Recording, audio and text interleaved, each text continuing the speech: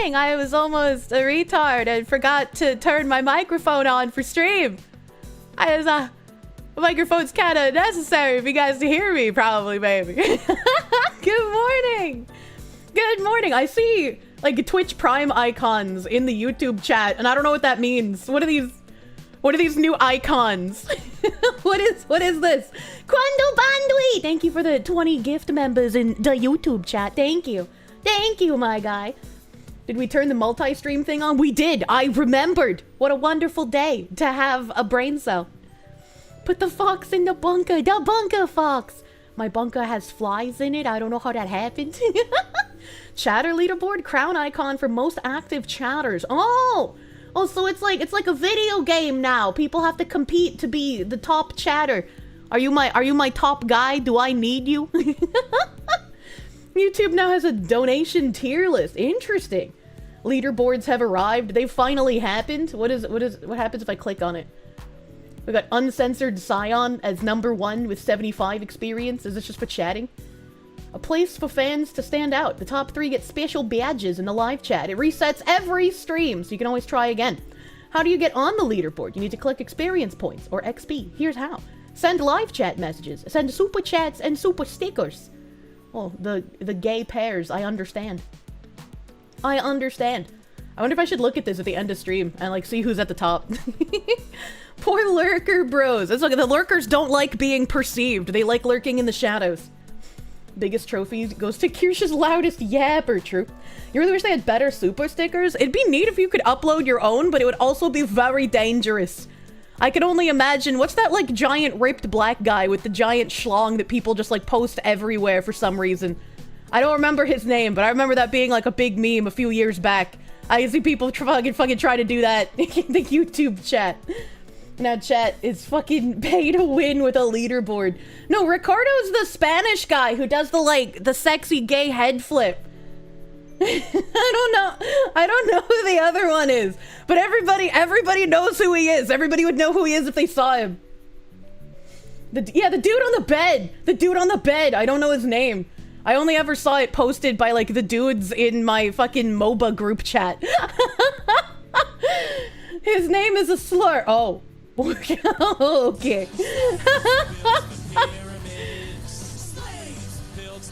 god, fly! We already have slaves. I love slaves! Do do do do. Do do do do. Do do do do. Thank you, Quando Bandui! I can actually read my monitor today. There's not a fucking huge glare on it. Hell yeah. Screw the leaderboard, take my money, woman. Thank you, Quando Bandui. The leaderboard and take my money, women. Women! Multiple personality disorder. Thank you. Did I get my rest after side scrollers? I did. My sleep has been so fucked, but it's also been really good. Like, I haven't been sleeping solidly, but I've been sleeping well.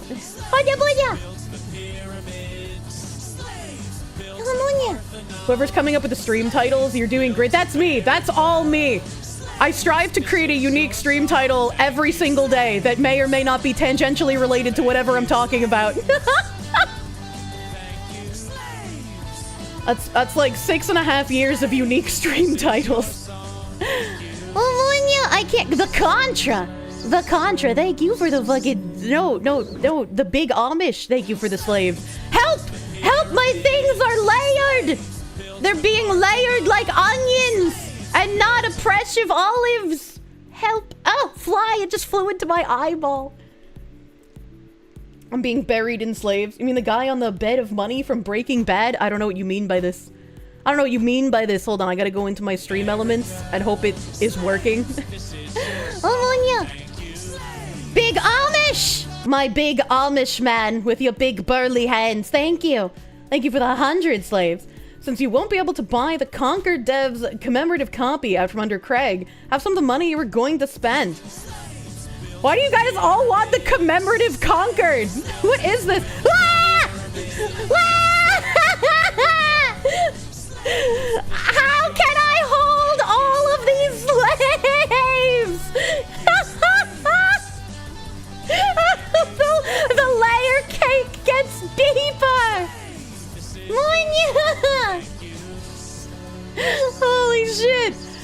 fucking scroll stream elements right now. It's just hard fucking broken. Less than 3 Fox loved you on with Eggy, and always loved Eggy. seeing you on side scrollers. Hope you talked with Donut.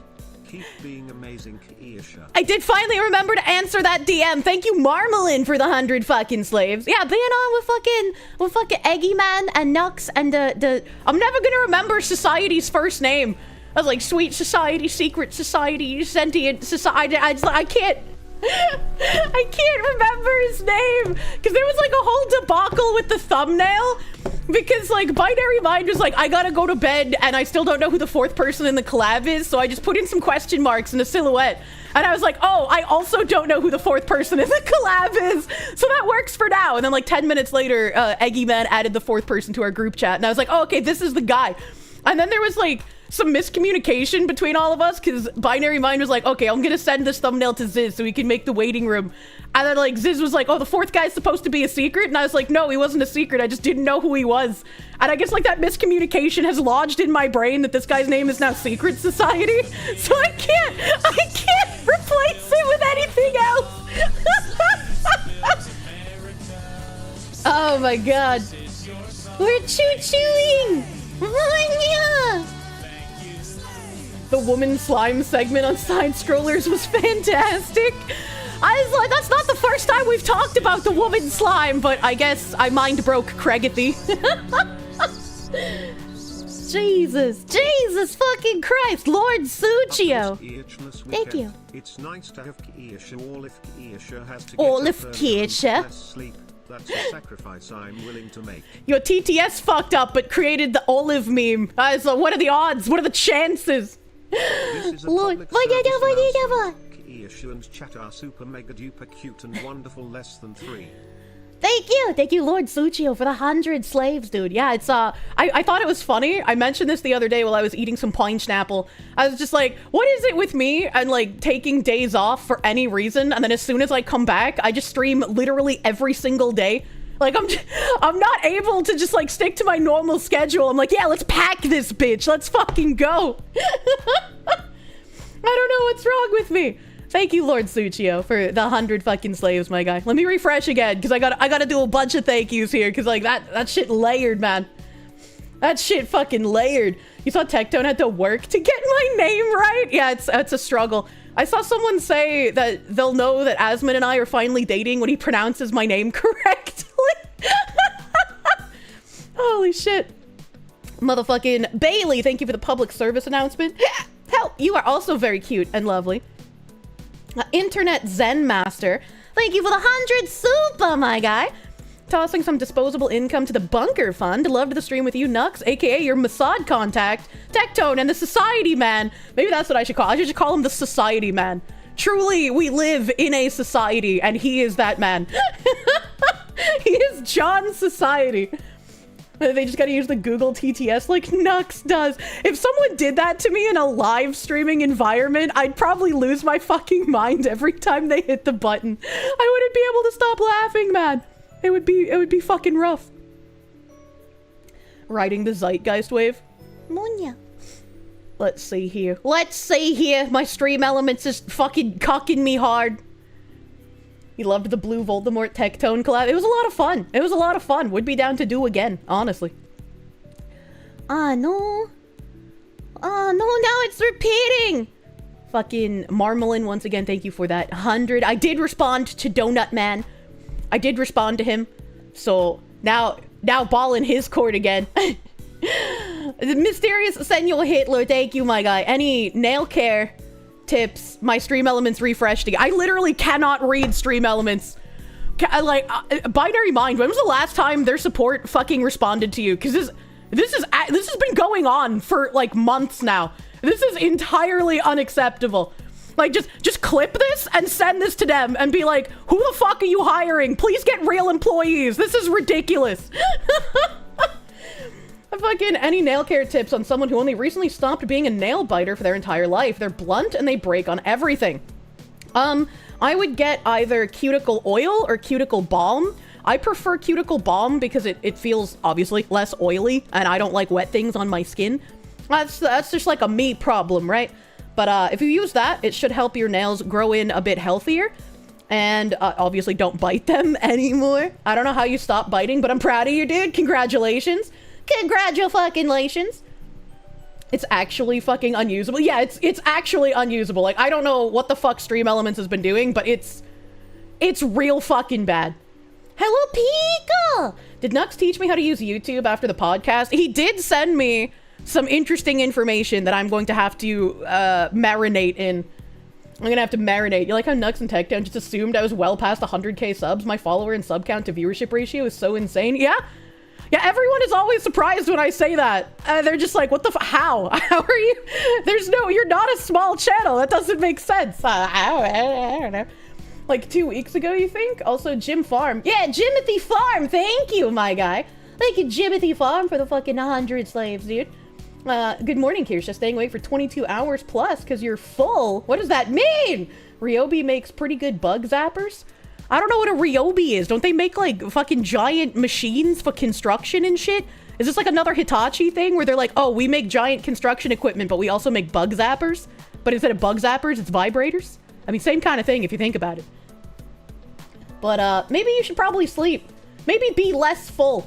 Also, when you say full in that context, that you've been awake for 22 hours, I just imagine you being one of those OnlyFans girls that's fucked hundreds of men in one day instead of being full with food. Because, like, a full food feeling doesn't last, like, 24 hours, man. That's weird. Thanks to the Eggman and Blue Voldemort's endorsement, I cannot cope about it taking a year to hit 100k anymore. I don't know what it is, man. I'm just bad at acquiring subscribers. People come and they watch me religiously, but they're like, I'm not gonna touch that fucking button. That button's a psyop. Fuck it. I don't want the government tracking who I watch on YouTube. Mamunya.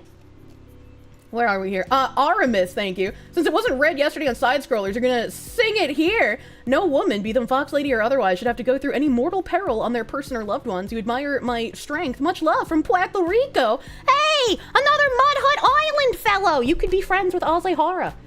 He talks to me from the Mud Hut Island all the time. That's fucking beautiful. Thank you, guy. Thank you, guy. I'm gonna get Pain Cabal, thank you. Here's the best VTuber. Better than Sargon, Yellow Flash, Saber Spark, or It's a Gundam. Joecat is bad VTuber. What? I feel weird with people that just like, Kirsch's better than this person who she's friends with. That's weird to me. We're friends. We don't need the competition. I like the Gundam and the Yellow Flash. Apparently Saber Spark has been in some fucking hot water recently, but I haven't been fucking bothering to look into that. I don't care. You found that pressing the subscribe button makes your favorite creators' videos disappear from your home feed. That's weird as fuck. That's weird as fuck. Kirsche's better than Kirsche. True. True and real. Ryobi is a power tool brand. Oh, okay. That's where I've seen it before. That's where I've seen it before. How are the kibbies doing? Cheems and Gwavy? They're doing okay. They're doing all right. Basically, as soon as I left, someone else opened their car door and scratched my car. So that's also cool. That's also neat. I hate human beings. Twitch is bad at sending notifications. It really is. It really is. Jimothy's Stickle Pasty, thank you for the fitty. Speaking of Craig, put emphasis in a weird spot when reading a super the other day, and it's been bothering you. For the record, your full handle is Lord Jimothy Timothy Stickle Pasty. Be mad, the great Esquire. Have my money, Fox Lady. Oh, I didn't know you were a lawyer. Shadow ban for listening to the truth. It's fine by me. What the heck? We'll make it to 100k. You'll get feet pics from the bunker. Don't worry about it. It's because the algorithm tries to push new stuff on you in the home feed rather than what you are subscribed to. They'll look for free, or they'll look at the analytics of what you usually watch and then try to find a new video. Interesting. Interesting. Anamunya. Ziz, you keep repasting that super that I already read when you posted it like 20 times ago. I don't understand. Speaking of feet, did you hear about Glenn Greenwald?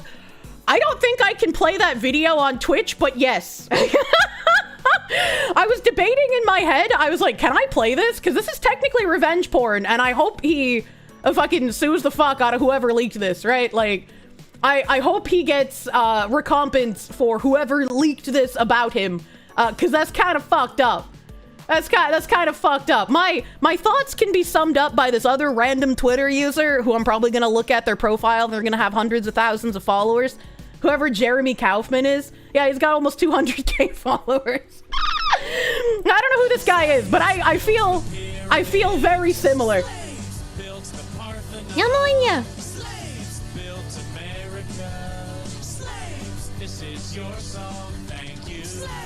Do do do do. Do do do do. Do do do do. Thank you, Jimothy Fawn! Thank you! Thank you! You ate about an hour ago and read to sleep, but feel sick if laying down. Had cannoli donuts. The donuts tasted like funnel cake and ate like fried chicken eggs Benedict. What the fuck? How did they eat like the latter? I don't understand, but I kind of want some of those fucking donuts, dude. That sounds amazing. That sounds amazing. Please refer to the Oppression Olive for guidance on showing that video. Yeah, I went to ask about naming my stream today. I went to ask about naming my stream today, and before I could even finish, they were just like, please refer to the Oppression Olive. I was like, wait, no, I have a point to make. And then they were just like, we find it weird that the thing you're concerned about is potentially calling yourself brown and not the fact that you're replacing a slur with chuuba. And I was like, well, Twitter has its priorities, all right? I say so-ified the slur word, so that's fine. But people might take issue with me calling myself brown despite being Italian.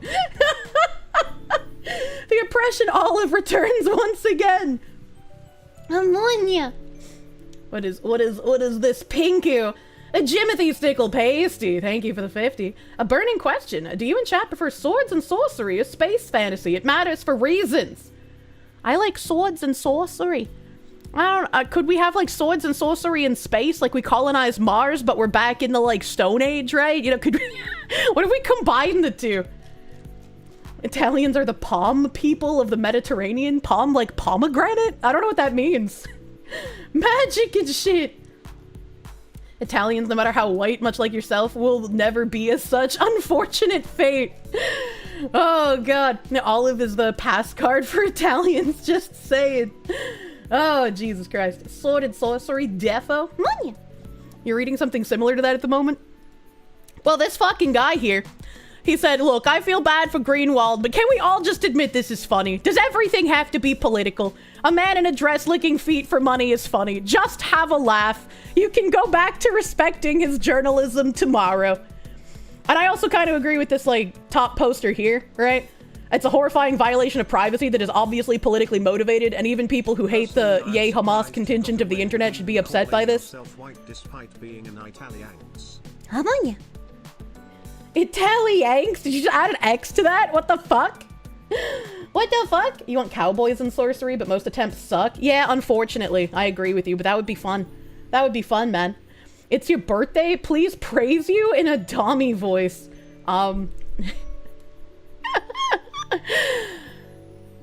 Happy birthday, Stealth, my guy. Congratulations on making it through another year alive. Not many people can do that. 40k is basically ripping off everything at this point. Oh my god. Deathstalker series has a lot of sword and planet in it. I don't even know what that is. I don't even know what that is. Thank god I have my headphones on tonight. Oh god. Oh god, I don't know why, but that reminded me of that fucking song. They're like, I don't want dick tonight. Just eat my pussy right. It's such a shitty fucking song. Oh, Jesus. Risotto a la Genovese or a la Milanese sounds really good right now. I want some fucking risotto. Why are you guys all caps wanting? Have you not heard that song? Have you not? Hold on. It's by Lil fucking Kim, chat. How do you not know a Lil fucking Kim song? She's like one of the most prolific female rappers in the 90s. I don't know where to find like where the fucking refrain is. This is DMCA as fuck, but like, you know, give me a minute here. I know it's DMCA. I know it is. When he fucked me from behind, it felt to the Jeep. Tell him my man's dropped and his homie put me in Chanel's cat. It was something to something I wanted. Say what? I know one dick tonight. Come on. Eat my pussy right. I wanted to prove it was real. I wasn't making shit up. This is so awful. It is. You can thank my mom for me knowing this song. Oh god, you can't use the gender neutral EX for Italians like you can with Latinx because it just turns into italics, and that's something else entirely. True and real. True and real. You remember this shit? Lil' Kim was off the wall. She was. She was. You can't believe your joke was prophetic. Wait, which joke? Your mom is not my mom, so you don't get exposed to this thottery. Lil' Kim is a better rapper than Eminem. I don't know. Okay, I don't know about all that. I don't know about that one, dear chatter. Yours is a life on Wonders, Foxu. Look, man. The first like musical thing that I was ever gifted was when I was like I had to have been like 5 or 6 years old, and my mom gave me a cassette of Let's Talk About Sex by Salt and Pepper. Oh, okay, all right. So like, Kirsche, you have gifts waiting for you. I have gifts? What does he mean by this? I don't understand. Eminem got TDS and really sold out. Yeah, the TDS was really sad on Eminem's part. The fucking awfully hot coffee pot, as you were. You never listened to Lil' Kim. You liked good music. Well, you know, as a child, I was forced to listen to whatever my mom listened to. Lil' Kim is better than Eminem are fighting words. Yeah, I feel like that's a correct statement. You enjoyed Young MC back in the day? Just realized my mom is probably the Italian side, which means her white nationalist boy toy was living the stereotype. Yes. Yes, you are very correct about that. L Monster, thank you. The Cole allegations are never going away. Well, I mean, I'd have to be a lesbian in that case as well, sir. Okay. You grew up on NWA and Ice Cube? Holy shit. Funny when Lil Wayne is more sane than Eminem with the TDS? True. That's real parental abuse. Forget about the Nazis. You were disappointed in him when he showed his TDS? That's, you know, you get disappointed in a lot of people for showing the TDS, unfortunately. If I haven't heard of the American and Bostonian legend that is Timothy Drexter, check it out. I haven't heard of him. I don't know who that is. She was his little Mussolini. He was her suave Hitler. What is this? What is this new rendition of Skater Boy? The lesbian allegations are true, though. When you're drunk around Pippa. Look, I'm bunny sexual. That doesn't make me a lesbian. It's part of the spectrum. All right, okay? Trump derangement syndrome. If Kirshola is a lesbian, then her car that got scratched is a Subaru. I would never buy a Subaru. Sad about Eminem. You're a queen of lesbian chicken. I always win the game of gay chicken. Never escaping allegations. Jesus Christ. You just get disappointed when entertainment strays out of its lane. Also true and real.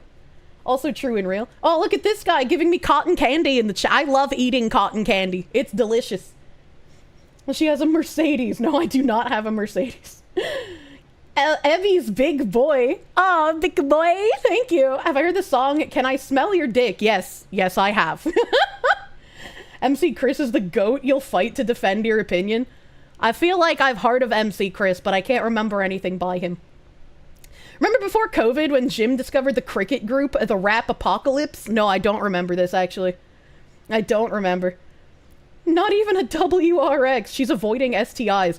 There's actually a small sports car about the same size as the Miata that I can't remember the name of because it has numbers in the name, that I'm pretty sure is a Toyota sports car, but Subaru sells the exact same thing, and it's the BRX. I can't remember what the Toyota one is. Is it the MR2? GR86. It's the GR86. Thank you, Carbon Fox.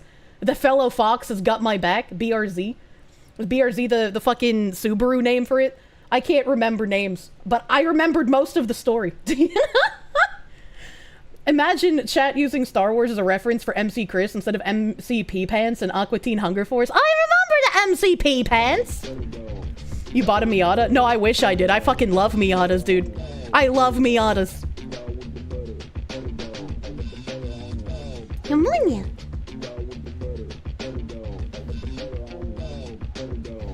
Dog with the butter, dog. To put the butter on a dog. But help! Spider God. Fox and rabbit play gay chicken with butter during off collab. It's like the Pocky game, but with butter. Please do not play gay chicken with the butter. Please don't do that. Thank you, Spider God, for the 69 buttered doggos. Thank you. Thank you. Miata owners must be over 6 feet tall. Them's the rules. That's true. The last guy I knew who owned a Miata was 5'10", which is close enough, right? Like, that's fine. You must ask, when was the first Munya? I have no idea. I have no idea. They just happened. You hate Miatas because you're 6'5". Also, it's a car you can drag sideways yourself, so it's too small. That's fucking funny. That's hilarious, dude. No Munya. The Munya was always with us. Probably. I don't know, man. I used to also say onion quite a lot. That happens less frequently, but it still happens. Marines, when they play gay chicken, they're already married with 3 kids and still waiting for the other to back out. They're just gay at that point, man.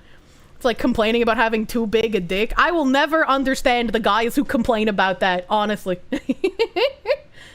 You're 5'6", desperate to be alone. Well, stop it. In the beginning, there was the Munya. True. 6'3", guess you get to drive a Miata. Fucking get in that tiny clown car. Your buddy used to say a Miata isn't a car you get into, you put it on instead. That actually makes a lot of sense. I think I agree with your friend. I think I agree. So back to Glenn Greenwald here. Yeah, I feel like this is a very bad thing to have happened. It's a very, like, huge violation of privacy. And I hope he can use every angle of lawfare that he can to take down the person who did this to him, because that's really fucked up. Like, I don't give a shit, like, what people's weird-ass fetishes are, as long as they are between consenting adults and done in the privacy of their own home. If you're not trying to be a degenerate and dragging it out into public, I could give a shit less what you do, as it were. I just make sure it's consenting adults and not in public. So I feel really bad when, like, people get this kind of shit leaked about them. It was the same with Destiny, as much as I dislike that.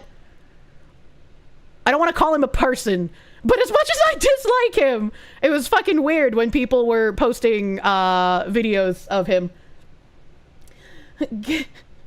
Leave your kinks in the bedroom. Yeah, exactly. My fetish is watching Kirsche. It gets weird. What the fuck? Quandle Bundley, thank you. It's hard to do life with an 8-foot dong, Kirsche. I should know. How is your dong taller than your whole body? What is this? What's happening? Doxing things is bad no matter what.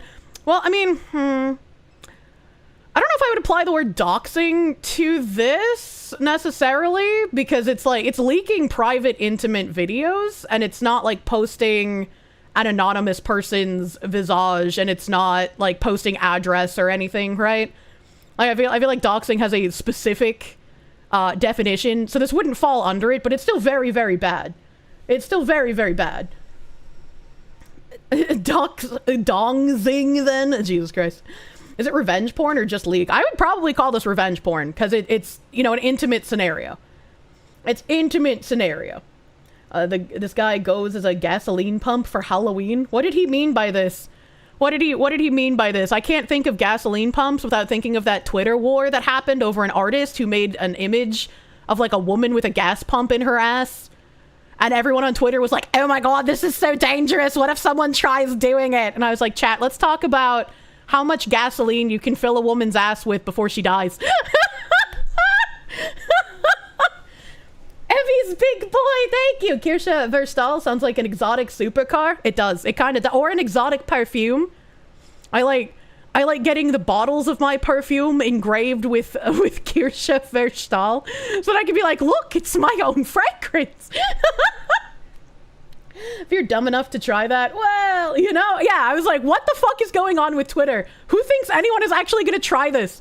Who's gonna pull up to a gas pump and start filling their car and then look at their girlfriend in the passenger seat and be like, you know, I never thought about it before, but I wonder. You've seen a video of some old gay guy putting the pump in his ass? It feels weird, man.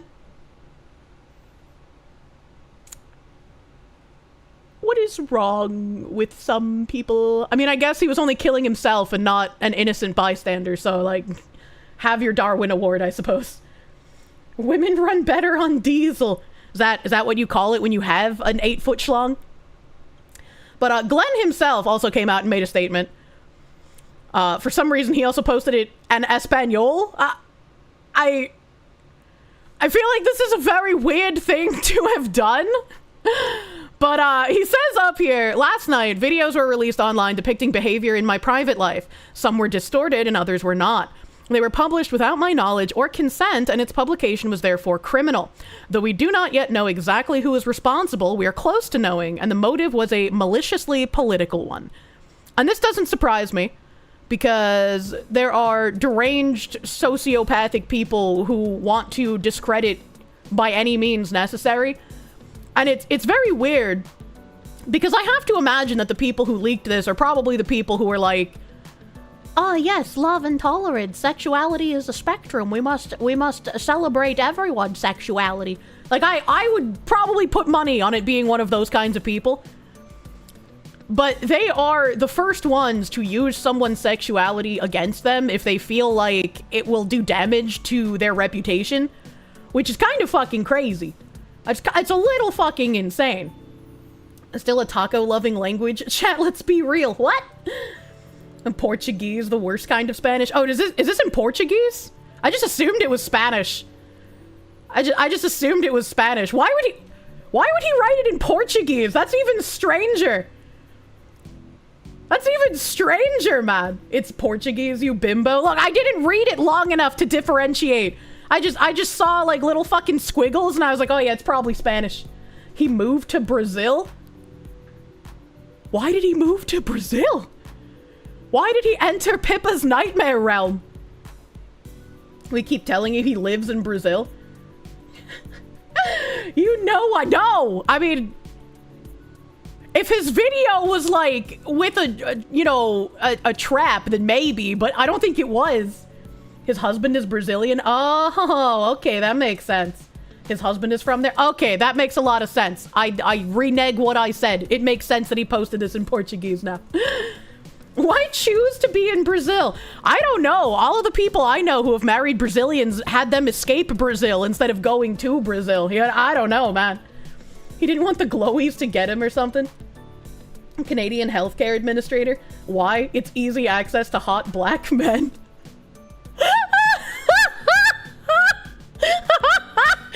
Does he have an open relationship with his husband? Why does he need other hot black men for? He's living La Vida Loca. Don't you bring fucking Ricky Martin into this. His husband died. I'm finding out so much Glenn Greenwald lore today. What is happening? What is happening? Yes, I will. Oh my god. You think it makes more sense than marrying a Canadian and moving there at least? I mean, I guess so. The lore, it deepens. He runs a tourism business where you can stay with sexy men. Do you have a link to that? Is there a link to the sexy Brazil tourism? Ricky Martin is gay? I know he's gay! Do you know that there was a Ricky Martin CCG back in the day? Somehow your wife acquired a whole deck. No! What the fuck? It was to get into their heads. They leaked this because they perceive him as right-leaning and expect him to be shunned by the right because right-wing fascists are homophobic, don't you know? Yeah. Yeah. Kirsche turned him gay. The real reason is that he broke a story involving corruption and the USA government accused him of treason. It was back in 2013 during the Snowden leaks. I can't tell it's real anymore, chat. Internet Zen Master, thank you. At work, you found a ripped off label on the ground labeled White Fox just now, and you immediately thought of your favorite VTuber. Oh, thank you. Please don't rip me off and throw me on the ground. Why did I fall in love with all of these men? Look at what you've done. Look, I will fall in love with a man one day, and he won't turn gay. And then I will know it was meant to be, and we'll be together forever and have many little white children. Glenn also had an interview with Tucker that premiered today. Can't discount that. Oh, I didn't know that either. I didn't know that either. The right wing has moved to include so many fucking people that now the anti-gay people are just one of many segments. Oh my god. Evie's big boy. The racial slur for Brazilians is brazzers. I don't think it is brazzers. Looney Lenny, thank you. Hello, beautiful fox who love the podcast with tech. Eggy Man was a fun time. It was a fun time. My Mossad handler, literal John Society and Eggman. Kirsche is a gay Midas of sorts. Oh my god. Back to reading this. I do agree with him though. I'm glad that somehow he's already close to knowing who leaked it, and I hope that he brings down the full brunt of any kind of lawfare he can on this person, because leaking this kind of intimate shit is despicable on a incredibly high level. As for the content of the videos, I have no embarrassment or regret about them. The videos depict consenting adults engaged in intimate actions in their private lives. They all display fully consensual behavior harming nobody. Obviously, it can be uncomfortable and unpleasant when your private behavior is made public against your will. That's why the behavior is private in the first place.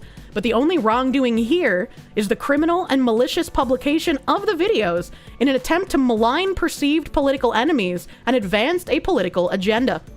And once again, I agree with him. I agree, 100%.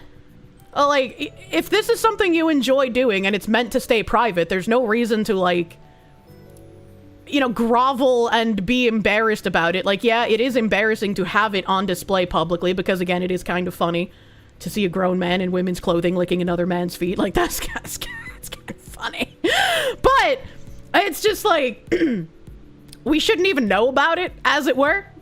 And it doesn't change the work that he does or who he is as a person, harming nobody. Whoever leaked that is now a felon. Revenge porn is illegal federally now. Yep. And I hope they face as much punishment as they possibly can. You have to narrow down whose toes are being sucked, but we're narrowing it down. Jesus Christ. At least Thailand has a place called Bangkok to know what you're getting into when you enter the country. True. Reminds me of when Gawker outed the gay Republican that backed Hulk Hogan's lawsuit. Yep. They literally do not care. They only use identity as a cudgel if they can. They genuinely have no actual care. It's all virtue signaling. It's all virtue signaling. Others are, of course, free to form their own judgments, as some are prone to do about others' private lives. It won't change my work. I will continue all the many prongs of my journalism and pursue the causes most important to me, exactly as before. Yeah, and I mean, I'm gonna have a little laugh at a grown man in women's clothing licking another man's feet. Like, that's just impossible. It is kind of funny. But I can have a little laugh and also acknowledge that it is incredibly wrong and a vast violation of this man's privacy, and hopefully he can sue the fuck out of the person who did this, either criminally or civilly, whichever one nets him the most recompense. We want to see it look big, chat. Come on, what does he mean by this? You don't really care as long as kids aren't involved? Yeah, it's like, I genuinely, as long as you're not putting out your degenerate shit personally for the public, I do not care what you do behind closed doors as long as it's with consenting adults. And I feel like that should be the typical mindset of the average person. Because, like, why would you care what happens in someone's home? Patchouli, thank you. Pro tip, do not record your escapades. Someone will get butthurt and they will definitely leak it. Yeah, I am strictly anti-recording. I've definitely had people I was dating in the past ask, and I was like, yeah, no, not about that life. Don't do that. That's why people were pretty much fine with the LGB part of the group. It was the T that went after the kids. Self-aware degenerates with a consideration of others are rare. I feel like everybody has something degenerate that they're into, right? It's just like the goalposts of degeneracy have moved throughout the years. Do you remember back in the day when people would talk about enjoying anal with hushed tones because it was such a weird thing to do and it was like looked down upon by society? And now that's just like hella normalized. For Kirsche, it's hands. I'm gonna bite those hands, man. Your hands are food for the Kirsche. That's almost vanilla for some people.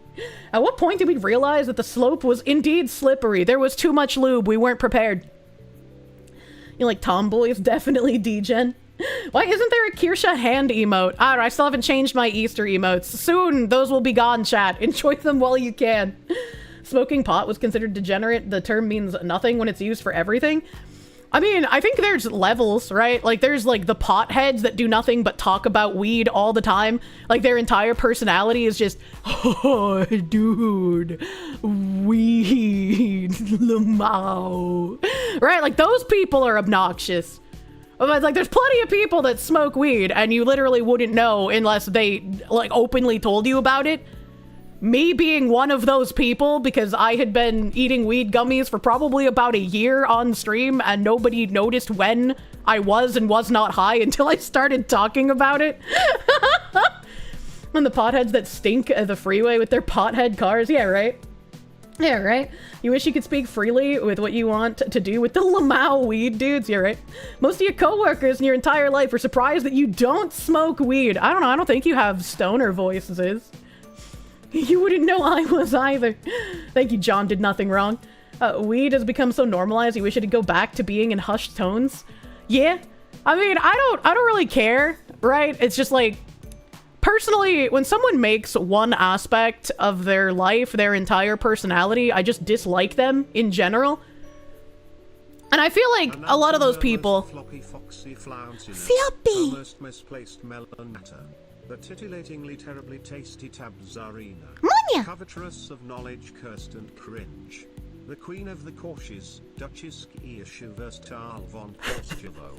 Long live Korsjevo. Oh, Major Spike, thank you. I actually really like the Tabzarina title. That's a pretty good fucking title. I'm gonna have to remember this and steal it later.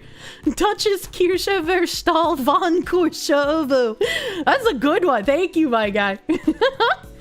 You always found recording intimate moments extremely stupid. If it's not leaked by a disgruntled significant other, your devices can be hacked, like that one time iCloud was hacked and so much stuff was leaked.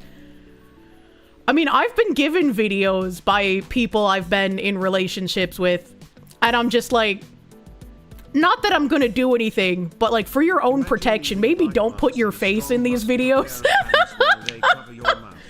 Personally, I like small, soft hands, but I have a PP. Anyway, what? When do we get more nose coming? For a friend. Hearing the TTS say I like small soft hands, but I have a pee-pee is just fucking funny. Oh my god, imagine leaving bite marks and a strong muscular pair of hands while they cover your mouth. Look, you can't do this to me while I'm live on stream. Okay, we're talking about leaving the degeneracy not in public. Okay, alright? Your peebus is floating out in the ether. What the fuck? What the fuck? You love this chat? It makes your printing tism so much easier. Jesus. Jesus. Munya! Who are easier to tolerate, high people or drunks? Built the Parthenon. Slaves built America. Slaves, this is your song. I don't know, man. Ah! The butter dog is being assaulted by the slaves!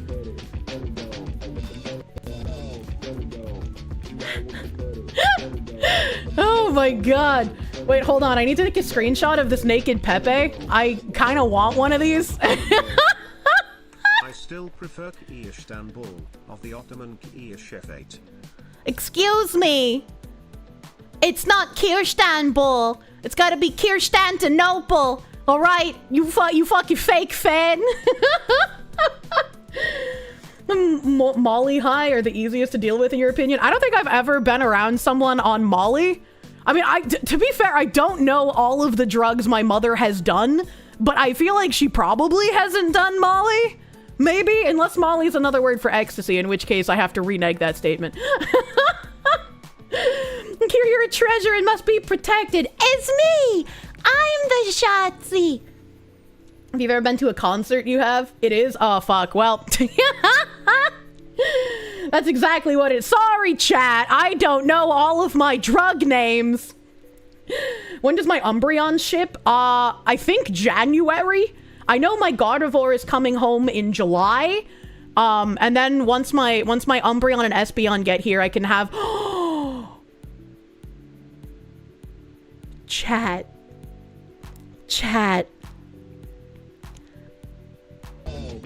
Hold on, I can't. I gotta let the butter dog play. Hey, the butter dog, Lil Bag. I like Lil Bag. I got a little bit of mambo, baby. I just had the best idea.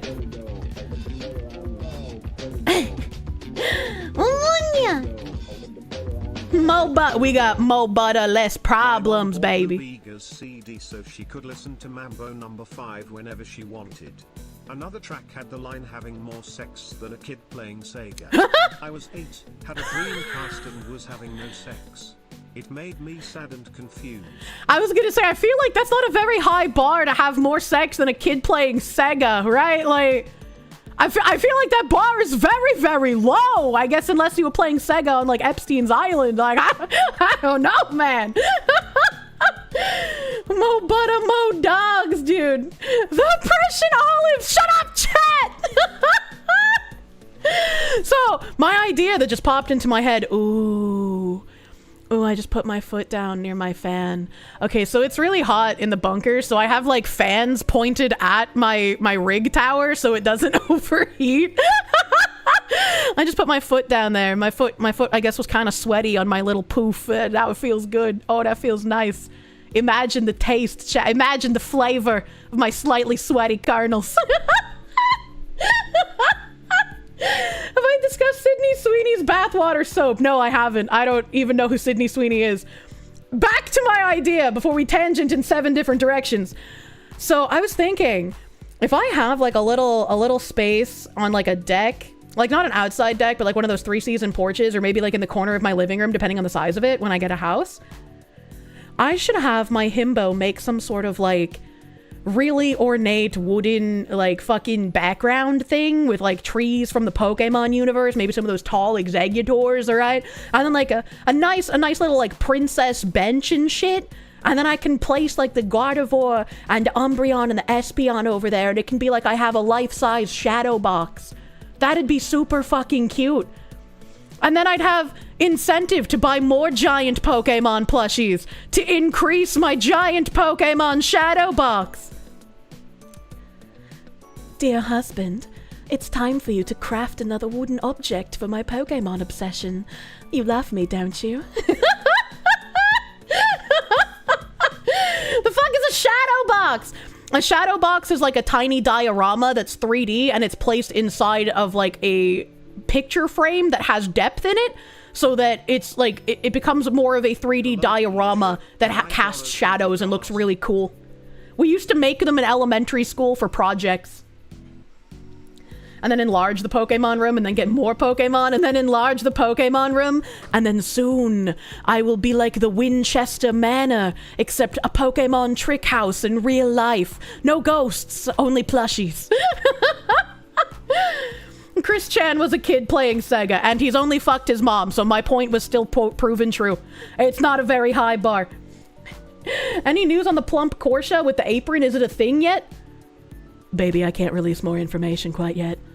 I can't let you know more quite yet, but soon, TM, you will know the secrets of the thick Kirsche. That's where you go when you lose a duel to Yugi, true. Daniel S, thank you. Time for liquid cooling the PC to keep the temps down. It is liquid cooled, but I need to hook it up to another rig. Apparently, I don't have enough fans in my PC. Apparently I don't. So my radiator is fucking massive. Like, I had to buy a specialty case because my radiator was too large for even, like, full-size towers.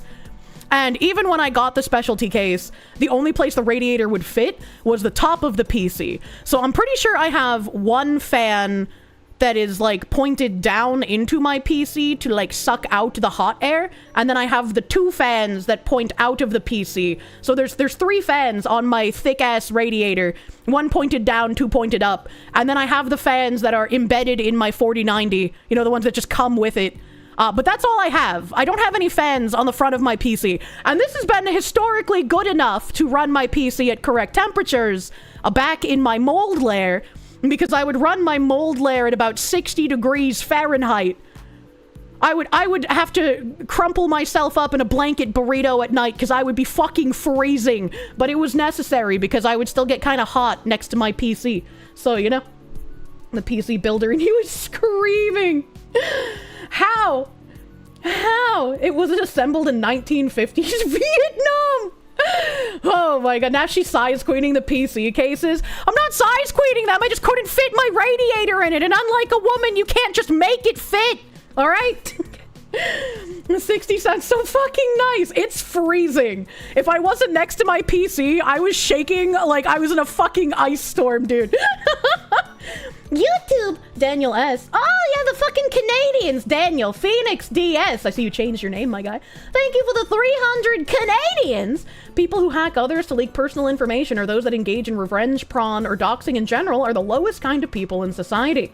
It's a product of cancel culture and it needs to end. People just need to begin talking to one another. Can't get along? Just go separate ways. I agree. I 100% agree. And that should be, again, like the normal default position of almost anyone with brain cells. It's insane that people think that that is like an okay thing to do to somebody else. It's insane. And then there's the people who are just like, well, if you didn't want it to get out, you should have never taken the picture to the video in the first place. And it's like, yeah, sure, but like, some people like doing that to someone that they're in love with, right? Like, they like sharing intimate pictures, they like sharing intimate videos, and if it's intimate and just between those two people, that should be their prerogative to do. Yes, understand the risks that you can get hacked or like their significant other can go fucking crazy and do it to harm them. Obviously understand the risks, but I don't like the victim blamey mentality of like, well, you just shouldn't have done that in the first place. You know, that just feels weird to me. That just feels weird.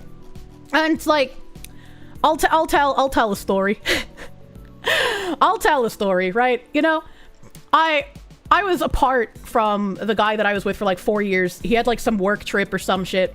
I can't even remember. But I was just like, I miss you. And I would like to see you jerking off to me. You have a pair of my underwear. He kept my underwear with him sometimes because, you know, I don't know, he just liked that. It's kind of cute, all right? It's kind of cute. Shut up, chat. But I was like, I'd like to see you jerk off. And I expected just like, you know, a picture of the end finale, right? You know, just like, oh, look how much you miss me kind of thing. But he sent me a video, and I guess he misunderstood when I asked if he could, like, come into my panties, right? So, and again, this is slightly embarrassing because this is an intimate moment, right? It's an intimate thing I did many years ago. But, I asked him for like a picture of that, and he was more than happy to oblige, but instead of a picture, I got a video, and instead of him exploding into my panties, he had misunderstood my direction, and he put them on and was jerking off wearing my panties, and I was like, hold on, wait a minute, this isn't what I asked for. This isn't what I wanted.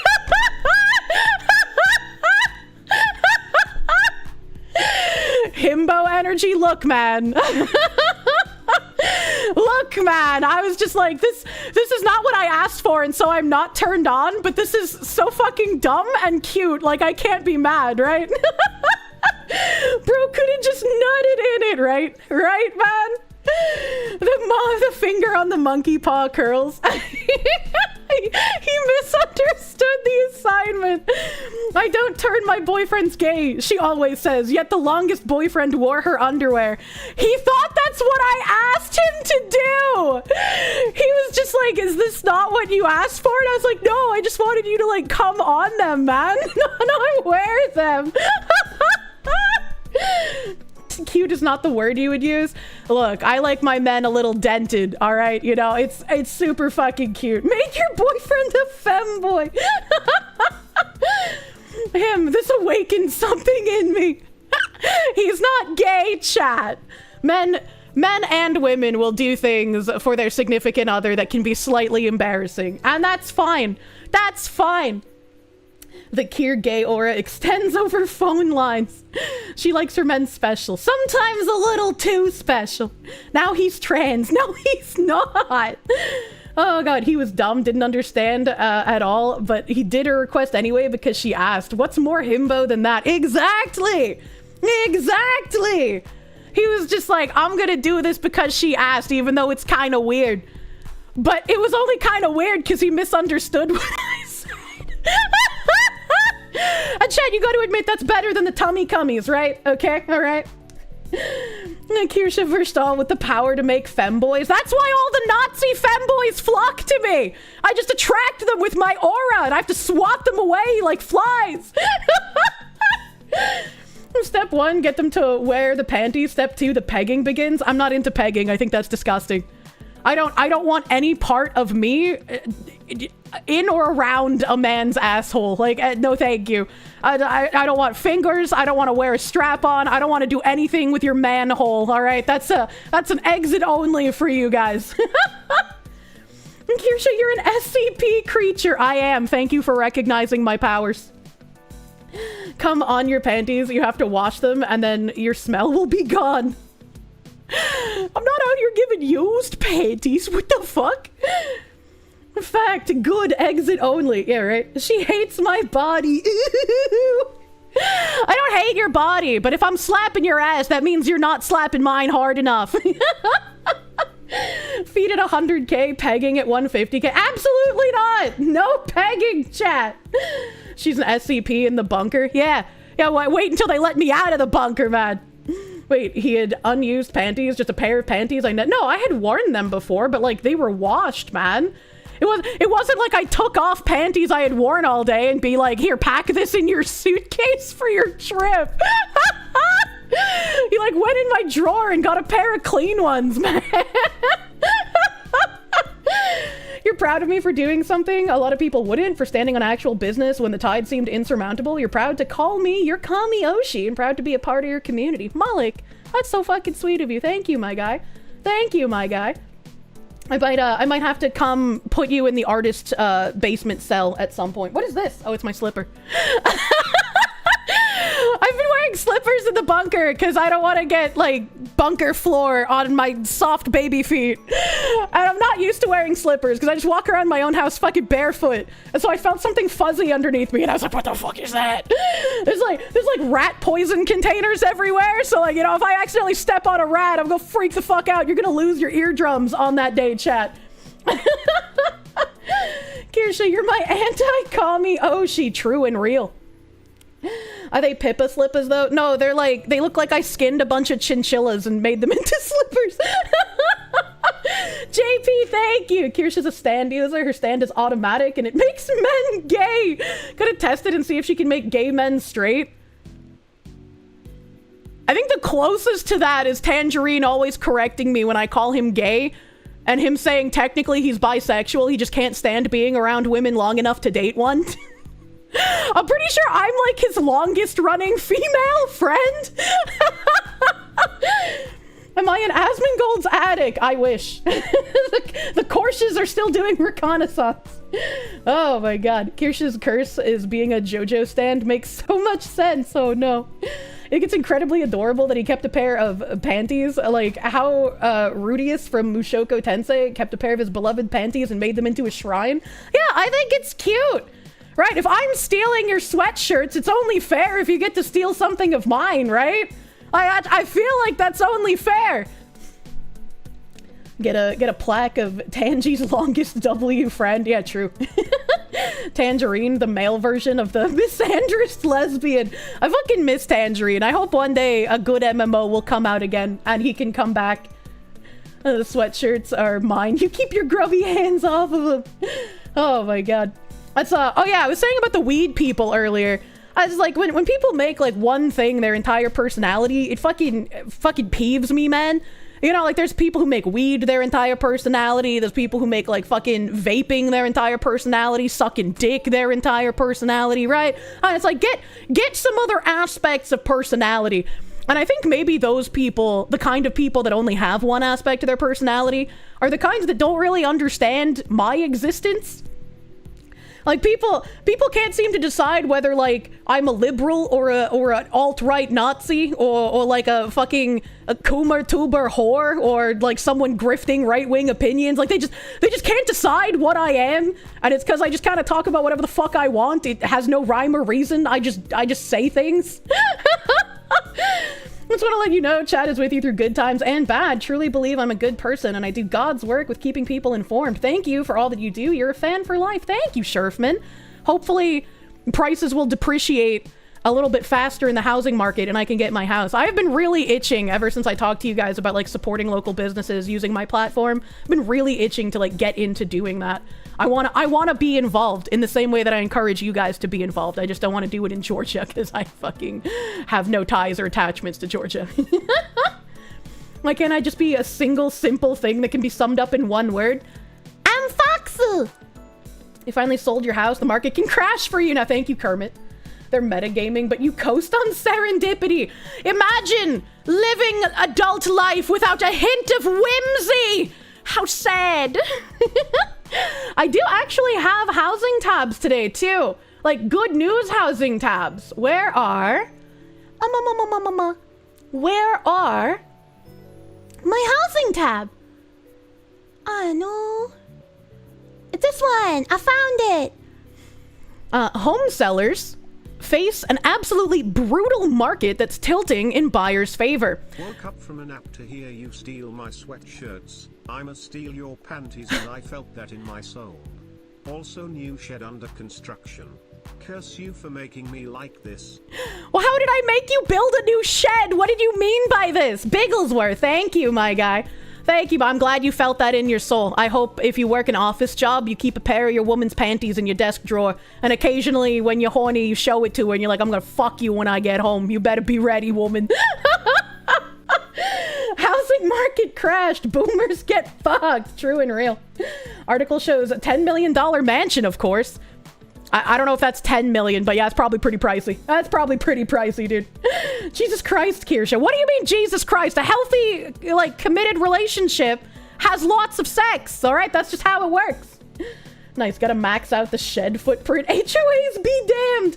Yeah, I've just been throwing caution to the wind, and like any of the houses that I've liked, I'm like, yeah, fuck it, let's just put a bid on it. They keep getting rejected because I keep offering them what I feel like their house is actually valued at and not the 2020, hey, I'm gonna say my house is worth 4 times as much as it realistically is price. But it's like, you know, they can continue stagnating on the market for another fucking 200 days if they don't want to take my bid. That's fine with me. You can get fucked, boomer. There's some national average that crashed because everyone's leaving LA. So, as someone who's been looking for houses for about 2 years now, like I've been casually looking for about 2 years, but I only started like hardcore looking last year. And so we've had a lot of housing streams, and there are people who get really mad when I do housing streams for some reason. I don't know why I make you angry. You make $344K a year. Is that pre or post tax? Because if that's after tax, god damn. God damn, no wonder you're a Puerto Rican prince. Ay, papi! You trolled a loan officer because he didn't know about the market about to crash? Bro, it's fucking rough. Phoenix, my guy, thank you. You feel the Kirsche is a centrist that has had enough and must say the ills of DEI and bring it to light to shake awake those that do not see prison before them. I probably would have called myself like a libertarian. You know, I love the no steppy on snack shit. But it feels like a lot of libertarians have outed themselves as just like pretending to be fence sitters in order to garner more public appeal while just being diehard leftists. So I kind of don't want to call myself that because of that. Speaking of DEI, when are we getting more bridge info? Today, if I can get to it. Today, if I can get to it. To be fair, what makes you angry about it is none of those houses are worth what these people are asking. That's my problem, right? Like when I see a house that was on market in like, you know, 2018 or 2019 for like $400,000, and then they put it up after that for like 1.6 million, I'm like, you know your house isn't worth that. You know that no one in their right mind is going to buy your house for that. And unfortunately, for the past year, there are some people who are just psychotic who have been paying those prices. What about collabing with Scuff the Realtor? Eh? With Nick Rochefort, Mr. Hyde's homie? I mean, maybe. Maybe that's a hookup I can ask about, because that would be a lot of fun. That would be a lot of fun. Hey, yo, we farming points here. I guess they made YouTube chat into a game. I don't really know. I know what I got. Yeah, so the houses in New England. New England is a very special market. Special as in very retarded. So most of New England, right, is very, very expensive. And the closer you get to Boston, the more expensive it gets. If you buy a house somewhere in like northern Maine or like Vermont, Canada border, New Hampshire, it's going to be relatively cheap, like Midwest cheap. Vermont overall is a very cheap state in New England because there's nothing fucking in Vermont. Nobody wants to live there. Connecticut, very expensive. Massachusetts, ridiculously expensive. Southern New Hampshire, retardedly expensive. So I've been looking in this like hot fire area, and it's roughly the same kind of market as like Los Angeles or New York City, where it's just outrageously highly priced for no conceivable reason other than fuck you, buddy. And even in this highly competitive market where houses stay on the market up to, I want to say $900,000, $800,000 to $900,000 houses will stay on market roughly 5 days before they're gone. Like, it goes fast. And this is without even considering sometimes the realtors for the sellers will put on an artificial FOMO filter where they'll be like, if you don't get your bids in by this date, then you're just fucked.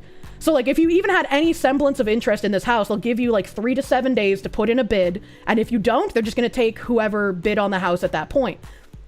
And when they do that artificial FOMO, it typically creates bidding wars because it makes people feel like, oh, this house is very, very desirable. And there's a lot of people who want it. That's why they put this stopgap for bids on it.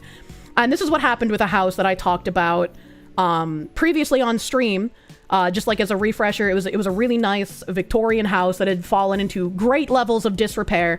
Like the roof was collapsing, the walls had been partially torn out, the inside looked like a 5-year-old fucking decorated it. There were outlets that were popped off the walls, there were exposed plumbing pipes that I don't even know what the fuck they were for. There was insect damage, termite damage, hummingbird damage, bee damage to the outside woodwork. The garage was basically caved in, the yard was all fucked up, the outside electrical outlets had no grounding. Like it was just fucked. The foundation was like falling into the ground. Like you'd need to redo the foundation. It was sinking.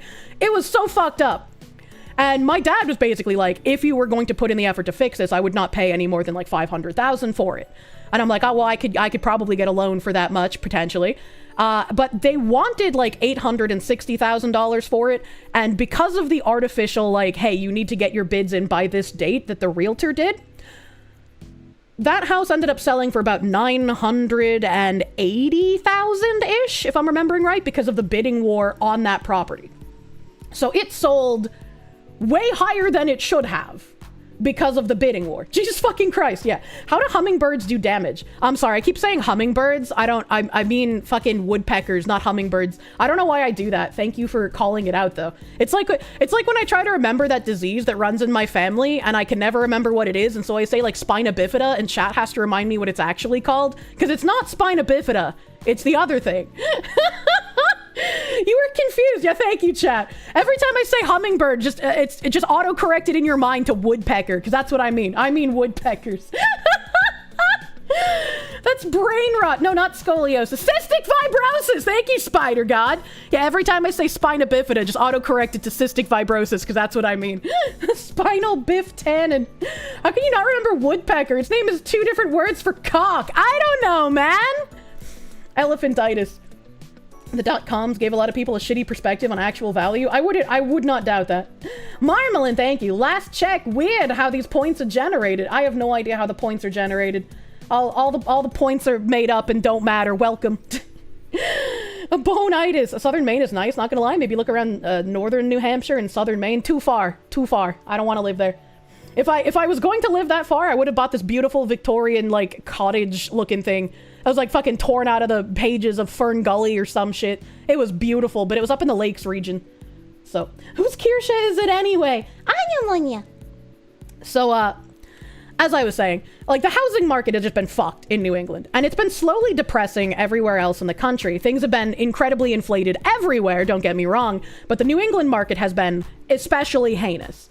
And the Special Victims Unit cannot help you there. And so, to see prices in the New England market stagnate prior to me reading this article, there are houses in the like $800,000 to $1.2 million range that would typically only stay on market for like 7 to 14 days that have now been on market roughly 50 to 80 days, and they're not selling.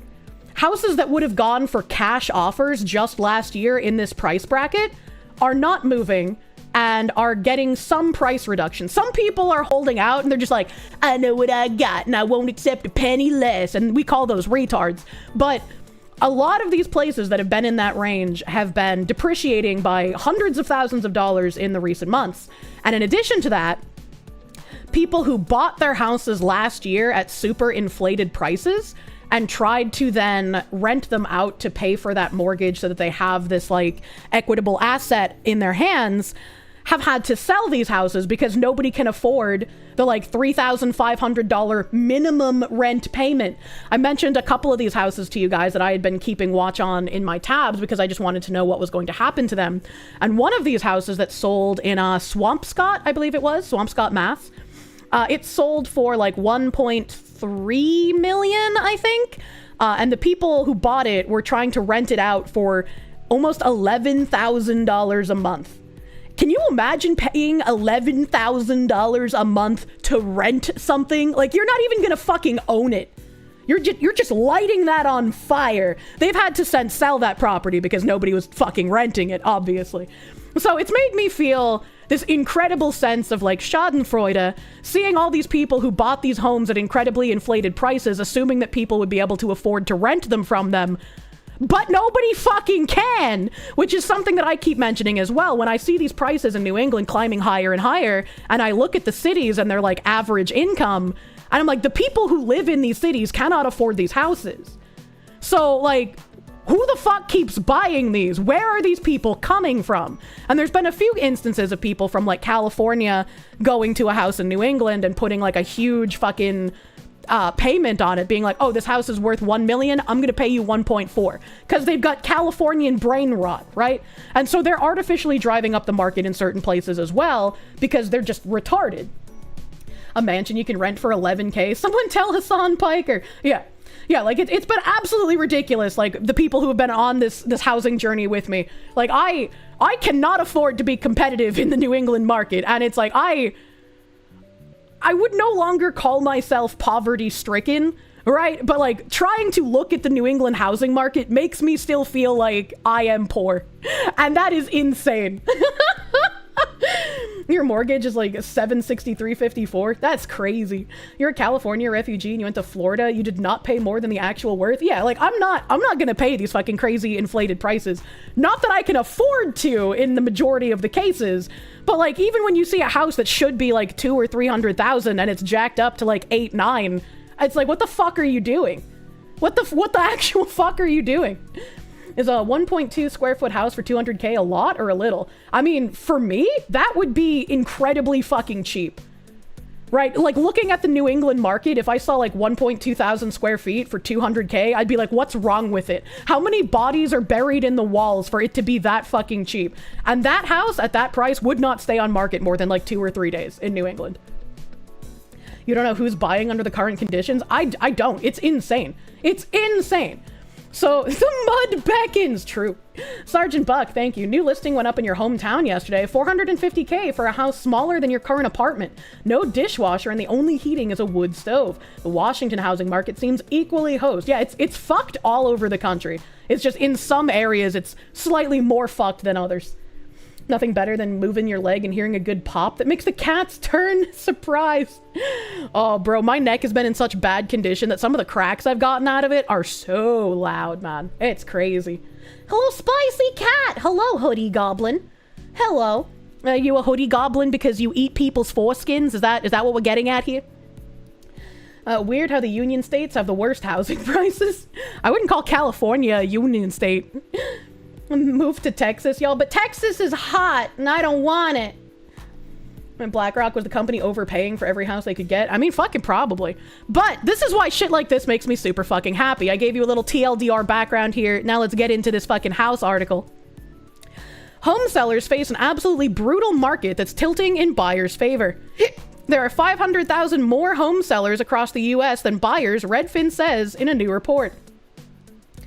And also keep in mind, I was really pissed off that they delayed it from April to September, but in September, the FHA is going to stop paying for people's mortgages who are underwater. So for some reason, as part of COVID relief, if you bought a house, you could just literally not pay your mortgage to your lender, and your lender could just get that payment from the government while adding your missed payments to the back of your mortgage, creating a perpetual debt slave while you had to actually make up zero money dollars for any of your mortgage payments. This is stopping in September. It was supposed to stop on April 30th, and the VA loan system was also going to stop doing this on May 1st. However, for some fucking reason, this got delayed until September 30th, October 1st. So we're going to see a metric fuck ton of foreclosures happening at the end of this year. And if the market is already depreciating to this degree before all those foreclosures happen, it is going to be a literal fucking apocalypse at the end of this year. Good. Yeah, fucking bring it on, baby. Xander Dawson, thank you. You just want to live near where you grew up? Why the fuck does everything in Mass have to cost an arm, a leg, your soul, and another leg? That's a great question. And like, based on the amount that I have to pay in taxes, I've basically ruled out Massachusetts as a place that I can even realistically live in at this point. Like, yes, I would love to live like in or near my hometown, but it seems like New Hampshire is the only rational choice to make based on tax payments. So what you're hearing is $75K for a Victorian mansion in New England on November 1st. I don't think New England prices will ever get that low, but I do think I would start seeing depreciating values for like, if a $400,000 home has been on market for $900,000 right now, I can see that going down to a more reasonable $700,000 by the end of this year.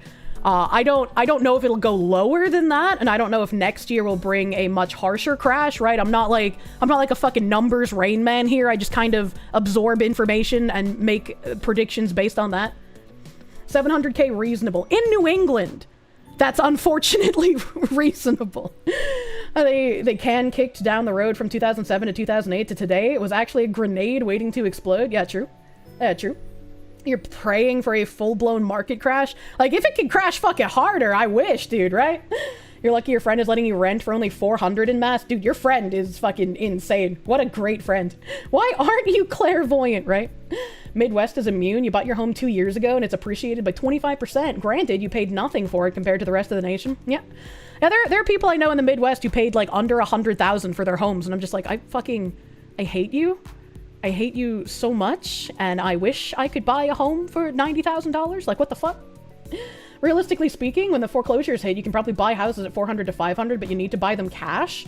You see, that's the biggest problem for me in New England. Like, I can get a loan, and I feel like my pre-approval is much higher than what it should be because loan people are predatory, but I can't compete in cash. And when people in New England are just like, yes, I'll take that $1.4 million home for cash money dollars. I can't compete with that, dude.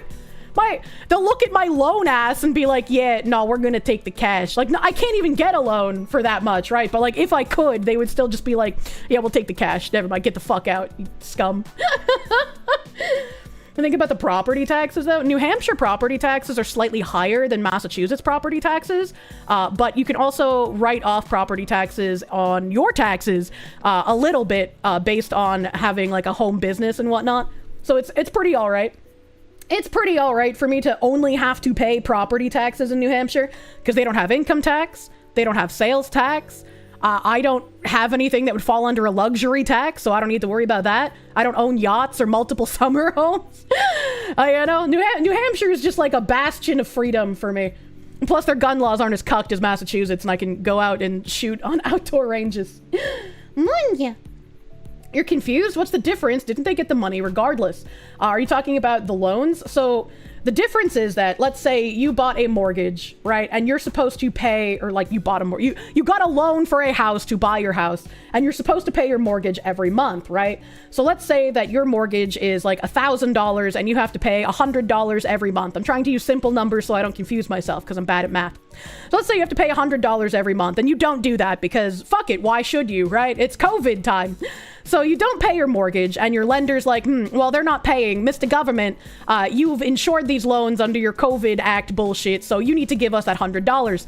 And so the government then gives the lender company the $100 that you're supposed to pay them, and then the lender rubs their hands together and goes, well, since they're not paying, and legally we've gotten our payments from the government, we can now backload this payment that they missed. So they backload the $100 plus any interest on that would have accrued, to the back of your mortgage. So now your mortgage is growing more than $100,000 because you keep missing these payments, assuming you'll never have to pay them. And so you're going deeper and deeper and deeper into debt slavery, assuming the government is making up for your missed payments when they're actually just double dipping for the lending company. I hope that makes a bit more sense. New Hampshire's looking pretty lit. You kind of regret living in Indy. New Hampshire is pretty fucking lit, but if you're not based, don't move there. Please don't ruin one of my favorite states. I think what he meant is, why does the seller care if the money is from a loan or not? That only affects the buyer and the mortgage company. Why would the seller care?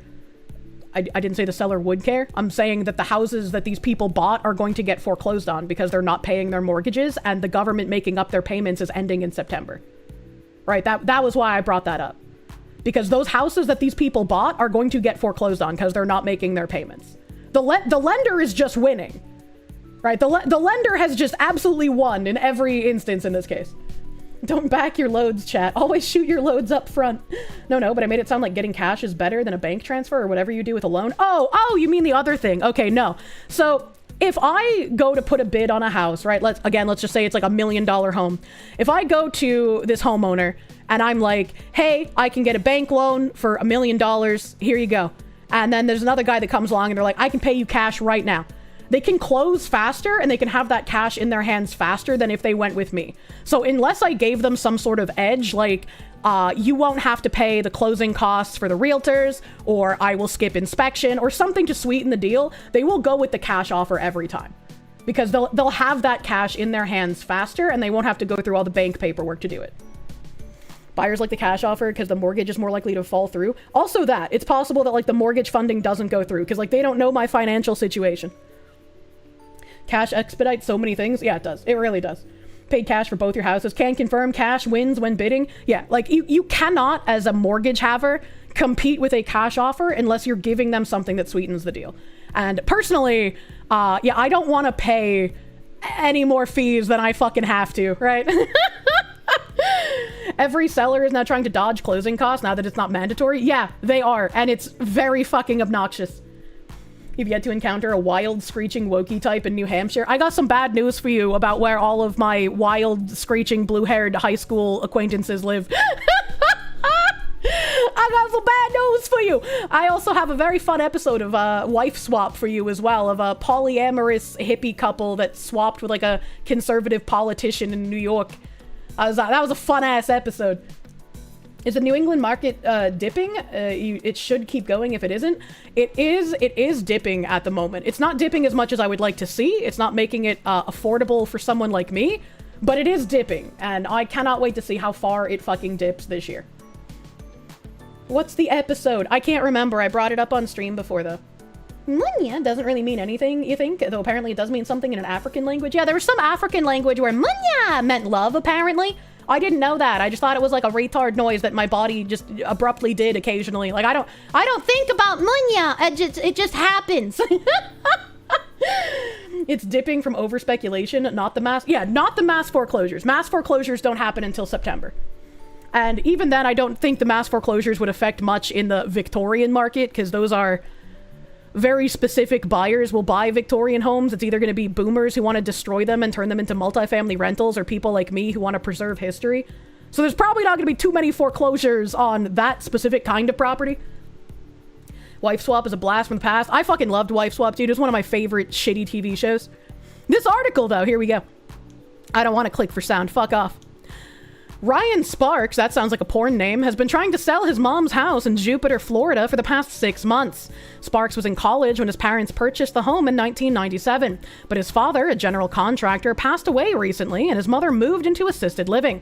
The home was paid off, but taxes and utility bills on top of homeowner association fees were adding up to more than $2,000 a month. Since his mom was not going to move back into the house, he thought he would sell it. He didn't expect the market to be this barren. Since he listed the 5-bedroom home in November, the lack of interest has prompted him to lower the asking price by $241,000 so far. The home is currently listed at $1.15 million, and so far it has only received one lowball offer of $800,000. They just like me, for real, for real? Like, bitch, I'm gonna offer you what this house is supposed to be worth, not what its inflation price is. Fuck you, buddy. That was predicted on a contingency that the buyer be able to sell their current home. This is also why sellers would love me. I have no real contingencies besides I want an inspection. Monya! 2K a month for nothing? Yeah, why not just rent it out, man? I highly doubt that home is going to be worth 1.15 million. Like, I don't know what the house is. I don't know what the house is. Is this a link to it?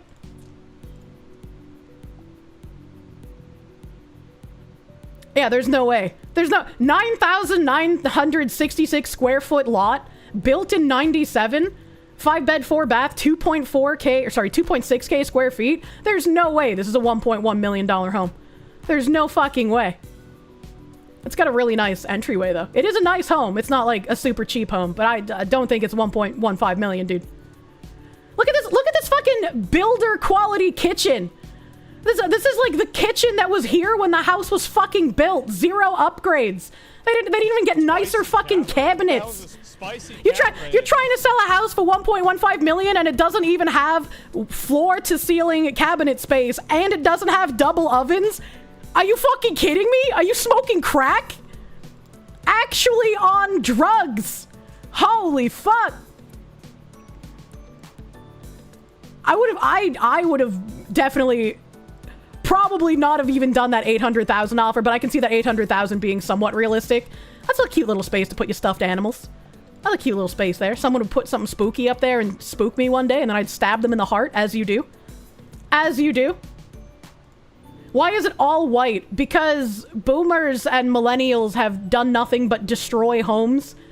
It's like their entire goal is to remove any semblance of like a character from a house and just make it a bland blank slate. And unfortunately, realtors also encourage people to do this to their houses before they sell.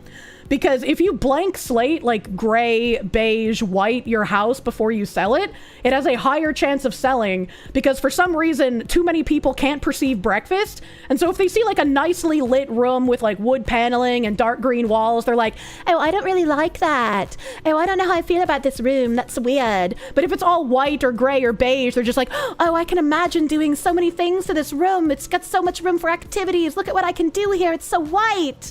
I hate those people, and I think that they should be used as cattle on farms. It's so white, you can easier add your own paint to it. Houses like that normally go for around 500 to 550K in Florida. Asking double is nuts. Yeah, like this is a nice bathroom. It's not 1.15 million fucking nice, especially for just a bathroom, right? Like the one thing that adds like a crazy amount of value is your kitchen. And so if I see a 1 million plus home that has like a basically builder grade kitchen, I'm like, you're fucking high. You're fucking out of your mind. Put down the meth pipe and accurately price your fucking house. That's a cute little table and bench though. I like that. It's so white your credit score increases while you're in it. Jesus Christ. It was explained to you once that the idea these days is that you get to color from decorations and paintings and shit. You think it's because white paint is cheap as hell? I don't know. I like 3-season porches that have these kind of fucking cobblestone floors. I think those are really nice. I enjoy those. I enjoy those quite a bit. Ooh, I don't want to put my feet in that. That looks fucking awful. Ooh, imagine like a little fucking gator in there touching your toesies. I don't like that. I don't like that. Yeah, they have no fucking yard. They're just literally no fucking yard, dude. It's super close to their neighbors. This is not, he's not gonna sell this for what he wants. And like a lot of these articles try to make you feel bad for the home sellers, but it's like, no, you get what you fucking deserve, you piece of shit. I do not feel bad for any of these home sellers. Oh god. All right, back to the article. It was just a ridiculous offer, Sparks, who works in the healthcare industry, told Market Watch. Yeah, no, it was actually a reasonable offer. You are the one being ridiculous, Mr. Pornstar having name. He is now deciding whether to sell now and potentially regret it if prices go up in the near future. Ooh, I want the drugs this man is taking. Or sell now and take what he can get before prices go down further. This is what you should do. But he doesn't want to cut the price anymore. This isn't even the case of like he bought a house and needs to take into account how much money he spent on the house versus how much he's going to make. This was literally I inherited this from my parents, one who is dead and the other who is in a home, and now I just get free fucking money from selling this property. How selfish can you fucking be? What a narcissistic shit cunt, dude. Holy fuck. We're reaching the bottom to where we're thinking we can go, Spark said. Alternatively, we would see if it's worth trying to just rent the house for a year and then try to sell again a year from now, seeing if the market might be better. I'm sorry, you missed the fucking boat to take advantage of dumb buyers who were buying at peak fucking prices. You have missed that boat to take advantage of people who don't know any better. It's all downhill from now, baby. Seems like it. He just sent his mother off to an assisted living facility and sold her home. Seems like a cunt. This is like, ever since I was a kid, was one thing I was adamantly against. Like, I have only ever heard and seen horror stories about people going into assisted living care. And so, like, I would want to do what my great-grandparents did. And if someone, like my uncle, needs assisted living care, I would want to keep them in my house unless it got, I guess, something completely ridiculous that I could not handle in my home. Right? Like, I can't even think of something that would be worse than being bedridden because you're paralyzed on an entire half of your body, right? Like, I can't think of something that would be worse than that off the top of my head, but I would want to keep my parents, at least my dad, like, fuck my mom, right? At least my dad in my house, and then get like an assisted care, like, nurse if he needed that kind of help. Some are really bad. You take care of your mom and your grandmother yourself. There are a lot of things that, like, especially if you're working, you can't handle taking care of yourself. So that's why my great-grandparents got a home care nurse to care for my uncle when he was, after he got paralyzed. That's why your mother lives with you currently. Fuck homes. Yep. Yeah. As someone who has had family in homes and even worked in a high-end private nursing home for 2 years, the places are always terrible. It's for if you hate them more than anything. Yeah. Yeah, I can only see you putting your parents into a care home if you genuinely hate them, which is like, that's... If my mom isn't dead, that's her future. Your grandma fell in chemicals and she was left there for a full day, if not more, by the staff and died at a nursing home. That's fucking crazy. I hope you sued the shit out of that home, because that is insane, dude. Your family did that for your grandparents, took care of our elders until they passed, and I feel like that's just a normal thing to do. I don't know why it's been, like, pumped into our brains that it's normal to send your parents to, like, an old folks home. I don't know why it's been normalized in the US so much. Happened with a friend of yours. His mom got early onset dementia and he sent her to a home.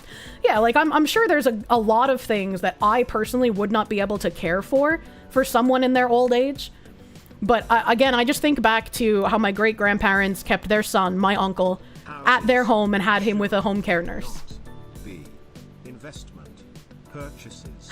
The speculation market has ruined vast parts of the economy for regular citizens. 100%. Thank you. I hate the Antichrist. I agree with you. It's like, I wouldn't even mind if some people wanted to, like, use their money to buy extra homes and be like, okay, well, we can use this as an investment thing, right? But whenever that became, like, the default thing, like, oh yeah, go into real estate, you have to buy investment properties, like, that's the best way to make money. I like so many people doing it. And then again, in, like, the New England area where people will buy homes and take on mortgages that they realistically can't afford unless somebody rents the property and pays the mortgage for them. Like, at that point, what the fuck are you doing? Honestly. Old folks' homes are just prisons you pay to abuse a relative, pretty much. Pretty much. There are, like, old folk apartment buildings where, like, my great-grandma on my mom's side lived in, but they're not like an old folk home. They're just like, only old people can rent the apartments in here, and so they're like a super low price. And then they have, like, emergency buttons in each apartment that will, like, alert EMS and shit if something happens. So, like, they're set up specifically for old people, but they don't have, like, on-site nurses and shit. For all of human history and in most countries today, children took care of their parents and grandparents if they were still alive. Our society has become so selfish that people started saying, fuck my parents and make them someone else's problem. And it's probably like a downstream issue in some of Western culture, probably predominantly American culture, where it was like, oh, you're 18 now, get the fuck out of my house.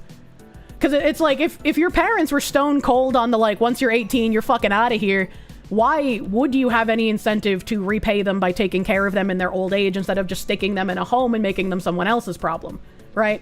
Like, why did we start kicking out our children immediately at 18 instead of trying to set them up the best we can to survive, right? Like, yeah, like, it just doesn't make any sense to me. And, like, there's even, like, we've looped on the topic a million times where, like, dudes in chat have been like, yeah, I still live at home and people make fun of me for that even though I'm, like, 23. And it's like, fucking, you're doing what's financially responsible. Why would you move out of your house and pay rent to some fuckwit instead of living at home and either like, you know, helping your parents around the house with shit or paying them a small rent to cover like utilities and food that you use, right? Like why would you not just stay at home? That is what makes the most sense. People who make fun of you for living at home past 18 are just either way too rich to understand how normal people live their lives or are just fucking insane. Like there's no other way around it, man. In the olden days, women were at home to take care. Yeah, also that. You're stuck at home at 31, but you help your folks and your sister. Yeah, like that's perfectly fucking fine. Like, especially in today's fucking housing market, I would never want to be like, yeah, just go and throw out $3,000 a month on a fucking rental unit that's probably way smaller and less comfortable than your parents' house anyway. Like, why would you do that? What is the incentive? They aren't even rich, they're just social climbers. Oh, I finally watched another episode of Financial Audit, and that was basically what the woman on the show was. She was like, I like to spend money on people, but it's like, she's a social media lady, so she's not spending money out of the goodness of her heart. She's doing it to like collect favors from people later on. And then her talking about spending like $7,000 for her father's 50th birthday. My dad doesn't even like me getting him like gift cards for a couple $100 to like his fucking favorite photography shop. If I told my father I spent $7,000 on one day for him for anything, he would probably have a stroke on the spot. Like he would not be happy with me spending that amount of money. 3K, where do you live that a one-person apartment is 3K? New England, welcome, brother.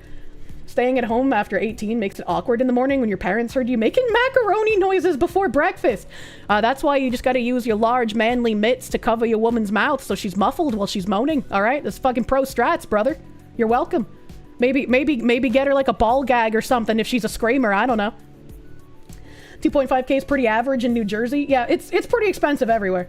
Did I know that candy is actually a hard candy brand? You found some yesterday at the store and posted it with your Kier plushie. They even had pineapple. I've never heard of that. Maybe I'll see it if it's on Twitter somewhere. New guy here, can I please educate you on who I am and what topic I speak about in 2 sentences? I don't know how to count, so I don't know how many sentences is 2 sentences when I'm speaking out loud. But hello, I am Kirsche. I am a fox woman. I talk about anything and everything that comes into my mind, and right now we're talking about houses, and I'm trying to not tangent in 7 different directions. You never know what you're gonna get when you come to a Kirsche stream, but you're always gonna get something. Sweetie, did you spend $7,000 on me for my birthday? Well, you're about to spend another $7,000. Starts having a stroke. I am known as a whiplash streamer. Hopefully now that things have settled down a little bit, my mods can get back to work on fixing my Wikipedia page, since it has needed updating and corrections for years now, and I feel like now is as good a time as any before some of our ancient lore masters get lost to more corn. Munya. Foxy News covers everything and anything at once. Anya Munya. Watch me on Techie's podcast. It was a banger, so you're happy to catch my stream? Hello, welcome. I had a lot of fun with Eggman and the Society Man and Blue Voldemort, Hitler, Nazi, Jew Man. Just collecting titles. Amanya! I love dicks! Thank you for the dicks to show all the new friends. 3K is wild considering your entire cost of living is under 2K a month. You have a nice 2-story townhome. Yeah, that's got fucking insane, dude.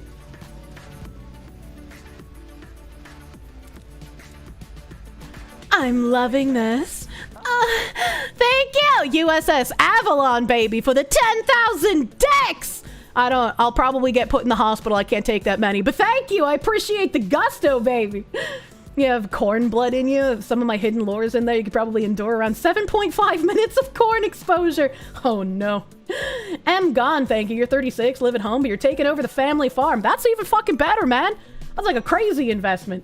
Mario Trujillo, thank you. To be fair, most people in care homes right now are selfish boomers. Having served some of these fuckers, they can feel it's just like karma. Munya! Hi. Isn't this bitch a Nazi? Dressed Glass, thank you for the 88, baby. Thank you. I'm not a Nazi. Don't type in !SS. It's SS plus. Speaking of SS plus, next week I will be doing my first stream on Side Scrollers Plus. I have no idea how to stream there. I don't know how to stream there, but I'm gonna figure it out. It's gonna be next Wednesday. My first stream on Side Scrollers Plus. It's gonna be like a Q&A introductory stream. So if there's there's shit you wanted to ask me at any point in time, but were weird about doing it in public. You can do it in slightly less public on Side Scrollers Plus. The family just confirmed to you that moving into the inherited home is an option, so gotta work out details and hopefully get confirmation on things like a job waiting for you there. I don't know how sustainable my career as a content creator is, because like I always keep the weatherman's advice in mind that, you know, content creators have a lifespan and you're gonna have a couple of years at like your peak and then it's all downhill from there, baby. So I don't know like what's realistic for me to do, but like I would very much love to keep my grandparents' house in the family. And I'm pretty sure the plan is going to be to like sell it and then split the profit between all of the children's, which makes sense. But I don't know how much that house is going to go for based on the area that it's in, or if I would even be able to get like a, hey, since I want to keep it in the family, what about a family discount? You know, I don't know. But like, I think it'd be very helpful to keep it in the family, especially since it's like where my uncle and his daughters live now as well. That'll just be very, very good. It's paid off. Yeah, it's been paid off for like decades. Like they've just owned it outright for forever. And when you move into Asmon's attic and your career will never end, I'll just provide tons of content. Hound of Ill Omens, thank you. You're gonna give me money for teaching you more about buying a house than you did in school. Side Scrollers Plus, thank you. Thank you. I mean, how Jim says there are no friends in content creation. That's true, because eventually you'll find something that will break an online relationship. I think it very much depends, but like, yes, remembering that there's no friends in content creation is a very good way to keep yourself protected, because it is 99% of the time true. You know, like someone like me finding someone like Pippa was just like incredibly rare. VTuber Kirsche. Hi, hi. Hi, hi. Isn't this bitch a Nazi? I'm just going to say houses when my boss asks me what you talked about today. For the new friends, Kirsche is definitely not to FBI, Mossad, or especially CIA asset. I'm too cute and fluffy and brain damaged to be a threat to national security. Thank you, JK, for the fucking 88, dude. Thank you. Thank you. Right, she's KGB. Oh my god. Back to this article. Despite the dire market, he's optimistic about the house's prospects due to its location, which backs up to a preserve and a waterway. Yeah, but it has no fucking land, man. Elsewhere in the South, Anna and Austin Braxic have also been having a hard time selling his home in Charlotte, North Carolina. Since they first listed the property in mid-April, they have cut the asking price by $50,000. That's not really a lot. There's a lot of times where we'll get an email alert for a home price reduction, and I'll open it, and it'll be like, oh, this home was reduced by $50,000. And I'll scroll down a little bit, and it'll be like, now it's only $1.67 million. And it's like, wow, that $50,000 meant jack shit, don't it? 'Cause it backs up to a waterway on paper. It doesn't have water access, though. Yeah, right. Young Arn, thank you. Your high school actually taught you how to do taxes in an economics class. You get dirty looks when you say that. I wish I was taught how to do taxes. I mean, not that I could do my taxes in the current state that they're in, but like, I probably would have been able to do my own taxes when I was still a regular wagey slave. I was in the wagey cagey. I probably could have done it myself then, but I had my dad do it. Elsewhere, I read that. The Braxics have offered a rate buy-down to buyers to sweeten the deal, agreeing to pay cash up front to reduce their mortgage rate. But we're just not seeing the traffic down here in Charlotte, Austin Braxic said. Even 4 or 5 months ago, the house would have gone in a weekend. It was that hot, but it's slowed down big time. It's absolutely brutal right now. No sympathy! Get fucked! The couple bought the home during the pandemic. Oh, fucking triple get fucked. I have zero sympathy for you buying a house at the lowest prices and the lowest rates in fucking decades. And then you probably trying to sell that shit for way more than what it's actually equitably worth. And have recently been preparing to move to Cincinnati. He had come to Charlotte for a job, but with 3 kids and the ability to work remotely, he wanted to be closer to family in the Midwest. I felt like the timing made sense, Braxic, who works in the management consulting industry, told MarketWatch. I don't think I read it on the stream, so KB and Ziz might have to remind me, but there was an article about millennials regretting their home purchases during the pandemic. If I haven't read that on stream yet, I should read that after this article. Unlike his experience as a home seller in Charlotte, he faced stiff competition as a buyer in Cincinnati. He has closed on a 5-bedroom home in Cincinnati and plans to move in early June, but had to act very quickly and forgo inspections to be competitive. And this is how the New England market has been as well. You like, if you want a inspection of your home, which you should, You should never forgo inspections. Most people would just pass you over because almost every home was like a bidding war. And if you were just like, yeah, I'm not going to do an inspection, people would be more likely to take you. You should not forgo inspection. Yeah, you should absolutely not.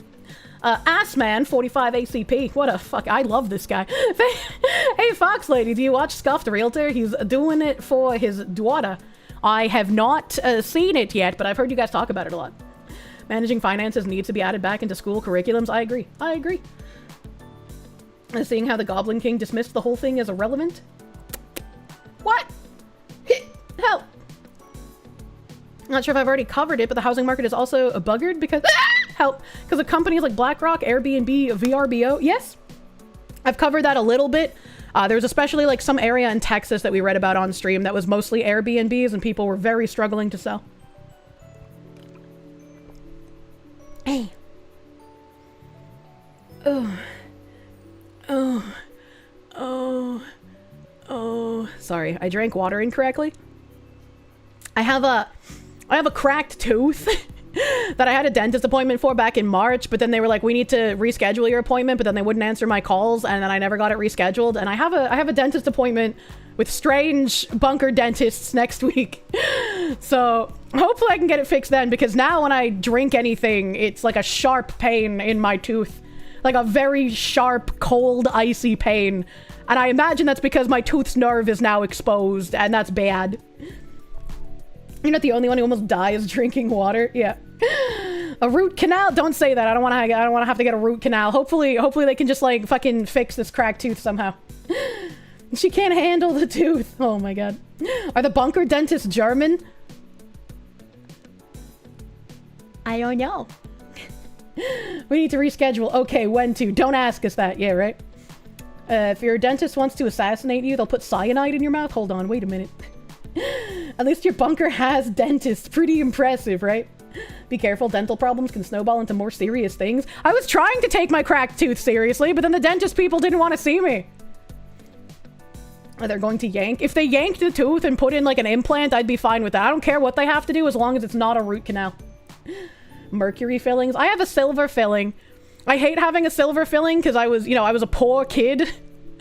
Because now occasionally when someone's close enough to see inside my mouth, they're like, oh, you have a nasty cavity. And I'm like, no, that's not a cavity. If you look closer, it's not black, it's silver. And it's because I had a cavity when I was a teenager. And my dad, he was a construction man. He couldn't afford the like big shiny ivory fillings. So I had to get the silver ones. Root canals suck ass, can confirm. I've only heard horror stories of root canals from a couple of friends who have had to get them and my grandmother, and after they got root canals, their teeth problems got significantly worse. So much like spinal surgery, you don't want to have to get a root canal if you can help it. You had a cracked tooth that got infected and you had to have a root canal? Well, I hope mine's not infected. It only hurts when I drink water, so, and I've been careful to not chew on the side of my mouth with the cracked tooth, so I'm trying my best. You had a root canal, it went okay, but it was still 5 hours in the chair. God damn. You got your silver fillings pulled out and replaced with resin. Cost like 15 extra for them to do that in one day. Yeah, but the less time a dentist spends in my mouth, the happier I am. I would know if it was a infection. Would I? I've never had a tooth infection, so I don't know what that would feel like. Would it be like oozing pus and shit? Does that happen when you get like an infection in your mouth? Silver filling means Kirsche can now pick up radio waves. Well, it didn't affect me in the MRI machine, so, that was a good thing. They hurt constantly. It's very painful. Agony. What if I dated a dentist? I like dominant men, but I feel like dentists are a bit too abusive for me. I've never met a dentist that wasn't just an actually insane person that loved inflicting pain on other people. Like, I've never met a sane dentist, and I believe that all of them just love committing abuse and torture on people. Yeah, they're just, like, actual pure sadists with no actual, like, pleasure involved. Little shop of horrors. At least you still have teeth. You have dentures. Oh, no. Yeah, all of my teeth are real. I've only ever gotten my wisdom teeth pulled out.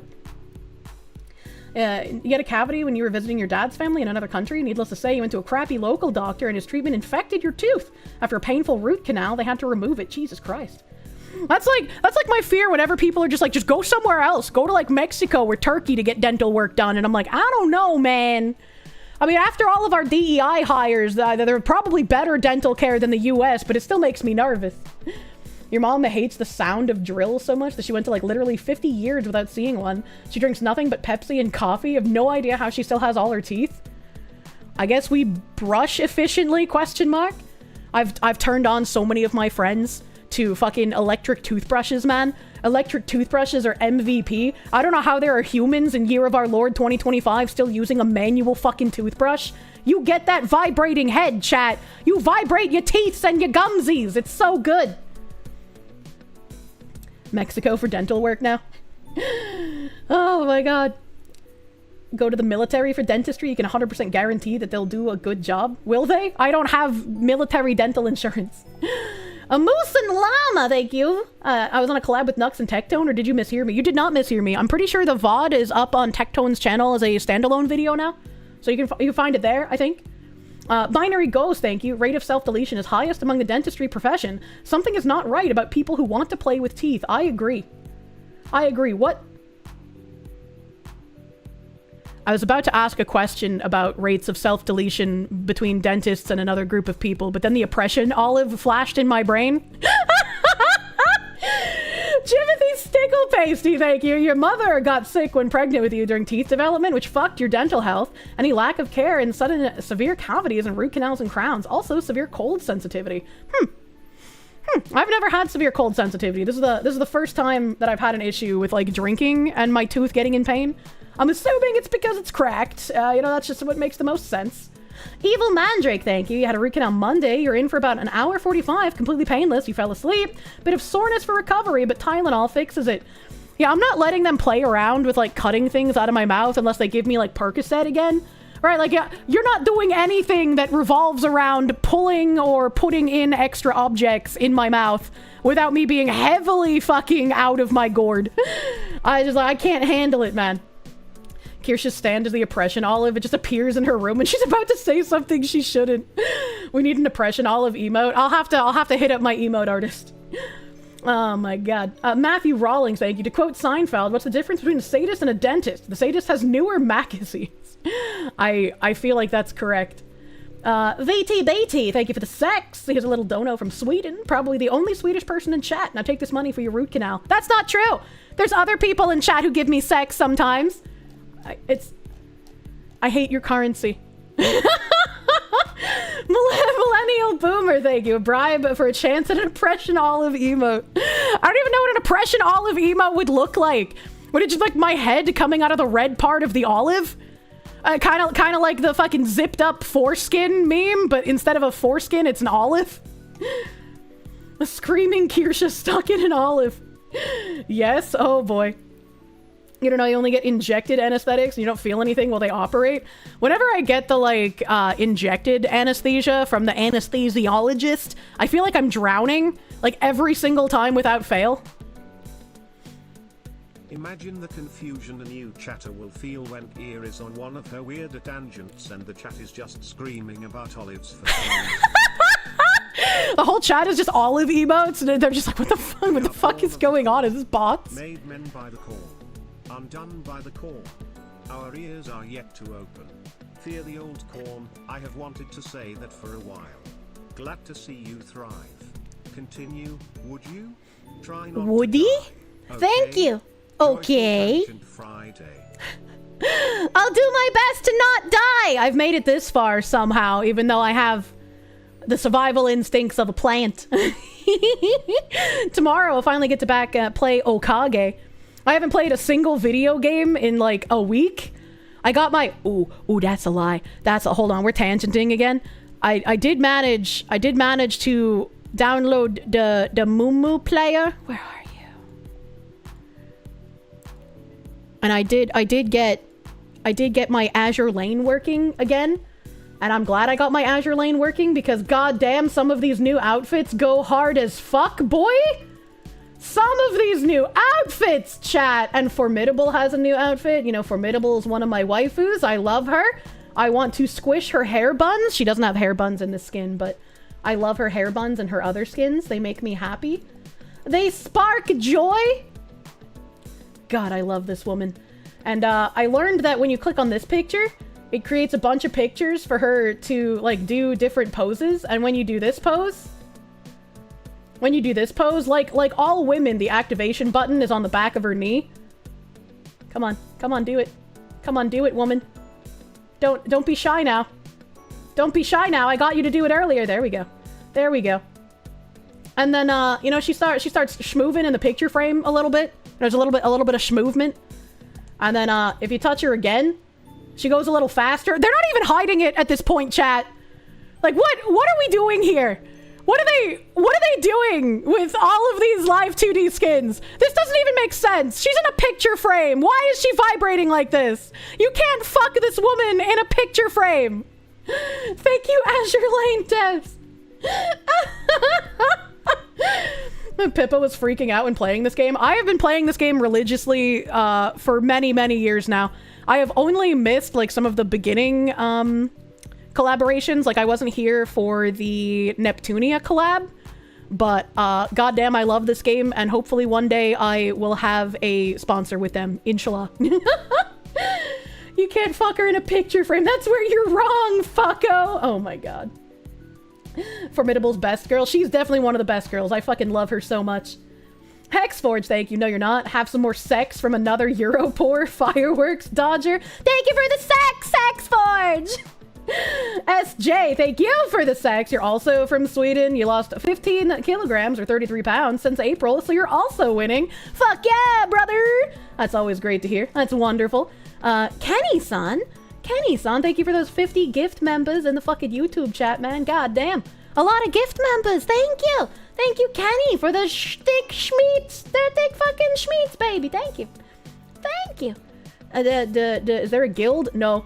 I'm in someone else's guild, and I've just kind of been in here forever. I don't have my own guild. I'm also on Avrora, which I guess not a lot of people are on anymore. Avrora was like the big server back in the day.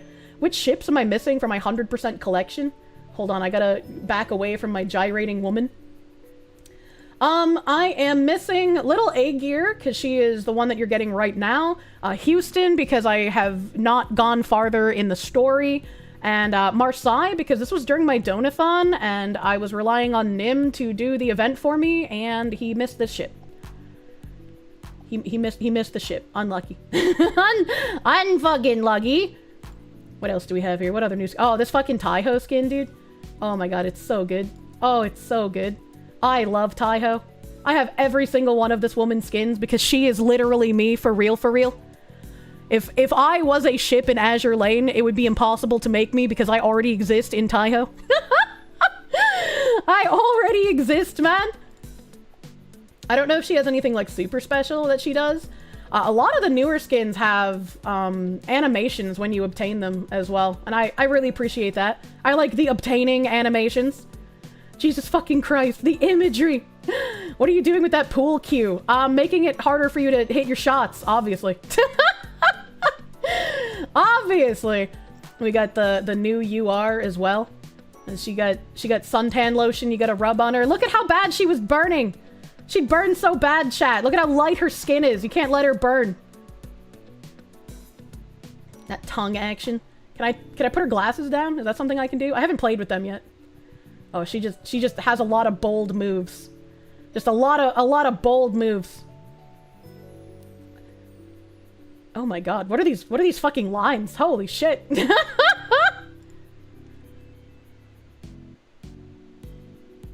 Oh! Oh, is this a video game? Am I supposed to game? Oh, okay. Oh, okay, I see. Wait, what's happening? How am I supposed to video game on this woman's chest?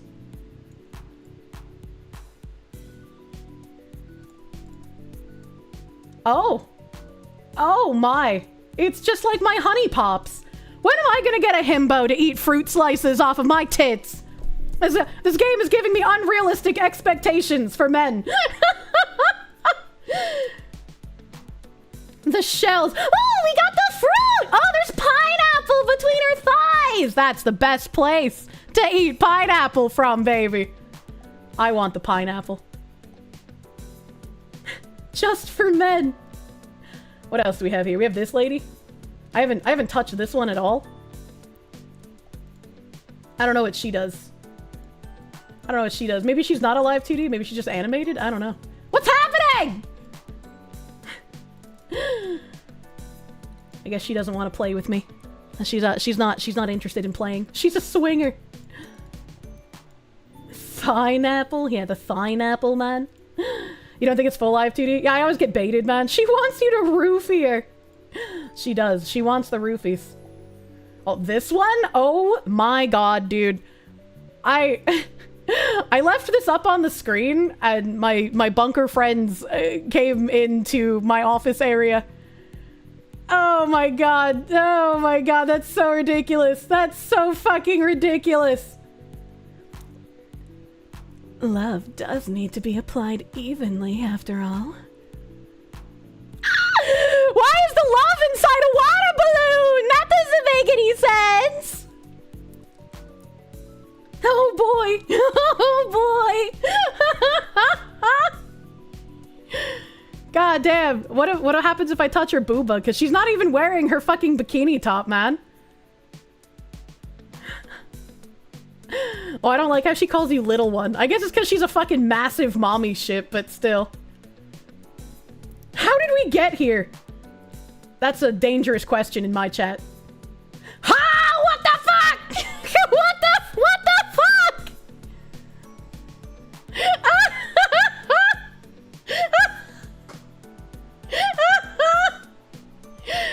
We can almost see her donut hole. That means it's almost as lewd as Twitch streamers. Oh, I can put her glasses on. Okay, it's putting the glasses on and taking them off, okay. Oh my god. You can't talk about it being cramped while touching between your ass cheeks, alright? This is way beyond innuendo at this point. What happens if I touch the cake? You're telling me I can feed my man cake off of the bottom of my foot? You're telling me I've never thought about holding cake this way? And I still don't have a full image of me with my feet squinched between pancakes with maple syrup and whipped cream and strawberries? I'm kind of upset now. Can I give her the drink or is it just the cake? Looks like it's just the cake. Can I touch the cake? Can I touch it? I don't think I can touch the cake. It won't let me touch the cake, chat. What if I touch the fat manju? Fat manju doesn't... Oh! What?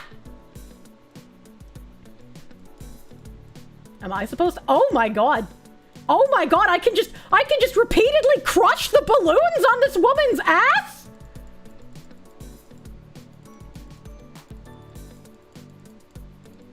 Alright, well I think we just found what game we're playing for the rest of stream.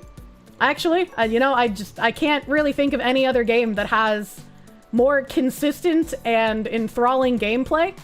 10 out of 10, IGN could never. Holy shit. Oh my god, the cookie clicker, but with a booty!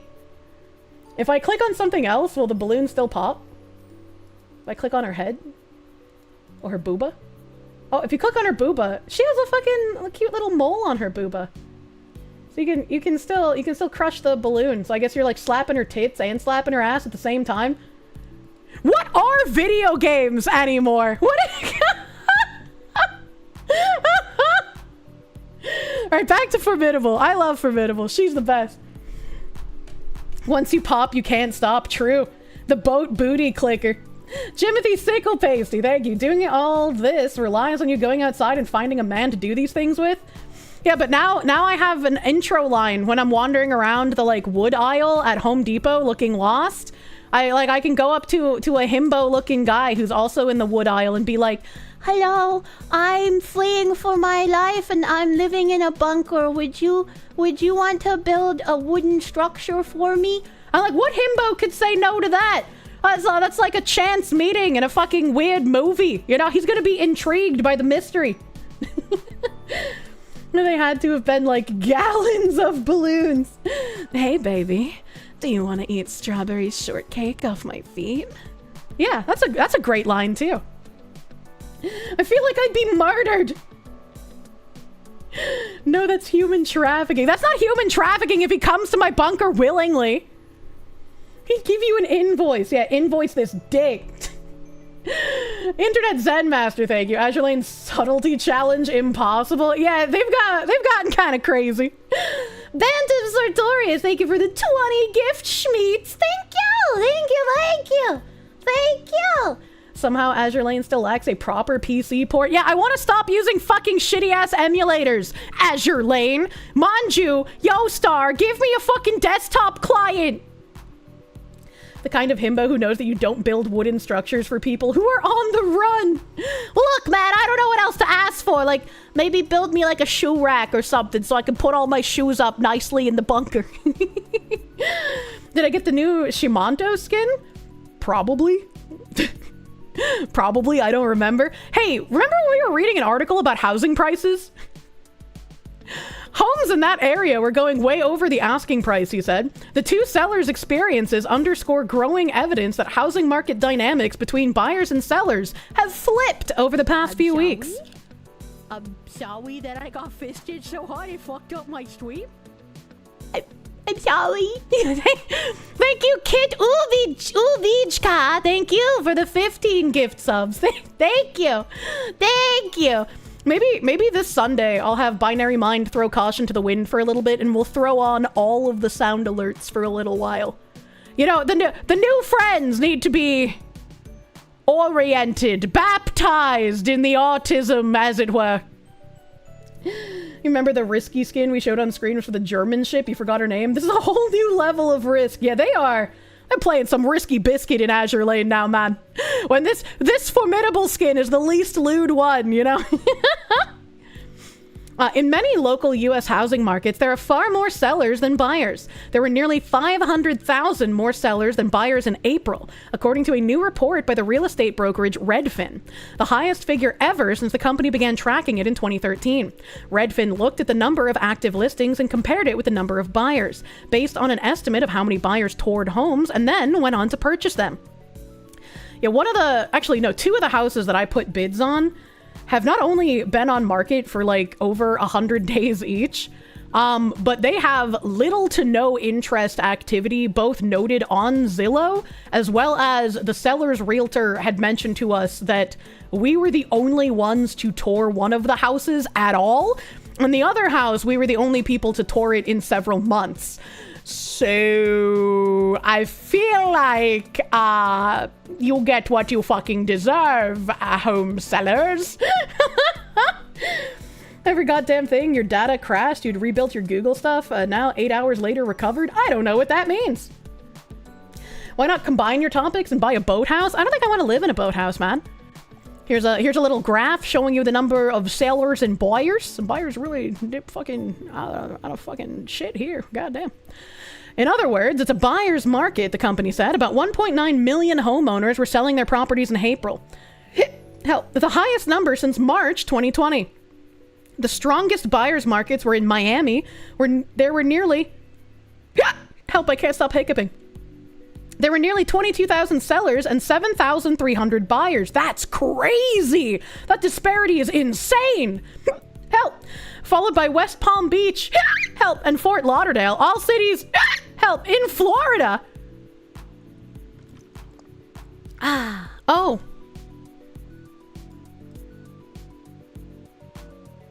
Chat, I was so distracted by how lovely my boat women were, I didn't put the article back up on screen. Thank you for that. Thank you for that. There's like, there's some fucking graph here that I can't read because it's all graphy, and my mind's on the boat women biddies right now. The hiccups were warning you. We're fine with you reading while having the boat women on screen. Yeah, I'm sure you are. I'm sure you are.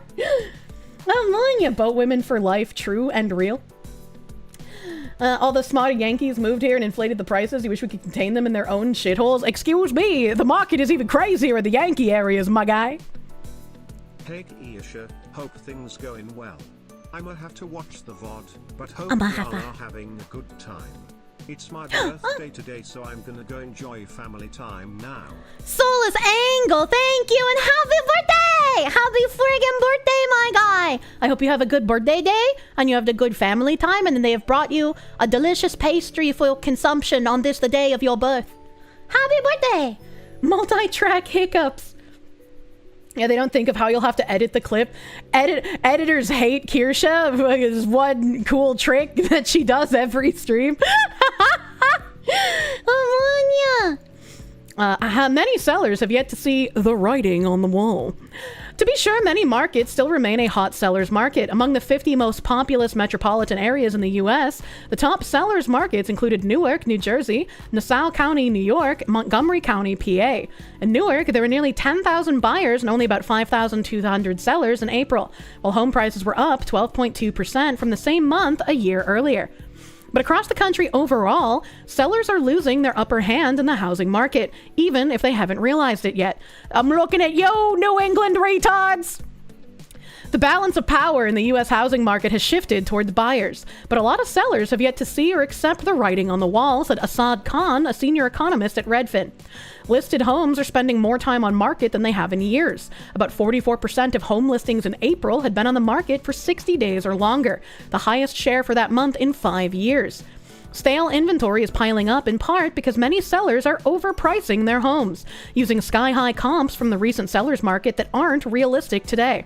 In some cases, sellers are pricing high because they bought at the peak of the market and are trying to recoup their investment. Looking at you, New England retards! As a result, price cuts have become more common this spring. About 1 in 5 home listings have had their prices reduced in April, the highest share for that month in 9 years, according to separate data from Realtor.com. The metro areas with the most listings that had a price cut were Phoenix, Arizona, Tampa, Florida, and Jacksonville, Florida. Realtor.com is operated by a News Corp subsidiary, Move Inc. MarketWatch publisher Dow Jones is also a subsidiary of News Corp. Would you look at a real fucking journalist? I am shocked. Advice for struggling sellers: give it some time. By slashing prices, homeowners are actually traveling down a well-trodden path. Builders have been cutting home prices or dangling perks, such as offering to pay for closing costs or provide money up front to lower a buyer's mortgage rate for the past few years. In May, a third of builders cut home prices and 61% offered sales incentives, according to a recent survey by the National Association of Home Builders, an industry lobbying group. One strategy for homeowners struggling to sell their homes is to simply hold off. One real estate agent advised, instead of repeatedly cutting prices in an attempt to make their home more appealing to buyers, sellers should consider turning the property into a rental instead.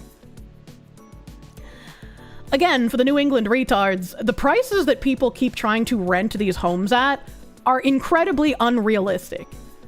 And that's why so many of these homes that were bought last year have turned up back on market, because the people who bought them without a renter cannot afford the mortgage payments that they're required. And so they've been trying to offload and sell them.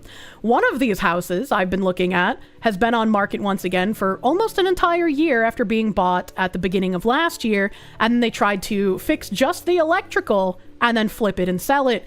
And it's not going to sell for the amount that they wanted to sell for, because it shouldn't have sold for the amount that they purchased it for. But I guess these people thought the seller's market was going to last for fucking ever. Forever line is on my tab. What is forever line? I don't know what that means. So they got too high of a mortgage payment and want a renter to cover it. That is what a lot of investment properties are, where people will be paying a mortgage for their main place of living, and then they'll buy another property and take out another mortgage on that home, and then they'll hope to rent it out and have the renters be able to pay for that mortgage in its entirety. That is a real unfortunate thing that's happened a lot. That would suck. Stop day drinking. What? Ammonia? My suggestion is give it some time. Lee Linhart, a Hendersonville, North Carolina-based broker and owner of Remax Rising, told MarketWatch. Linhart oversees offices across North Carolina and South Carolina, as well as in Tennessee. Rent your house out if you can, and let the market readjust to get back to where you paid for it, whether that's a year or two, he added. That's gonna be interesting. I feel like next year we're gonna see worse dips than this year. I feel like it's gonna get kind of bad for sellers, actually.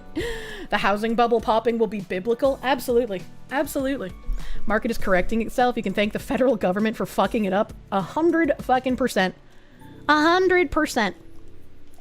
So that was a nice little white pill for all of us trying to buy houses, at least, or people who are going to be looking at buying them soon. TM. Speaking of people being real fucking retarded, I had another tab. I just want to remind people who seem to have it solidly in their head that Gen Z is more conservative and more based than any other generation. You might be in a bubble. Nearly half of Gen Z says monogamy is outdated.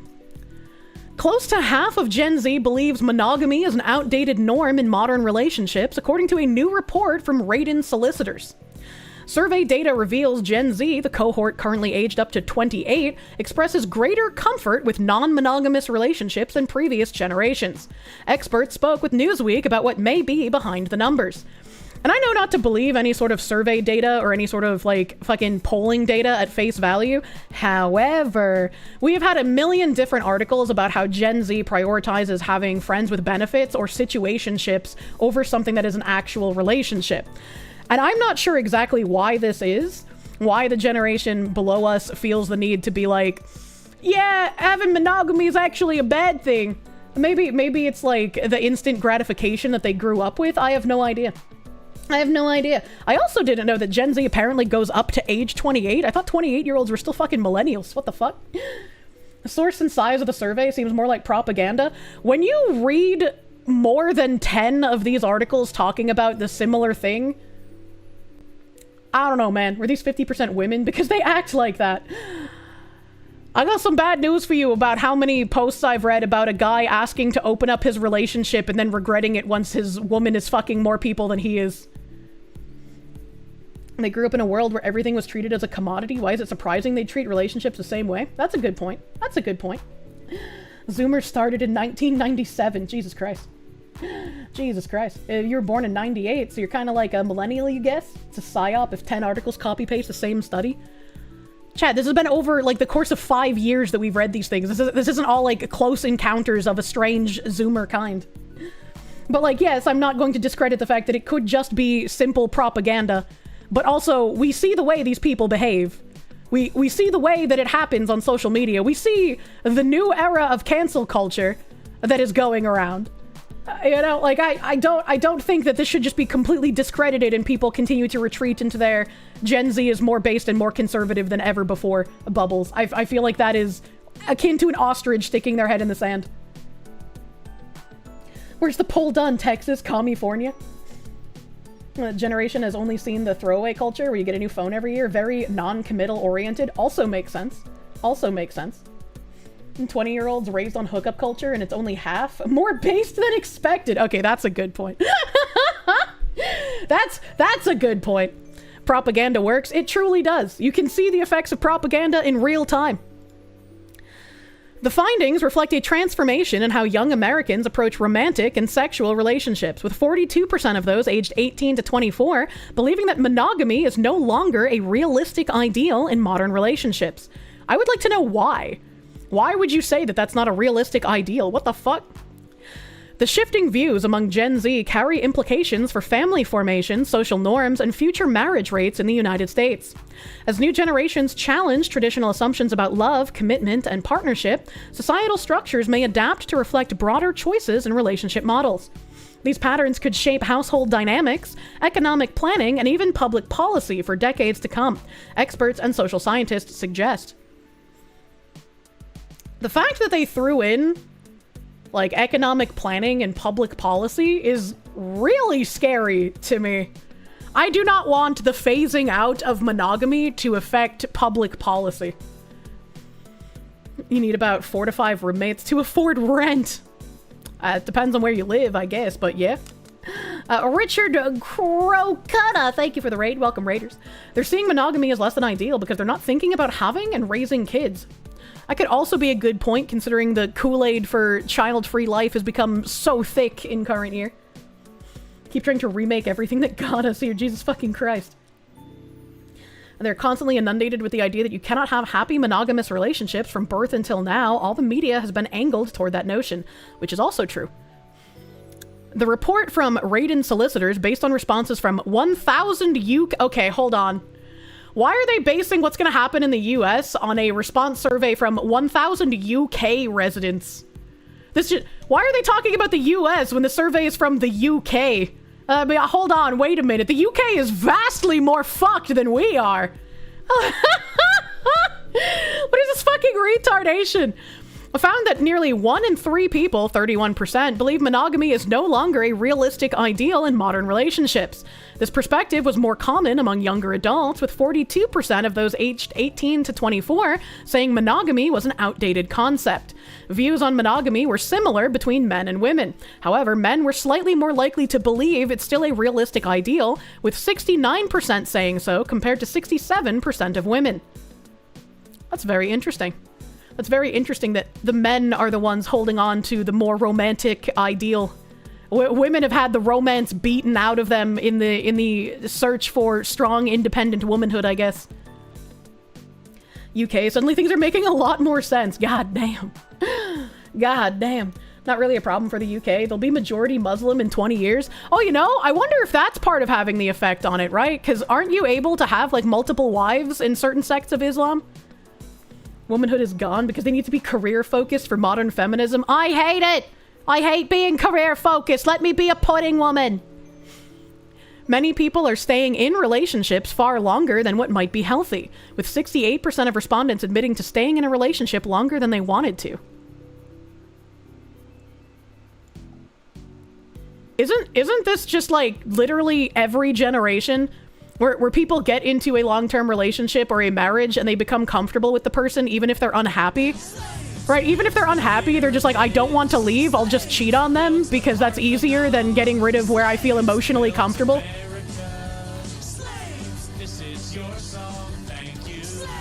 Do do do do.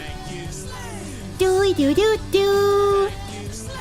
Do do do do. Thank you, DRT is king! Thank you! Thank you!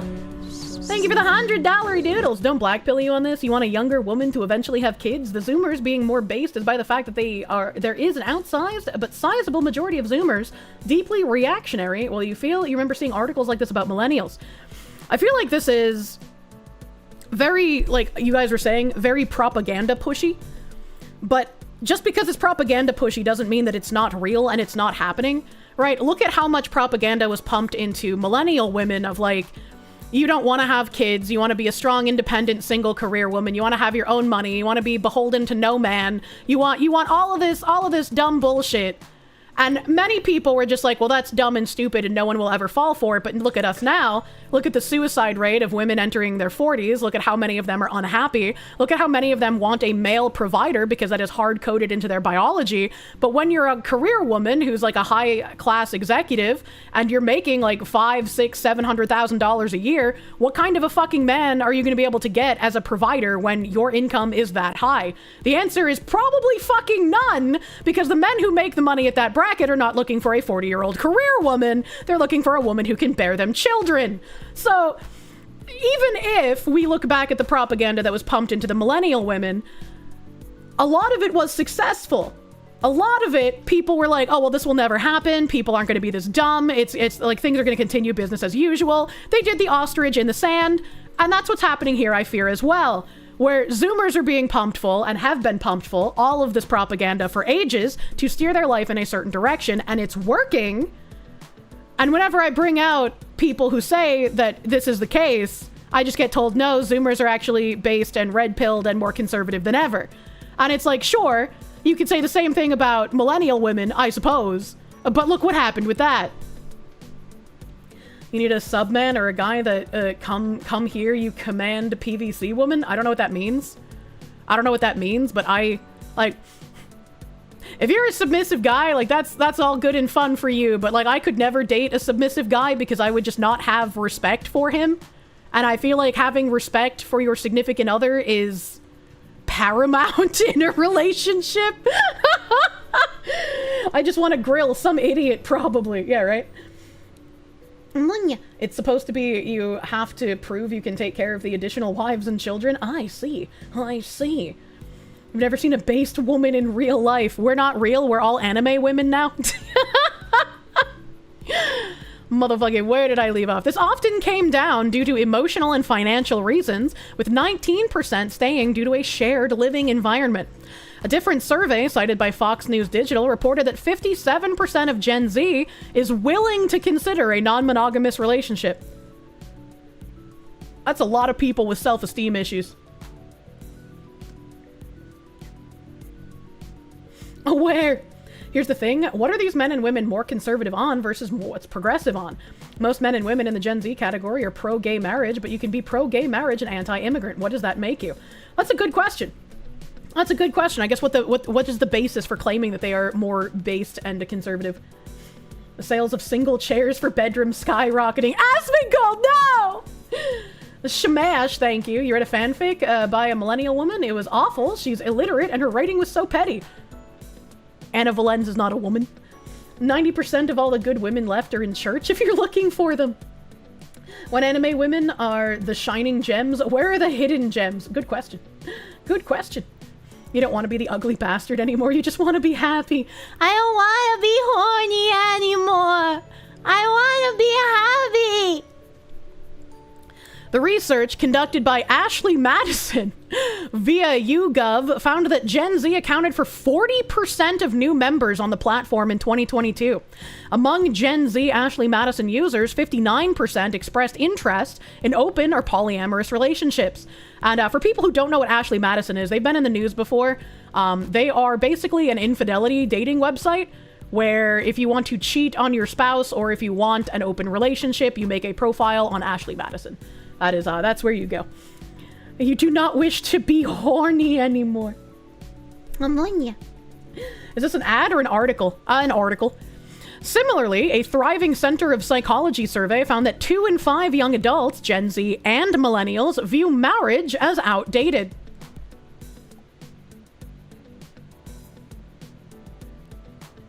That's actually really sad. Thank you, Butterdog. I needed you in this darkness.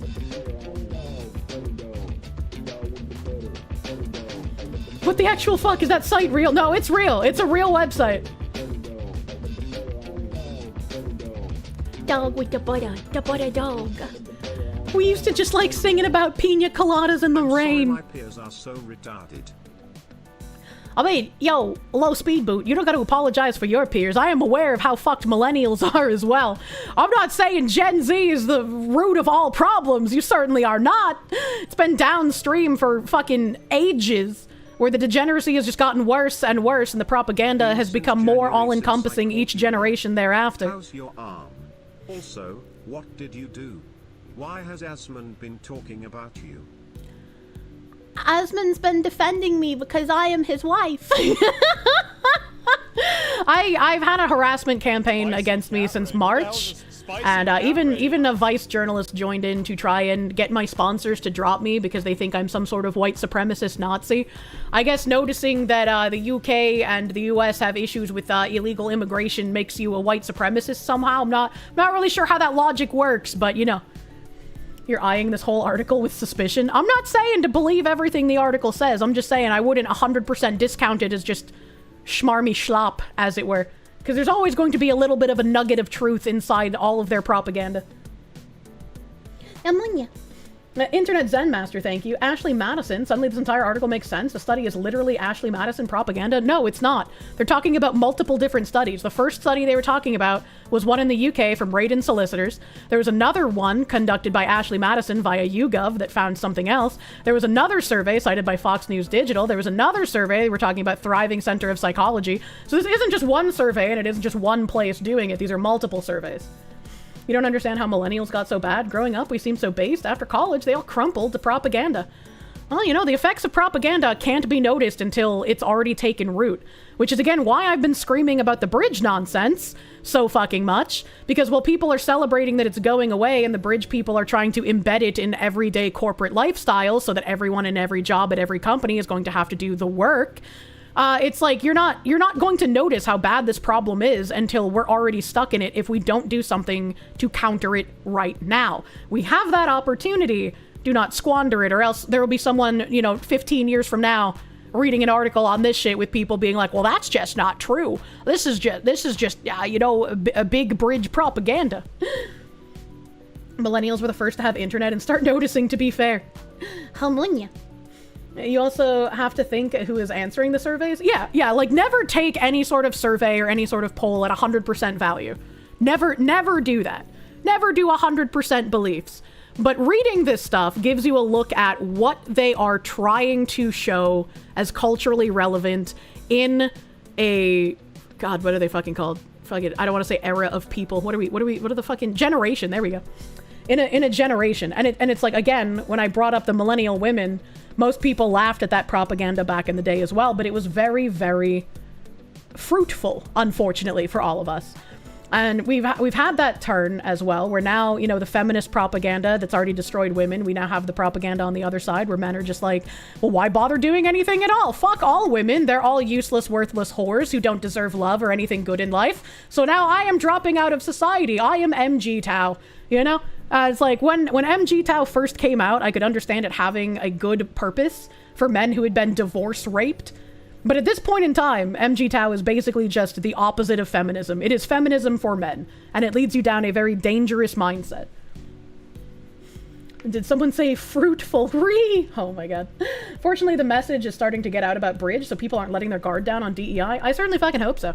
I certainly fucking hope so. Despite this, 83% still hoped to marry someday, suggesting that while traditional forms of commitment are being questioned, the desire for long-term companionship persists. The survey also detected economic anxieties and a belief that marriage is not required for a fulfilling relationship. See, this is actually really sad. 2 in 5 Gen Z and millennials view marriage as outdated, but despite them thinking it's outdated, 83% still hoped to be married someday. This is like massive disillusionment where both men and women feel like long-term monogamous relationships are impossible because cheating is an inevitability. And that's a really depressing mindset to have, in my opinion. Gender differences are pronounced. 29% of female Ashley Madison members cited seeking multiple partners to fulfill emotional needs, compared to 9% of male members. To fulfill emotional needs, can we get those percentages on fulfilling sexual needs, though? And also, don't be an emotional sponge for someone. I've had too many dude friends who have just literally been emotional sponges for women. Like, they'll come to the dude and they'll complain about stuff, and the dude is just like, I really hope to have a relationship with you. And she's like, oh, I'm just so busy with schoolwork and like, oh, my college classes, there's so many of them. And then I have a part-time job and I can't. I have to focus on my studies. By the way, let me tell you about this guy I went on a date with a week ago. I was like, don't let someone do that to you, dude. Dick in glass case syndrome. Like, if it's different if you have a friend and you haven't like tried to date them, but if they know that you have feelings above friendship and they only talk to you when they want something or they want to like fucking complain about other dudes to you, you're an emotional sponge and don't be used like one. Hey. And did I see a clip of the news reporter saying that there's a meat epidemic? I did not. Roughly 21% of surveyed women said that they could not be happy in a monogamous relationship, compared to 15% of men. That's disgusting. That's disgusting. What do you mean you couldn't be happy in a monogamous relationship? What does that even mean? Moreover, 60% of Gen Z users on the platform preferred to keep their sex lives private. Well, that's just common sense. Economic factors such as student debt, cost of living, and housing instability have repeatedly been cited as reasons for delaying or avoiding traditional monogamous relationships. Well, that also doesn't make any sense. What does your student loans have to do with you getting in a long-term relationship? I guess unless you've taken on so much debt, nobody fucking wants your ass. Hey guys, I'm debt-free, and I've heard that's really sexy in current year. A prior Newsweek report noted that Gen Z is the loneliest generation, with 46% single, and many see independence, self-care, and financial security as critical priorities before considering committed relationships. Isn't this just like normal? Like, you want to be able to be independent, you don't want to start a codependent long relationship, you want to be able to have like self-care, although for some reason self-care to some people is like being able to fuck whoever whenever. And financial security is also something that makes sense before getting into a relationship, right? Like, I don't understand. Normal for this generation. You've legit heard people saying that they were only going to get married for tax reasons? Oh, I've heard that a lot as well. Help. New age flashers flash their credit score. Oh my god. Maxing, you're debt-free and unloved. Go me, same. One day I will capture a himbo and he will grill steaks for me and smell very good while doing it. You got a house that was meant for a family. If there's any ladies out there. Oh my god. A loony Lenny, thank you for the 10. Your friend was with a woman for 6 to 7 years. They got married for 2 and then divorced. How can you be with someone for 7 years, not married, and then divorce? It's essentially pointless now.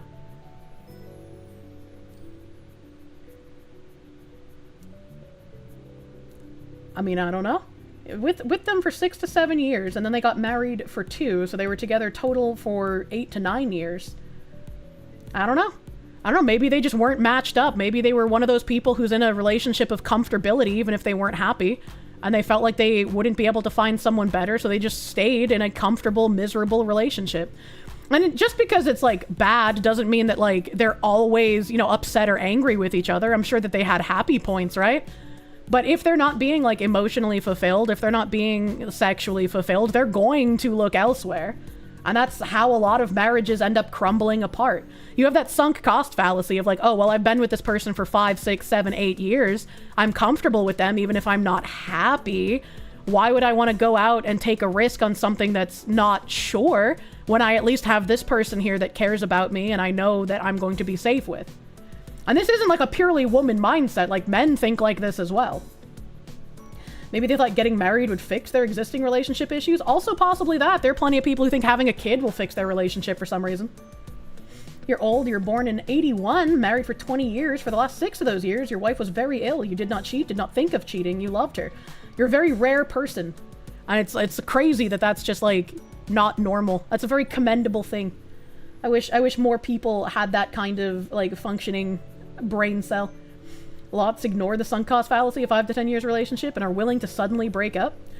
It's like, if you're unhappy, it shouldn't really be sudden, right? Like, if you're in a 5 to 10 year relationship and like 7+ of those years have been entirely sexless, one of the people in that relationship is very unhappy. You were once asked if you consider a marriage of convenience. You didn't? Chat, don't do it. Yeah, don't do it. Don't do that. You knew someone like that? They were headed for a breakup and he proposed to basically avoid it, and they made it about 2 years. Jesus Christ. Happened with your ex? It was during the pandemic. She wanted to break up but stay friends, found out she was shopping around for a new guy, but it didn't work out, and then wanted to get back together. You didn't fall for it, and she cried at the restaurant. Made me feel bad, but did not succumb. You shouldn't feel bad. If she was shopping around, she had already ended that relationship, and she was just fucking screwing you over, man. I'm glad you got out. Why don't they just talk to each other? Because communication is foreign to a lot of human beings, unfortunately.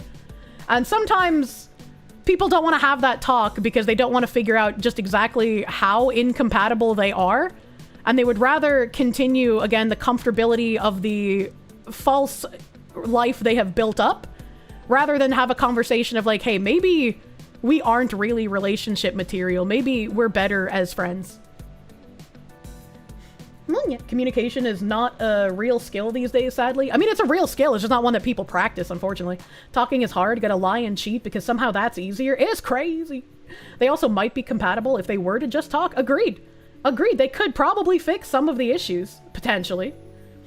You gotta spend time in communication. You try to have check-ins every 2 weeks or so to see how we can be better serving each other. Oh, that's super sweet.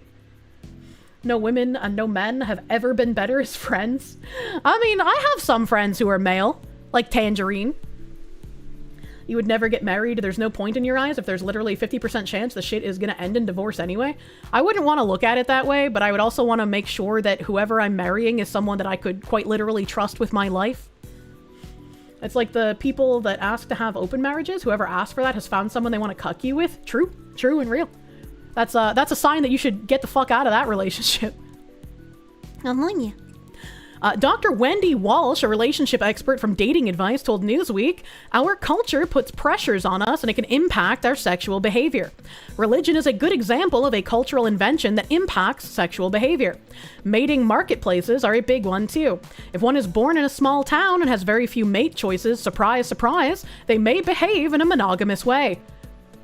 I don't like this last sentence. I don't like the fact where they're just like, oh, if you have more choices, it just makes more sense to be non-monogamous. The only reason you behave in a monogamous way is because you have few mate choices. That's kind of a deranged way to look at it.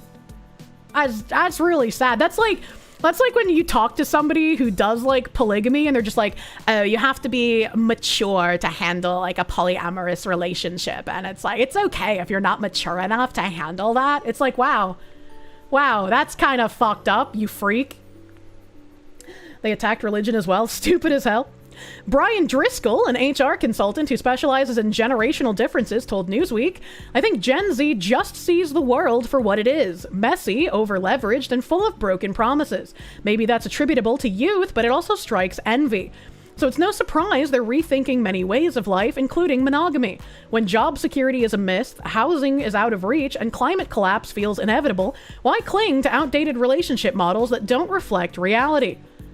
I was with him on all of these negative points until the climate collapse feels inevitable. They've been telling us that the climate collapse is inevitable since like 1960s.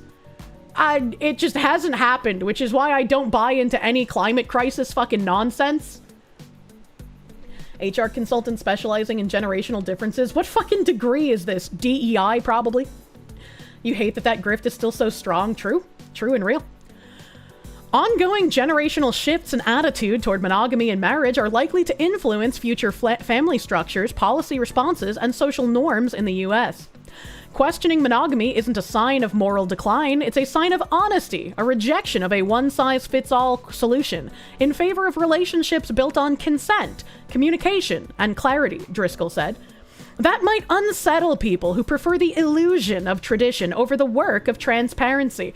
Look, it's again that condescending fucking speak where they're just like, yes, you losers caught up on tradition and monogamy just don't understand. You don't have the intelligence to comprehend just how much better non-monogamy is. It's all about consent and communication and transparency, things that your traditional monogamy clearly can never have. Like, oh my god, dude. It's gonna be absolute hell to tax, though. Researchers anticipate a continued rise in alternative relationship arrangements, along with evolving expectations about commitment, privacy, and partnership. However, Walsh said it's natural for the younger generation to be less likely to adopt monogamous ideals. This is the age of experimentation, Walsh said. This is the age of auditioning partners. This is the age of gender and sexual fluidity. It makes sense that young people in any study would say that monogamy may not be realistic for them. The mating marketplace has changed enormously for Gen Z as well, Walsh said. This entire like paragraph here with like the auditioning partners and the age of like fluidity and fucking shit like that, this just makes me think of the fucking young college girl who like sucks and fucks her way through college with like hundreds of men. And then she's like, oh, I'm finally ready to settle down now that I've had 300 dicks inside of me. It makes me think of that, but like both men and women and on a large generational scale instead of just segregated to college women. So the average OnlyFans thought, and I distinctly remember a few articles talking about how there was a large chunk of girls who could not wait until they turned 18 so that they could start an OnlyFans because they saw it as a viable way to make money. And we trashed on that article when I read it like a year and some change ago because most of the women on OnlyFans do not make good money. And a lot of the articles talking about some of the top earning women on OnlyFans do that to encourage more women to make an OnlyFans account, despite the fact that it will do nothing but hurt them reputationally.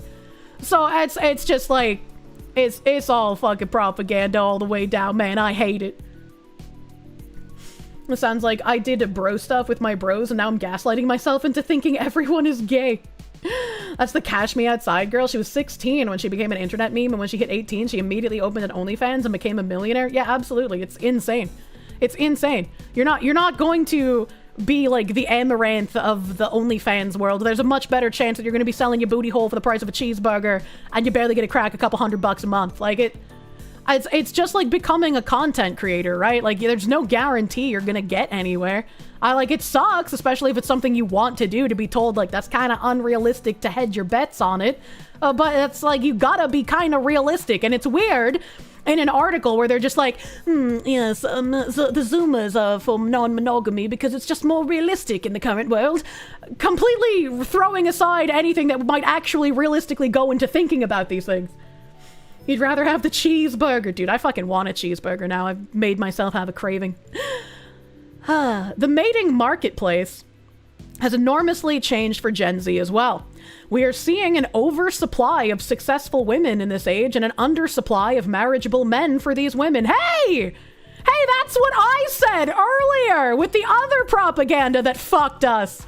Hey, look at that. For every man who graduates college, there are 2 women. Thanks, DEI. Women now make up the majority of the American workforce. I'm talking about education and economics. I don't think it's a good thing to talk about how women make up the majority of the workforce in education when we've recognized that educational institutions are mostly propaganda camps that don't actually prepare children for the real world, and they don't actually give them any kind of skills that can be transferable to any kind of jobs.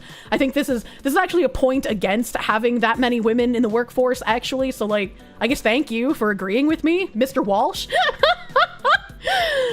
There are many, many great guys that these women should choose to be monogamous with because they would be great husbands and fathers. But many of these high-achieving women perceive them as less valuable. And so, with no marriageable men on the horizon, many women are experimenting with multiple partners, sharing high-status men, or choosing same-sex relationships.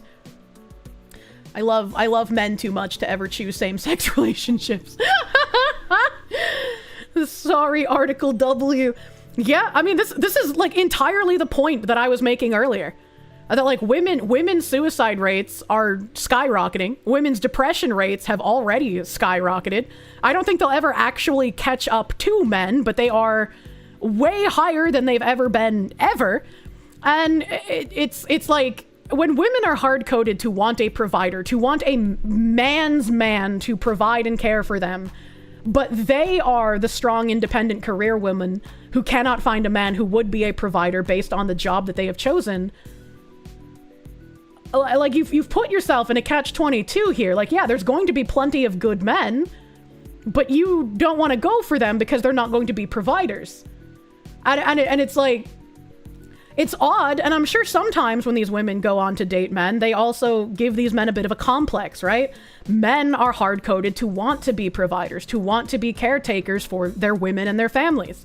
And so when a man is out with a woman and the woman can just do absolutely everything herself, she doesn't need the man for anything, he's not going to feel like he's necessary. He's not going to feel needed, which I think is something talked about in psychology that men need to feel. They need to feel like they are necessary for things. And if you're with a strong, independent career woman and you're not a provider in that situation, how are you going to feel needed?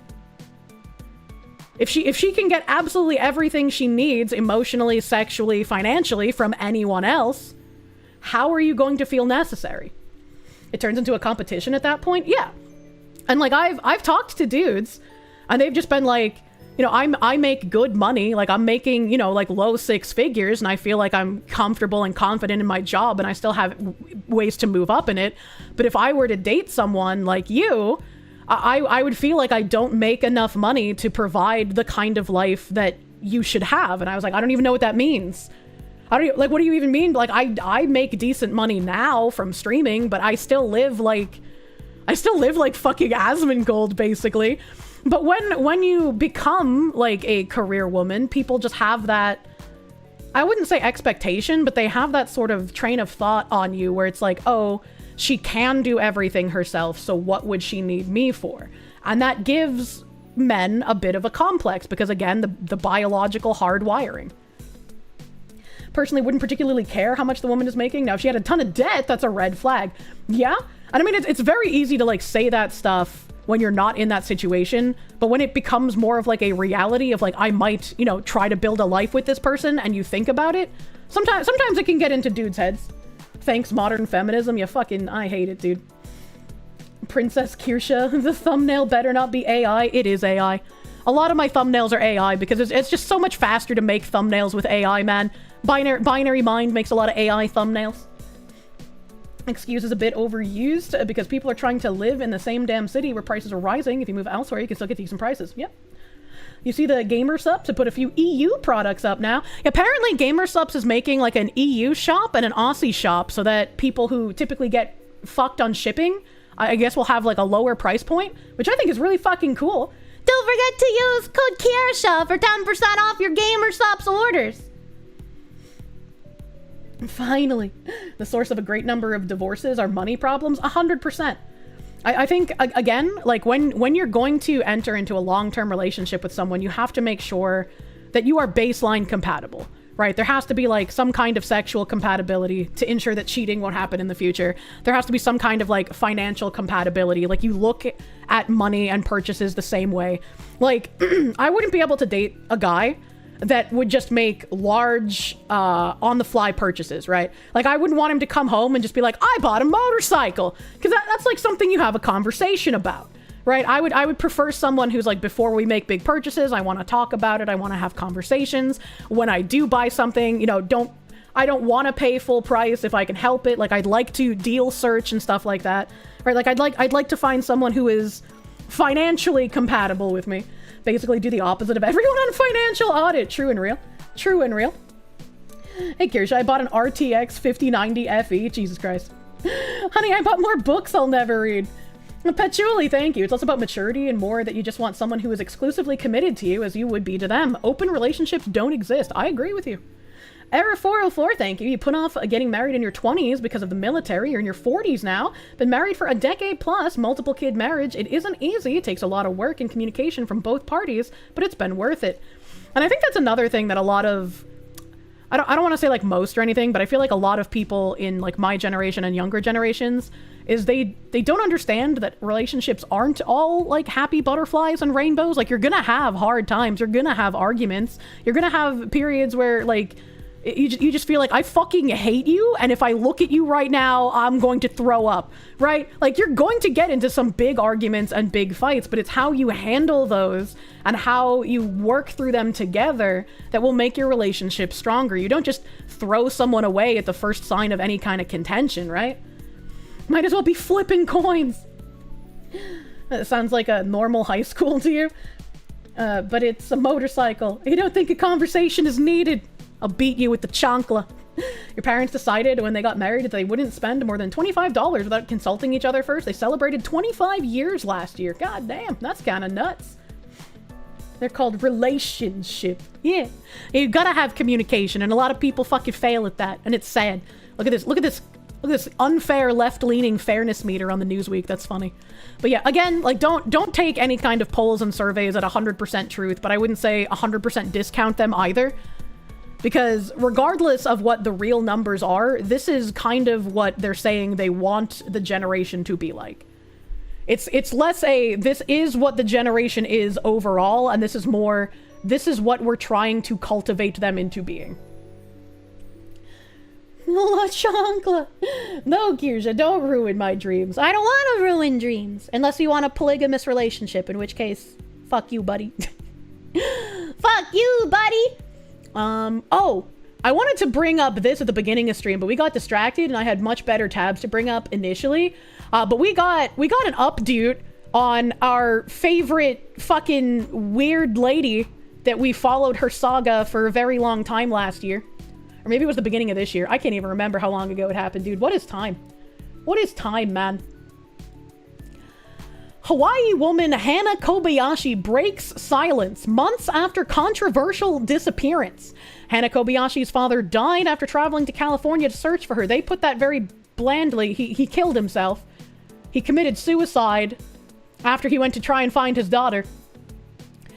Hana Kobayashi, who made national headlines when she disappeared in 2024, is speaking publicly after months of silence. In a recent Instagram story, the Hawaii woman thanked those who searched for her and addressed the controversy surrounding her disappearance. In my statement, I expressed my deepest gratitude for everyone who supported me with love and compassion. Anything I say would be scrutinized and picked apart, so I chose to keep it simple, truthful, and from my heart. I hate this woman.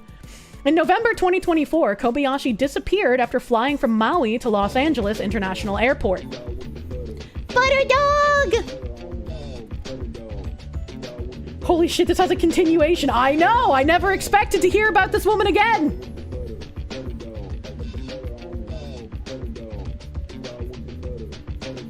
Put the butter on a dog. Butter dog.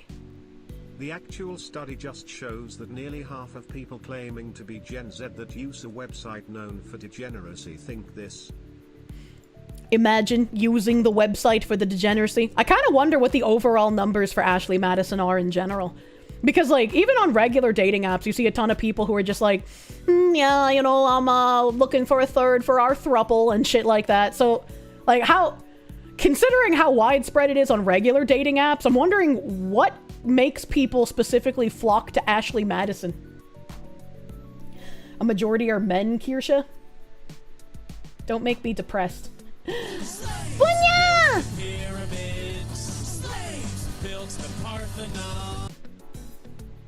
Well, they're not building anything right now. Why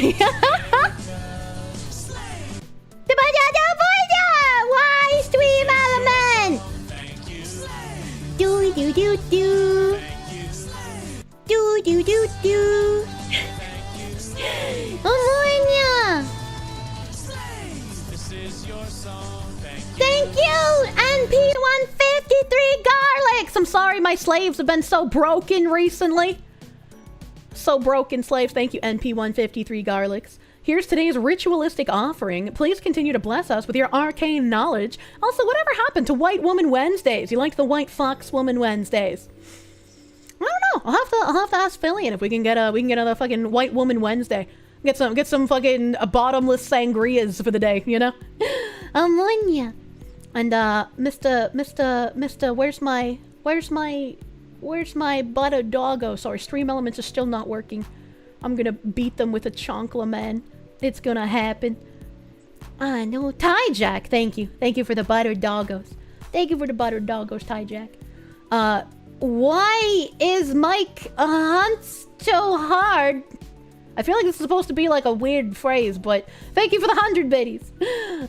The Pakistani National, thank you. Do I think the articles are written in such a way as to convince more young people that more of their peers are doing it, so it's not that big a deal, or you want to be doing the thing that they're doing? No, I think that is completely correct. Like, I don't think that this article is reflective of the article we just read is reflective of the majority of Gen Z. But I also do not think that when I talk about the degeneracy in Gen Z or Gen Alpha, that people are correct when they're just like, oh, well, they're more based and red-pilled and conservative than anyone ever. It's like, I literally do not believe you when you say that. I'm sure you know people who are incredibly fucking traditional or conservative. And I'm sure in a bubble it might feel like the majority, but I'm not going to believe that. Especially with how much shit keeps getting pushed on us in current year. Maybe we'll see that in like a decade that more of them have shifted conservative. But as of right now, I would not believe that a majority are. And I feel like it's probably somewhere in the middle where a whole bunch have been propagandized and not enough are as propagandized as what the media would like to see, which is why those articles exist. It's like not appeal to authority, but appeal to like the majority, I guess. Where they're just like, look at how many people think that this is impossible or think that it's okay to do these things. That means it's okay if you want to do these things too. It's actually not so bad. When they're voting more conservative, there's no arguing that. And I hope that trend continues. I hope that trend fucking continues. The only things you've seen older conservatives around you interested in conserving are their pension payments. Fuck them. You believe Jeff Dunham some harem jokes between Ahmed and Walter? I don't know what you're talking about. Are you talking about the clock guy? Appeals to statistics fallacy. Thank you, Mike. I didn't know there was an actual term for it. I didn't know there was an actual term. Back to Kobayashi. She was scheduled to continue to New York, but never boarded her connecting flight. Police later said they believed she missed the flight intentionally. Weeks later, the LAPD said she was safe in Mexico, and her family said that she safely returned to the U.S. in December. The disappearance took a tragic turn when Ryan Kobayashi, Hannah's father, was discovered dead in a parking lot near LAX after traveling to Los Angeles to help find his daughter. The medical examiner determined that he had died by suicide. And this was extra weird because he had left Hawaii to go to Los Angeles, and he had been there, I want to say it was like less than 2 weeks, and then he killed himself. And then we later found out that, like, she was supposed to go to New York for her aunt, and her aunt was, like, some social media lady, and then the aunt and the rest of the family were, like, fighting over, like, the rights to the story or some shit. I don't really know what the fuck was going on, but everyone in this family was incredibly fucking suspicious, except for the father. Help! I need water, hold on. Help!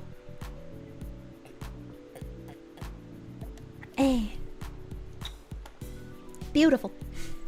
Defiant Blackout, thank you. You're a bit late, but if I invited my parents to live with me or I lived with them, wouldn't that basically solve the childcare problem? I mean, for me specifically, I wouldn't really have a childcare problem because my job is streaming. And if I were to become burdened with pregnancy after Babby is born, I would obviously take a much back seat to hours streamed because my child would take priority over that. So, you know, that wouldn't really be that big of an issue for me, but yes, if people did that, they would have access to childcare via their family. And this is also a reason I would like to live near my family because, you know, once the child is slightly older, I can be like, hey dad, will you watch your grandchildren while I go have date night with my husbando? Because, like, once you have kids, obviously they are, like, the priority in your life, but you cannot, like, let your relationship with your husband or wife deteriorate simply because you were focused on the children. You have to keep your relationship with your spouse alive as well as caring for the children. So you have to take time for just the two of you sometimes. Gotta teach your babu to say mine, yeah, true and real. Will you watch my child so I can go make another one? Also true and real.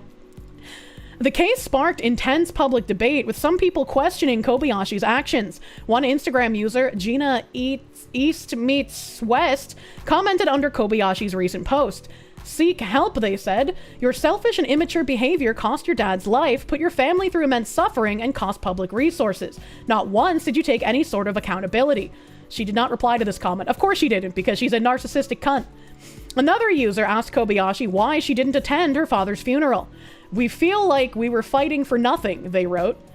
I didn't know she didn't attend her father's funeral. That's fucking disgusting. Holy shit. What is this woman? Kobayashi expressed gratitude in her response, but didn't address their question. Fighting for something you believe in is never for nothing, Kobayashi said on Instagram. Thank you for everything, truly and sincerely. Kobayashi also told the San Francisco Gate that she plans to share more details about her disappearance soon, saying she wants to address the criticism she's received. Kobayashi didn't respond to ABC News' request for comment, and as of Tuesday, Kobayashi has not answered questions about her father's death publicly. Why would she say that she plans to share more details soon and not just share them now? Let's see here. This just talks about her disappearance. That talks about her father. She was eventually found. She told people that she had been unaware of the media coverage of her disappearance. My focus now is on my healing, my peace, and my creativity. And I remember bashing this fucking cunt for saying that when that came out. 6 months after her disappearance, Kobayashi has taken to social media, spoken with SFgate, to share her thoughts on her loss and address her critics. In an Instagram story posted over the weekend, she spoke to the camera and thanked every single person who dedicated time and energy into looking for me. Kobayashi didn't address the death of her father directly, but said, "Every day is such a gift, especially after such loss and pain and suffering. We should all learn to be kind to one another." Why is it that whenever someone does something wrong, this is always the fucking dumb shit that they spout? And also, Instagram stories are only temporary, and I hate that these people are journalists and didn't save an archive of the videos. But it's okay, we don't need journalists for archive because people on Twitter will do it for them. So we have these videos from her Instagram story. Hi everyone. I just want to. No, not the dicks! Hold on, we can't have this woman crying on screen while being a piece of shit while there's happy little dicks flopping. Oh my god. Immediately tired of listening to her. I know, I'm already exhausted just from the tone of her voice. I'm loving this. Why is my cunt so hard? Thank you for the 5,000 biddies. I don't know why your cunt's hard, but you should seek medical attention immediately because it's not supposed to be. Thank you for the 5,000 dicks. You're gonna go lose gallons to it, chat. Hype train, have a good stream. And enjoy your lost gallons, question mark. Ah, the nose ring of psychosis. It's always a sign. Never date a person with a nose ring, man or woman. It's a giant red flag. And take the time to say how grateful I am for everyone, every single person who dedicated time and energy into looking for me. And I just want to say thank you. It means the world to me. And I want to express that in person to you. I feel like this woman has no soul behind her eyes. Like, like, when she speaks, it feels like a politician. Like, there's no sincerity behind the words that they're saying. They're just saying them because they think it's what they're supposed to say to make people think they're a good person. Thank you. Thank you so much. From the bottom of my heart.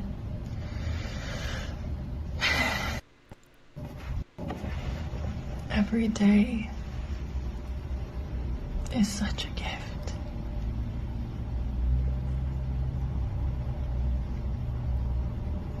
Especially after such loss and pain and suffering. We should all learn to be kind to one another, no matter the circumstances.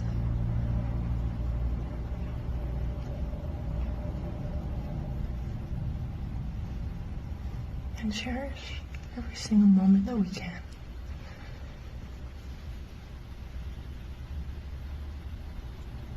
Because we are all connected. What?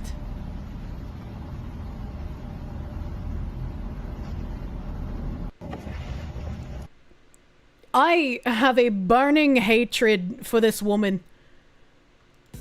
And it's like, you know, if there were men out there who thought that this woman was representative of, like, the average American woman, like, I would get it, man. I would get your fucking disgusting MG Tau ideologies. I would probably agree with you. if this is what someone thought the average woman was like, holy shit. You want to crack a thesaurus open and start yapping? ASMR, but instead of making a relaxing comment, makes you stressed and angry. I just feel nothing but contempt for this kind of person. Holy shit.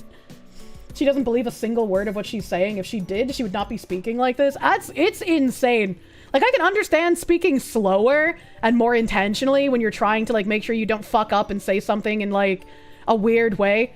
All right, but like, this is... I don't even know what to say. It just makes me feel gross. Just makes me feel gross, man. The whisper ASMR BS has to go. But what if I were to whisper in your ear a nice meatloaf recipe? You're reaching untouched levels of rage. Hello. Hello, cat. Hello, bunker cat.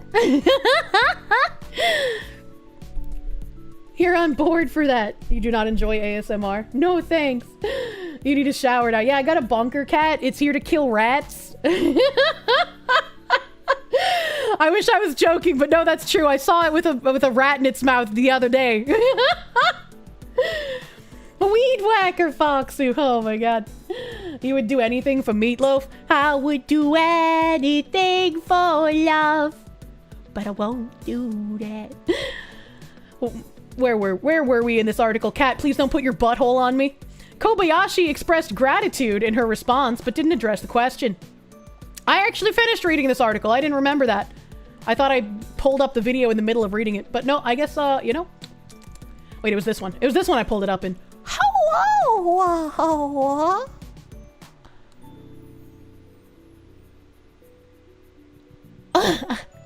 Sorry, I looked at my face and I just, like, looked drugged out of my mind. So no. Many of the comments from users under her post accused her of neglecting to address her father's death. Kobayashi replied to one user who asked her why she didn't attend his funeral. You don't know the whole story. My intention in this post is to acknowledge that I'm going to speak about my experience and to stand up against all the hate that was cast upon me. I hope that in your darkest hours you were shown compassion and love versus hate and judgment. I don't know what she could possibly say to make people hate her less. I'm gonna be real. And if she comes out with some sort of like, I'm making a podcast, I have a manager, I feel like people will hate her even more. And then tell us the story, woman, right? Kobayashi told SFGate on Monday that she plans to share more details around her disappearances soon. Given my particular situation on the other side of my experience, I understand how some people would choose to cast me in a negative light. But I know who I am. I know my truth, and one day I will share it, Kobayashi told SFGate. I do believe that we can all learn to be kinder to one another because we never really know what someone else has been through unless we've walked in their shoes. Can we pray to Xibalba and trade her for her father? Can we do that, actually? Is that something that we can do? Someone call up some ancient Aztecs for me. My truth, I hate this phrase. Yeah, same. Yeah, same. That's our update on a horrendous woman. Unfortunately. Why do people hate her? Like, people overreacted because she was living her life? Sir, I do not have the hours necessary to go through everything that happened with this woman. So fucking tired of the my truth. Same.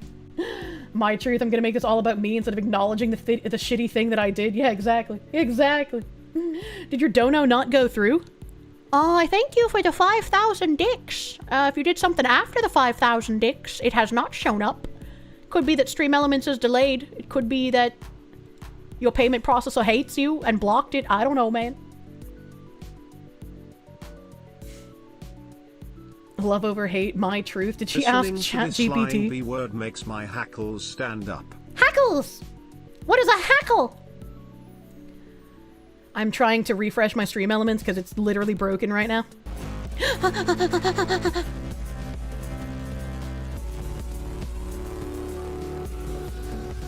Beedoo.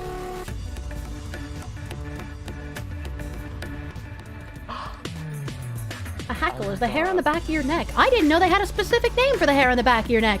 Thank you, Nathan Nishimoto, for the hackles. I'm loving this. Kirsche, can you say you've been a bad boy and need to be punished, but in a dummy mommy voice? No, because your previous dono said that you were gonna lose gallons. I don't want to encourage your bad behavior, sir. I can only use my sultry sex hotline voice for shitposting. Or else it's no longer shitposting, it's just the content, and I don't want to go in that direction. Like when a cat's back hair stands up. I like it when a cat's tail inflates to 3 times its size when it's scared. I don't like that the cat's scared, but I like that the tail goes... That's the sound of a tail exploding. You have a lot of hackles then? You always thought you looked like a caveman because of them? What the fuck? Hackles are the parts of a dog's ears that rise when they're focused on something. What? What? Mods, reattach that man's foreskin and remove it again. Why is my cut so hard? Thank you for another 1,100 biddies, my guy. Thank you. Mr. Michael, thank you for the 5 gifts, subby bubbies. Thank you. And a juicy white meat. Thank you for the 10 gift schmeats. That is juicy, baby. Thank you. Thank you. You don't think that's the sound a tail makes when it poofs? You can't fight against my truth. Apparently, Ryan Kobayashi's death was reported to LAPD as alleged suicide from repeated blunt trauma. Yes, it was. I have a video on, like, the entire situation because we were hardcore following this as it was unfolding. This was, like, my true crime podcast. Like, I was very invested in the Kobayashi saga. Do new friends know that one of my old editors had to look at many dicks for that dono alert? I'm never allowed to say who made it for me because they asked me not to. They were just like, I will make this for you, but you can never say who it was that did it. The topic switching is crazy. It's me, the Whiplash Strammer! I also have, let's see, where do I want to go? Where do I want to go?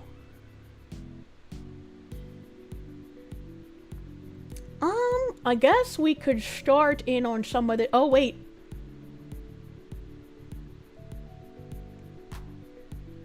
I wanted to know what was going on with Market Basket. Because Market Basket is like my grocery store of choice when I am back in my home area. I love the Market Bucket, the Demoulas as it were. And I know that a few years back there was like a family feud between like the part of the family that owned the Demoulas and the part of the family that owned the Market Bucket. But like I don't remember everything about it exactly. And so I kind of want to know if anybody who still lives in that area has more information on this for me. Let me read the help article. Market Basket's board of directors placed CEO Arthur T. Demoulas and several others on paid administrative leave Wednesday, launching an investigation into allegations that Demoulas was planning a work stoppage. The supermarket chain's executive committee believes Demoulas and others were considering the stoppage as improper retaliation for the board's directives requiring the CEO to work with the board regarding the most basic corporate oversight and to provide the board access to key employees, according to a press release. The board also claims Demoulas wants to appoint his children as his successors without considering the opinions of Market Basket executives. Justine Griffin, a spokesperson for Demoulas, said that he was voted out by his three sisters and board members Jay Hachigian, Stephen Collins, and Michael Keyes. The others placed on leave include Demoulas' daughter, Madeline, and son, Telemachus. Who names their son Telemachus? According to Griffin. Market Basket shoppers in Gloucester were shocked and saddened by the news. He's done a great job with the store and I hope it doesn't change, said one shopper. He's been a great person to work for, according to people who I know, so yeah, this does concern me very much, said another. One shopper said she knew of a Market Basket employee with cancer who had to leave the job for a year. Artie paid his salary, I think that means paid. Artie paid his salary and he paid his health benefits. And his job was there when he got back. That speaks for Artie, she said. Workers and customers also rallied around Demoulas in the summer of 2014 when he was fired by the board. At the time, the board was led by his cousin, Arthur S. Demoulas. Hundreds of Market Basket employees went on strike for 6 weeks, I remember this strike, accusing the company of prioritizing shareholder profits over people.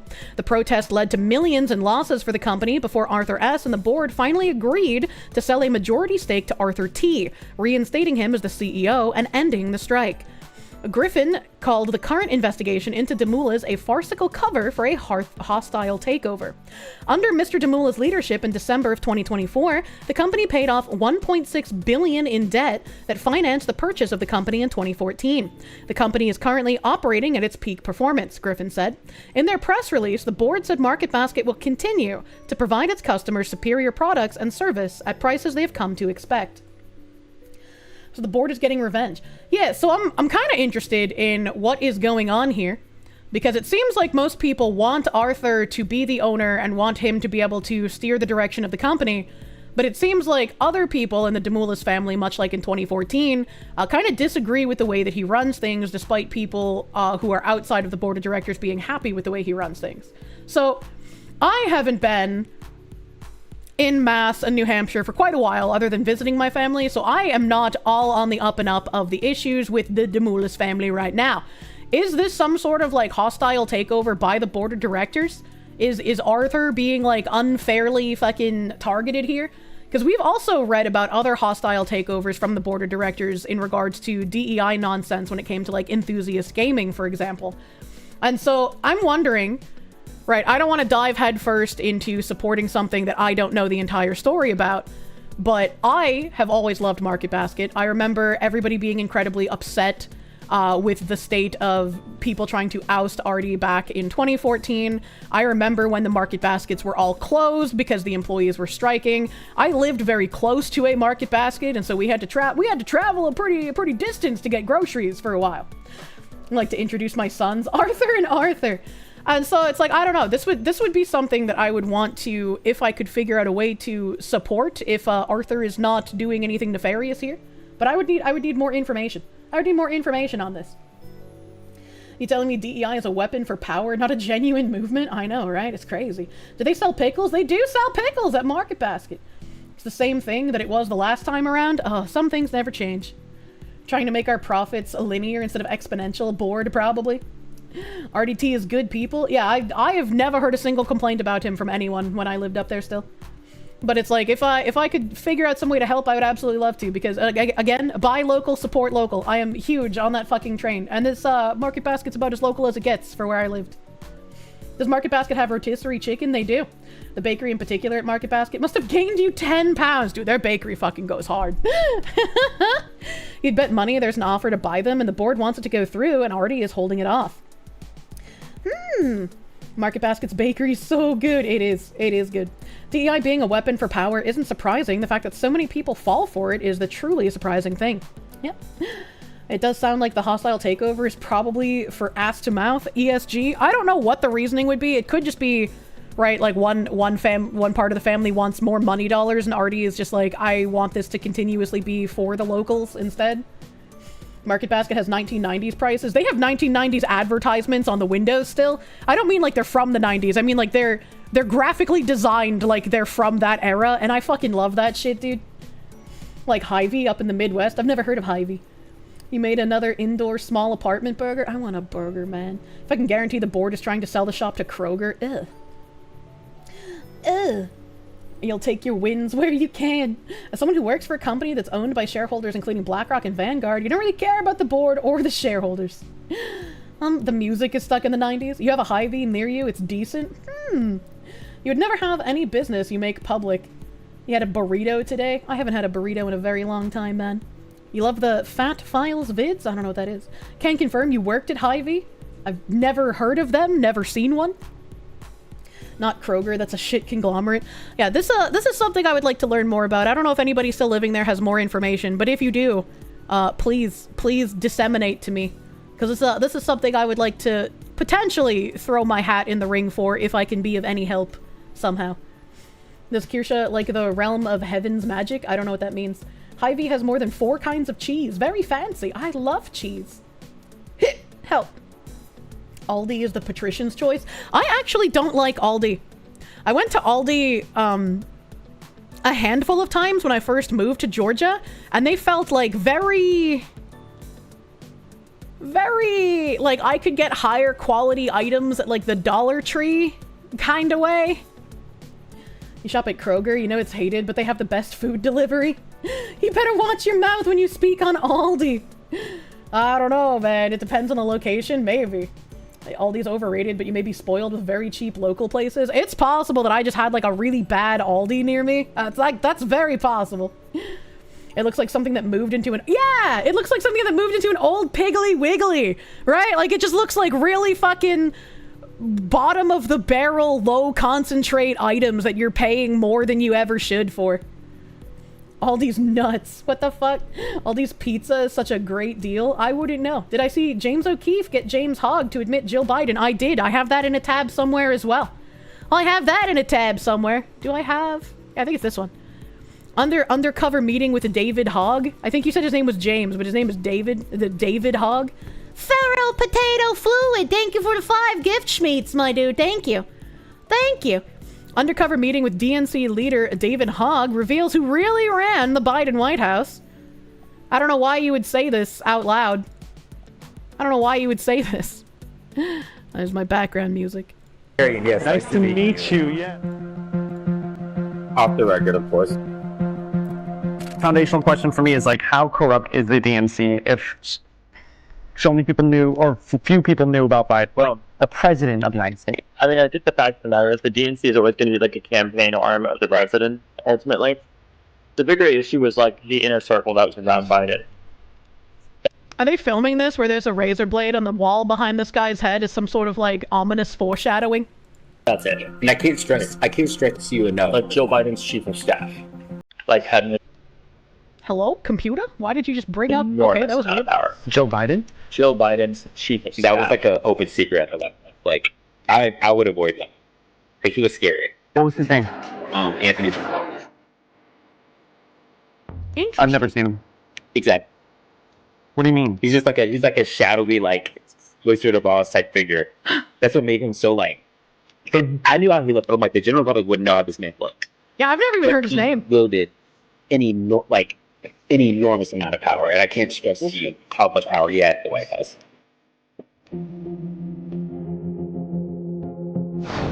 It feels like a mirror to South Korea with the Yoon Suk Yeol being a puppet. Yeah? Yeah. Not a puppet to feminism necessarily, but a puppet nonetheless. That's what I will never understand how fucking Project Veritas gets so many people to just admit to industry secrets like this. Like, it seems crazy. It seems crazy to me, man. Part 1, DNC Vice Chair David Hogg reveals Jill Biden's chief of staff ran the Biden White House. This is the video we just watched. Let me get this to stop playing here. Yes, nice to meet you. Nice to meet you.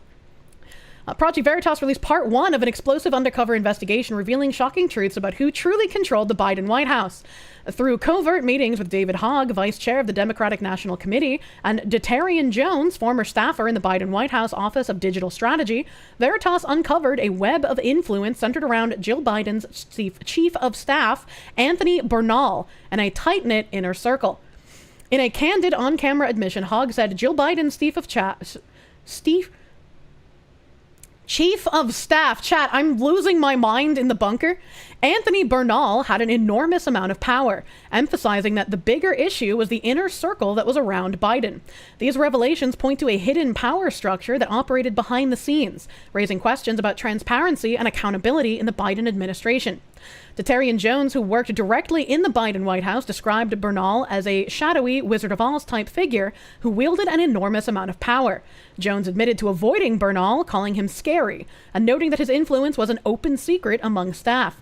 These statements expose a culture of fear and unchecked authority within the administration. Which, I mean, again, I think everybody who had functioning brain cells knew that Biden wasn't the one running the country, but it's always nice to have confirmation and also information on who specifically was part of the shadowy cabal. Project Veritas has once again unmasked the secrets of political leaders hiding from the public. This investigation unveils the true power brokers behind the Biden White House, exposing truths the American people have a right to know. And then they just have the twoot down there. The twoot. You're calling him a puppet for a reason. Yep. So Joe Biden had his own deep state running the country? I guess so. I guess so. It looks kind of goofy where he's peering over my pine schnapple. We never know when Hillary may be listening. I do not have information that could lead to the arrest of Hillary Clinton for any handlers that might be listening. What does this all mean in terms of legitimacy of the former president Otto Penn's presidential term? I know they had come out and mentioned stuff about the Otto Penn being investigated, so I'm definitely interested in seeing what happens with that, especially if they're saying that this specific guy was basically the one running the show. Why are people saying dead VoD? You missed it. I played a Lil Kim song. I played something that was DMCA-able, so it's gonna have to be AI'd out, as it were. And then where did I want to go from here? Hold on a second. I gotta make sure I'm going to the right place here. Oh yeah. Let's get in on some DEI nonsense, shall we? A little bit of DEI in the evenings. This is from a few days ago. I didn't get a chance to get to it before I had to go to the bunker. New woke history book promoted to schools claims that Stonehenge was built by black people, while Waterloo and Trafalgar go untaught. Which is a very weird thing to do. That's very, very strange. What's happening? Woke teaching resources promoted to schools claim that Stonehenge was built by black people and the Roman Emperor Nero married a trans woman, according to a think tank. Pro-transgender teaching materials also claim that genital mutilation of slaves was a form of gender transition.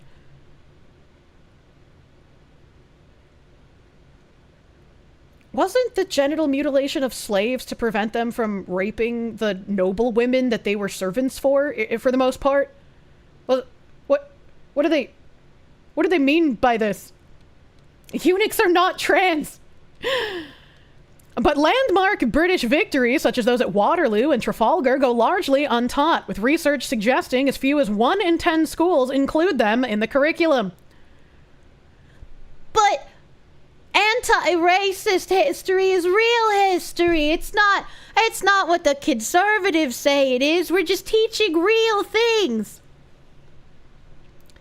A policy exchange investigation has warned that the schools have taken it too far as they adapt history curriculums in the wake of Black Lives Matter protests. Brother, May 17th, 2025. What do they mean in the wake of Black Lives Matter protests? That was years ago. The prestigious center-right unit found that George Floyd's death in 2020 led to schools hastily including material about ethnic minorities to appear anti-racist. Saint Floyd of the fentanyl, in his name we pray, amen. Why do they always have to mention him, dude? Like, it's getting insane. St. Floyd mentioned. Former history teacher and chairman of a campaign for real education, Chris McGovern, said it was clear that the subject has been captured by the left. The report added that some resources, such as the book Brilliant Black British History, pushed contested narratives, such as black people building Stonehenge. The book is marketed as a must-have in any school library, but its claim that early black Britons built the world-famous Neolithic stone circle is hotly contested and outside mainstream historical thinking, yet presented as fact, according to the think tank. I have not once ever heard the claim that Stonehenge was built by black people. I don't think I remember hearing Stonehenge being attributed to any sort of people building it at all. I'm pretty sure it's similar to the pyramids where they're just like, maybe it was aliens. I don't know, dude. How did this get here?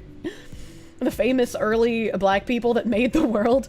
The Celts aren't white, so technically their Stonehenge comments aren't wrong. It was the Druids. They just like to make facts up. I guess so, man. Mandorian, fucking 5 years sober, dude. What is this? What is this? While in some cases, these initiatives have a positive effect, such as exposing pupils to wider world history, the report flagged serious concerns about replacing facts with biased narratives. If you're pushing a biased narrative that's not based in historical fact, what are the some cases that they can have a positive effect? How are you exposing pupils to wider world history if the world history isn't true and real? Like, that doesn't make any sense. It warned, in too many cases, this process has gone too far, leading to the teaching of radical and contested interpretations of the past as fact, or with anecdotes of interesting lives replacing a deeper understanding of the core drivers of history. One resource from the Classical Association's Queering the Past project claims the Roman Emperor Nero married a trans woman called Sporus, but omits the fact that they probably underwent a forced castration rather than consensual gender reassignment.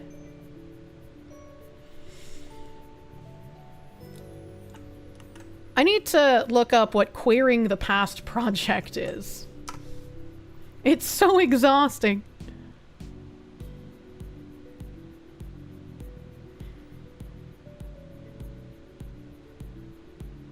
There is 2 links that look like they would be relevant here. Oh, and there's a queeringthemuseum.org as well, so I'll open that one too. So there's this one link. Oh, sorry, that's my boat booba. There's this one link, classicalassociation.org, Queering the Past. Queering the Past is an interactive online resource which has been developed by a team of teachers and scholars to address... Cat raid. What the hell is this spicy cat raid? Lily playing games, thank you for the raid. Welcome, Raiders. Welcome, Raiders. By a team of teachers and scholars to address an important gap in school education on LGBTQ subjects, and to use information from antiquity to help students gain confidence in addressing modern critical and contentious issues. The goal of Queering the Past is therefore to help teachers introduce students to topics of sexuality and gender via the ancient Mediterranean. I can just feel the shaking anger of all of the men in chat who always have to push back on the Greeks weren't actually hella gay every time it comes up.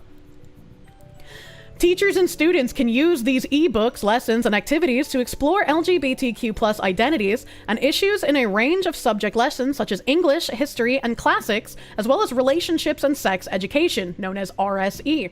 Equally, they could be used by LGBTQ+ student groups and as a part of a school-wide celebration of LGBT History Month in February or Pride Month, June. Excuse you fucking me! How dare the gays co-opt Black History Month? What is this? How could they do this? The chapters include activities, but these are clearly not exhaustive. There's plenty of room for teachers to develop their own assignments, and separate Google documents give instructors background information on the chapters themselves. The QTP, Queering the Past team, hope that these resources are interesting, thought-provoking, and non-threatening.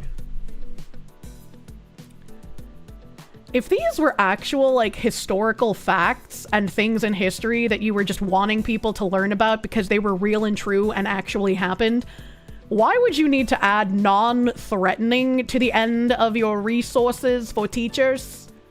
That seems like a really weird thing to tack on to the end there. Please contact the project lead, Nancy Rabinowitz, if you have any ideas, corrections, or feedback, or would like to get involved as a new contributor to the project.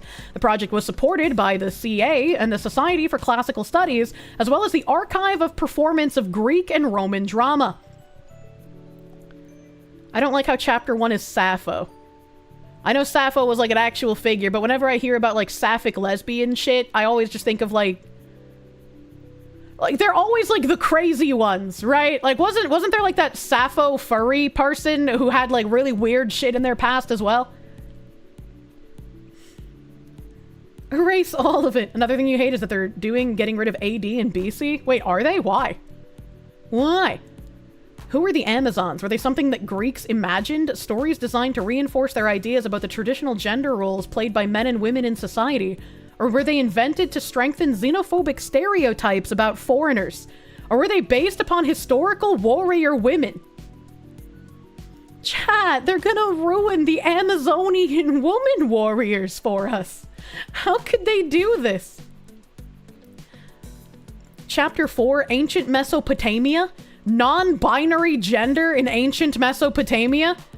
Mesopotamia is often described as a place of important cultural beginnings, with developments occurring as early as the Neolithic period, which is 10,000 BCE, and the world's first writing emerging in the 4th millennium BCE.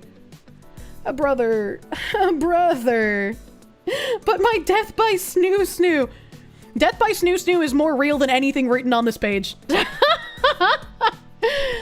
Achilles and Patroclus. What do we know? And what claims can we make about men who loved men in the ancient world? How has Achilles and Patroclus' relationship been presented in different retellings from Homer to the present day? This is riveting. I cry. What's ironic about Xena is it had lesbianism in it, and it kind of sort of made sense, right? Whether or not they were considered romantic partners depends largely on the era. Well, this is one website. The other website I pulled up was the EUI.EU, so European University Institute. New project on queer past to diversify our history. That's a weird way of phrasing it. I feel like history's already happened. It's kind of set in stone. What do you mean by diversifying it? A web page for a major new project on queer histories in German-speaking Europe launched this week. This is in 2022, also in May somehow. In an interview, principal investigator at the EUI, Professor Benno Gammerl, gives more information about the origin, scope, and aim of the network. This week, EUI historian Benno Gammerl, together with Andrea Rotman and Martin Luke from the Free University Berlin and 20 collaborators from Europe and North America, launched the online presentation of their new research network on queer histories in German-speaking Europe. The project had received 3 years of funding from the German Research Foundation, or the DFG. Queer Zeitgeschichten? Queer Contemporary History in German-speaking Europe. The DFG-funded research network Queer Contemporary History in German-Speaking Europe introduces a general audience to the history of lesbians, gays, bisexuals, trans, and intersexual persons, LGBTI, in the Federal Republic, the GDR, Austria, and Switzerland. How have discourses, practices, and subjectivities changed since 1945? How have non-normative sexualities and genders shaped the production of societal norms? In addressing these questions, the project pays particular attention to the politics of memory, to critical re-evaluations of identity categories, and to intersexual entanglements between heterosexist, classist, racist, and other forms of discrimination. Critical re-evaluations of identity categories is an interesting thing to apply to history. While examining liberalization, emancipation, and normalization, comrade, the situation has been normalized, of identity categories, I read that part, normalization from a queer angle, the project also devises fresh approaches to contemporary history more broadly. Slaves built the pyramids. Slaves built the Parthenon. Slaves. Why is it always the Germans? Slaves. That's a great question. This is your song. Thank you. Slaves. Do do do do. Thank you. Slaves. Do do do do. Thank you. Slaves. Do do do do. Slaves. This is your song. Thank you, DRT's king. Thank you. Thank you for the 100 slaves, my guy. The Amazons are likely based on the Scythians, or Scythians, who used women for chariots and horseback, where the horse was the more important part.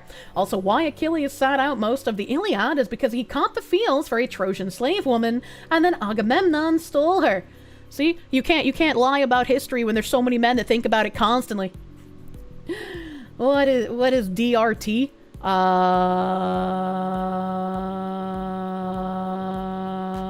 I don't know. I don't remember reading DRT. There's DFG, which is the funding thing. Thank you, DRT is. Oh, you mean from his name? I don't know. I don't know, dude. Maybe he is DRT and he is the king. BFG's big fucking gun. Kirsche.exe is stopped. I was like, hold on, acronyms. What are we doing here? Adam Wofford, thank you for the 10. Amazons were invented as a sexual fantasy. Think Dummy Mommy, tribe of warrior women, made up by the Romans, but they were nothing more than a myth. The first count of an Amazon was in Gladiators. Well, the Greeks and the Romans had lots of myths, man. Greek mythology is fucked up, but not that fucked up, please. No proof of existence equals myth. Dr. T? Damn it, Kirsche. What is Dr. T? What is that? You might hate the Germans more than the Chinese at this rate. Dr. T is king? A Muppet? What?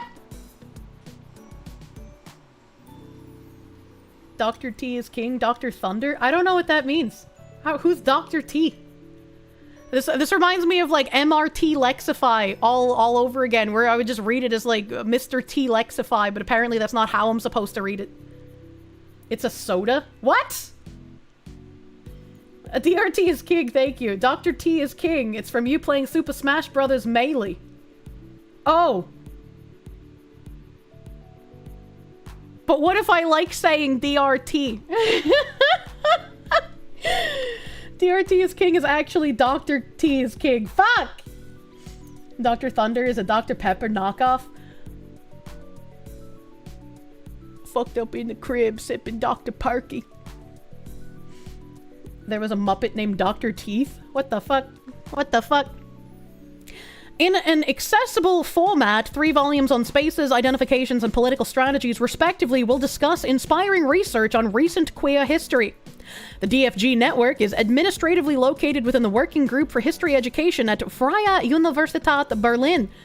The academic coordinators are Bino Gamerl, European University Institute in Florence, Martin Luke, Freie Universität Berlin, and Andrea Rothman, Freie Universität Berlin, who are supported by Vanessa Kyrian and Jonah Ryman.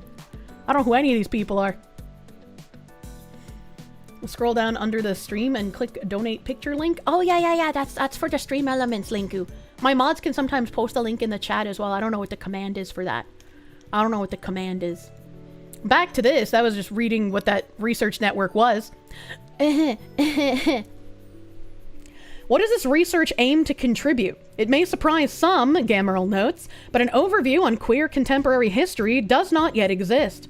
This project will provide one in an accessible format that researchers, students, teachers, and activists can work with. Beyond this is the need to diversify history in general, and contemporary history in Germany, Austria, and Switzerland in particular.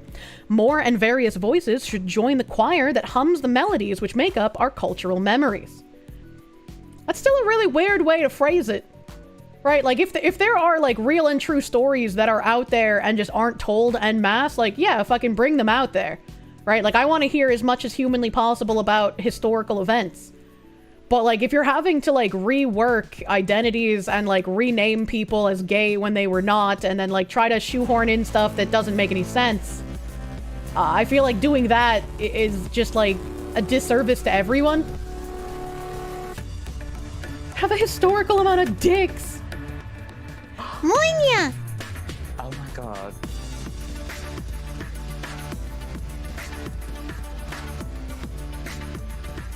I'm loving this. Thank you, Bigglesworth, for the historical amount of 1,500 dick biddies. Thank you, guy. Thank you. Thank you for the more dicks. I know. Where did I buy that? Oh, boo, boo, boo! I was trying to find my place, but I got jump scared by slaves. This is your song, thank you. The Yasuke method, true. I think I start reading here.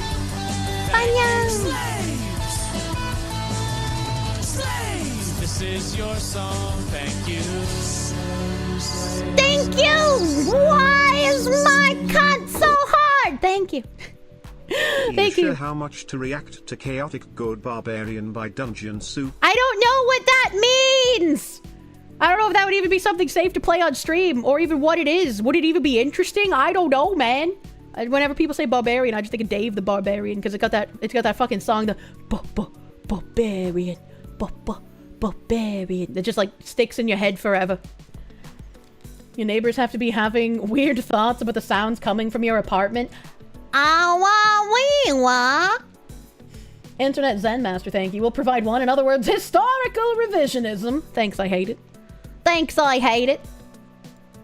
You don't think that guy knows what your stream is like? he might be a little new. Kirsche watched Dave the Barbarian and was like, relationship goals. True and real. And true and fucking real. I would love Dungeon Soup. I don't know what Dungeon Soup is! My core memory unlocked. The jabbers. Yeah. Mr. Brockman! Mr. Brockman throwing us fucking 50 gift schmeats on the YouTubes. God damn, this guy's out of his fucking mind! I wish you all of the MILFs to fuck. I hope that they get rid of their Mr. Mimes for you, Mr. Brockman. Thank you for the 50 gift schmeats, dude. Instead of inventing any gay or queer history, the left can focus on the homosexual Ernst Röhm, SA leader and second man behind Hitler. How far away are we from, like, Hitler was actually a trans man and his wife was actually a trans woman? Like, how far away are we from that? We've already had the Hitler is actually black, true and real discourse, so, like... Here from YouTube, you thought you were prepared for the Gundam episode? Nope! Welcome! 5 months. He was a vegan. True. True. That's the first step. 3 guiding concepts from liberalization to normalization. This just sounds like commie gobbledygook! The project looks at spaces, identities, and strategies. According to Gamerel, can I just call him Gammy? According to Gammy, it relies on 3 concepts: liberalization, emancipation, and normalization. The increasing freedoms individuals have enjoyed since the 1960s is the essence of liberalization.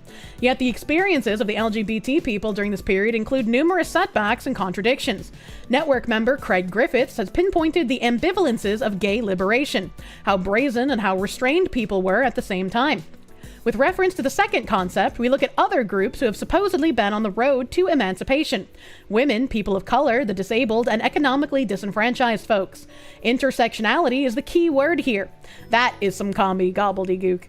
For example, network member Christopher Ewing is looking at the intersection between race and sexual orientation. It is vital to consider these multiple struggles when writing a richer and better history of contemporary Europe. We read a research journal a few months back about how they're now trying to connect the intersectionality between race and disability, which was a very interesting thing to read about. And then also to several days later see somebody in the mainstream basically alluding to, yeah, we need to treat minorities and women the exact same as disabled people. The project's exploration of normalization is from a slightly different angle than liberalization or emancipation. The new normality, where homo and heterosexual lifestyles are equally acceptable, also comes with a new sense of competitiveness. Is our lesbian marriage going to be happier and more stable than our neighbor's heterosexual partnership? The domestic violence statistics disagree. When my gay, non-monogamous life does not grow up to the expectations nurtured by cruise ship ads or online porn, what gym or which therapy should I sign up to so I can optimize my own performance? What the fuck is this sentence that I just read? What the When my gay, non-monogamous life does not grow up to the expectations nurtured by cruise ship ads or online porn, what gym or which therapy should I sign up to? If you're basing what your big gay non-monogamous life is going to be on online gay pornography, you're gonna have a bad life. If you're a straight guy basing your life on what straight pornography is, you're gonna have a bad life and a non-working dick. You get an extra debuff, unlike the gays. What the fuck am I reading? What the fuck am I reading? The self-inflicted lead injection therapy. I like how right after reading that sentence that has absolutely fucking floored me, this guy says, it is crucial to address the new challenges within the dynamics of normalization.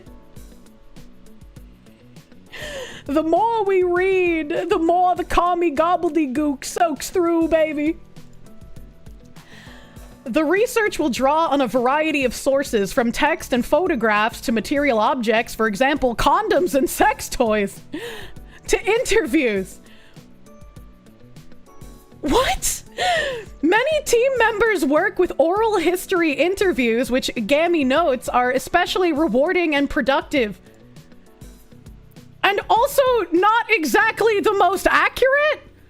Like, we've already gone through the gay civil war on Twitter where people were trying to rewrite the history of Stonewall, where they were trying to attribute, like, the first brick thrown or whatever to, like, a trans woman, but it wasn't a trans woman. It was a gay cross-dressing man who believes that he is a gay cross-dressing man. So, like, they've already tried changing that.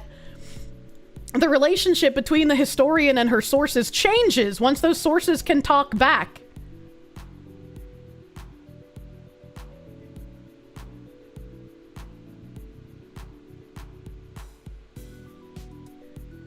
I get the point they're trying to make, but this also draws the line at the, like, history is written by the winners kind of thing.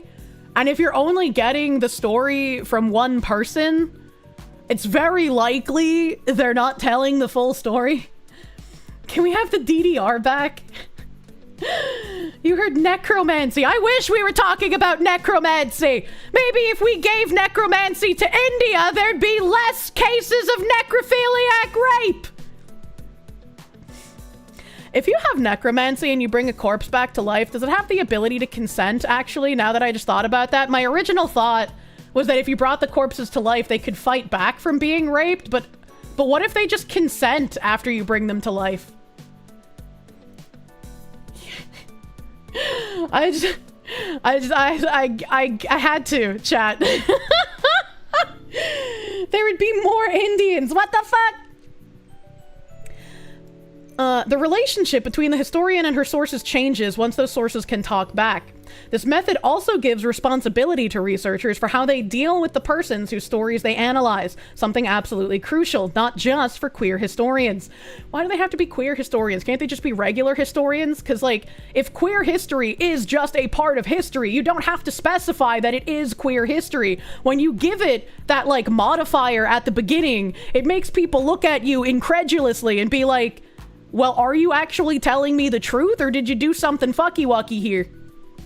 Madam Mule, thank you for the 10 gift schmeats, dude. Thank you. Thank you, thank you. When asked about the scope of the research, German-speaking European countries in the period from 1945 to the early 2000s, Gammy explains that queer history is often told along a timeline defined by what happened in the US. Is he forgetting about the, like, Sexology Institute? Are we just all forgetting that that was a thing that existed? Are we forgetting about the book burning? That, like, you're not allowed to ask what books the Nazis were burning? Are we just, did we forget about this? That was in Germany. I'm not crazy. The model simply does not fit all other countries. It is important to make the variety of trajectories known to a broader public. I am convinced that Stonewall was not the only place and that 1969 was not the only year when same-sex desiring and gender non-conforming people resisted the violence and oppression they faced and began to forge a space for themselves. I mean, this would be a good point, right? Like, if there were other Stonewalls happening around the world, it would be interesting to know about them, would it not? What is more, if our project can facilitate further endeavors and present the queer histories of countries like...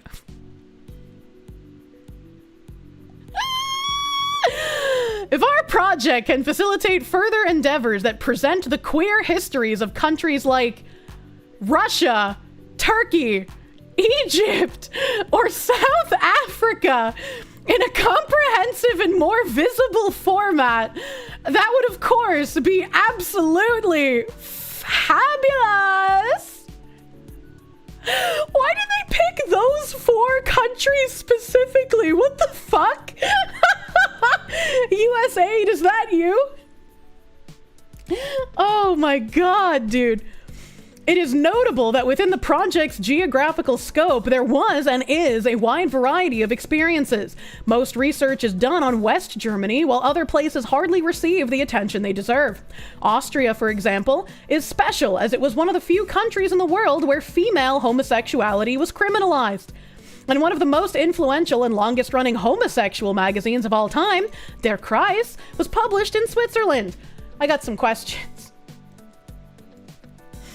If typically in every country male homosexuality was criminalized, but female homosexuality, according to this, was only criminalized in a few countries, Austria being one of them, is this another example of how, like, in Japan, culturally, they see lesbianism and yuri as a, like, passing phase that women will naturally experience, and that a lesbian relationship is not to be taken seriously, and women cannot love each other in the same way that a woman can love a man?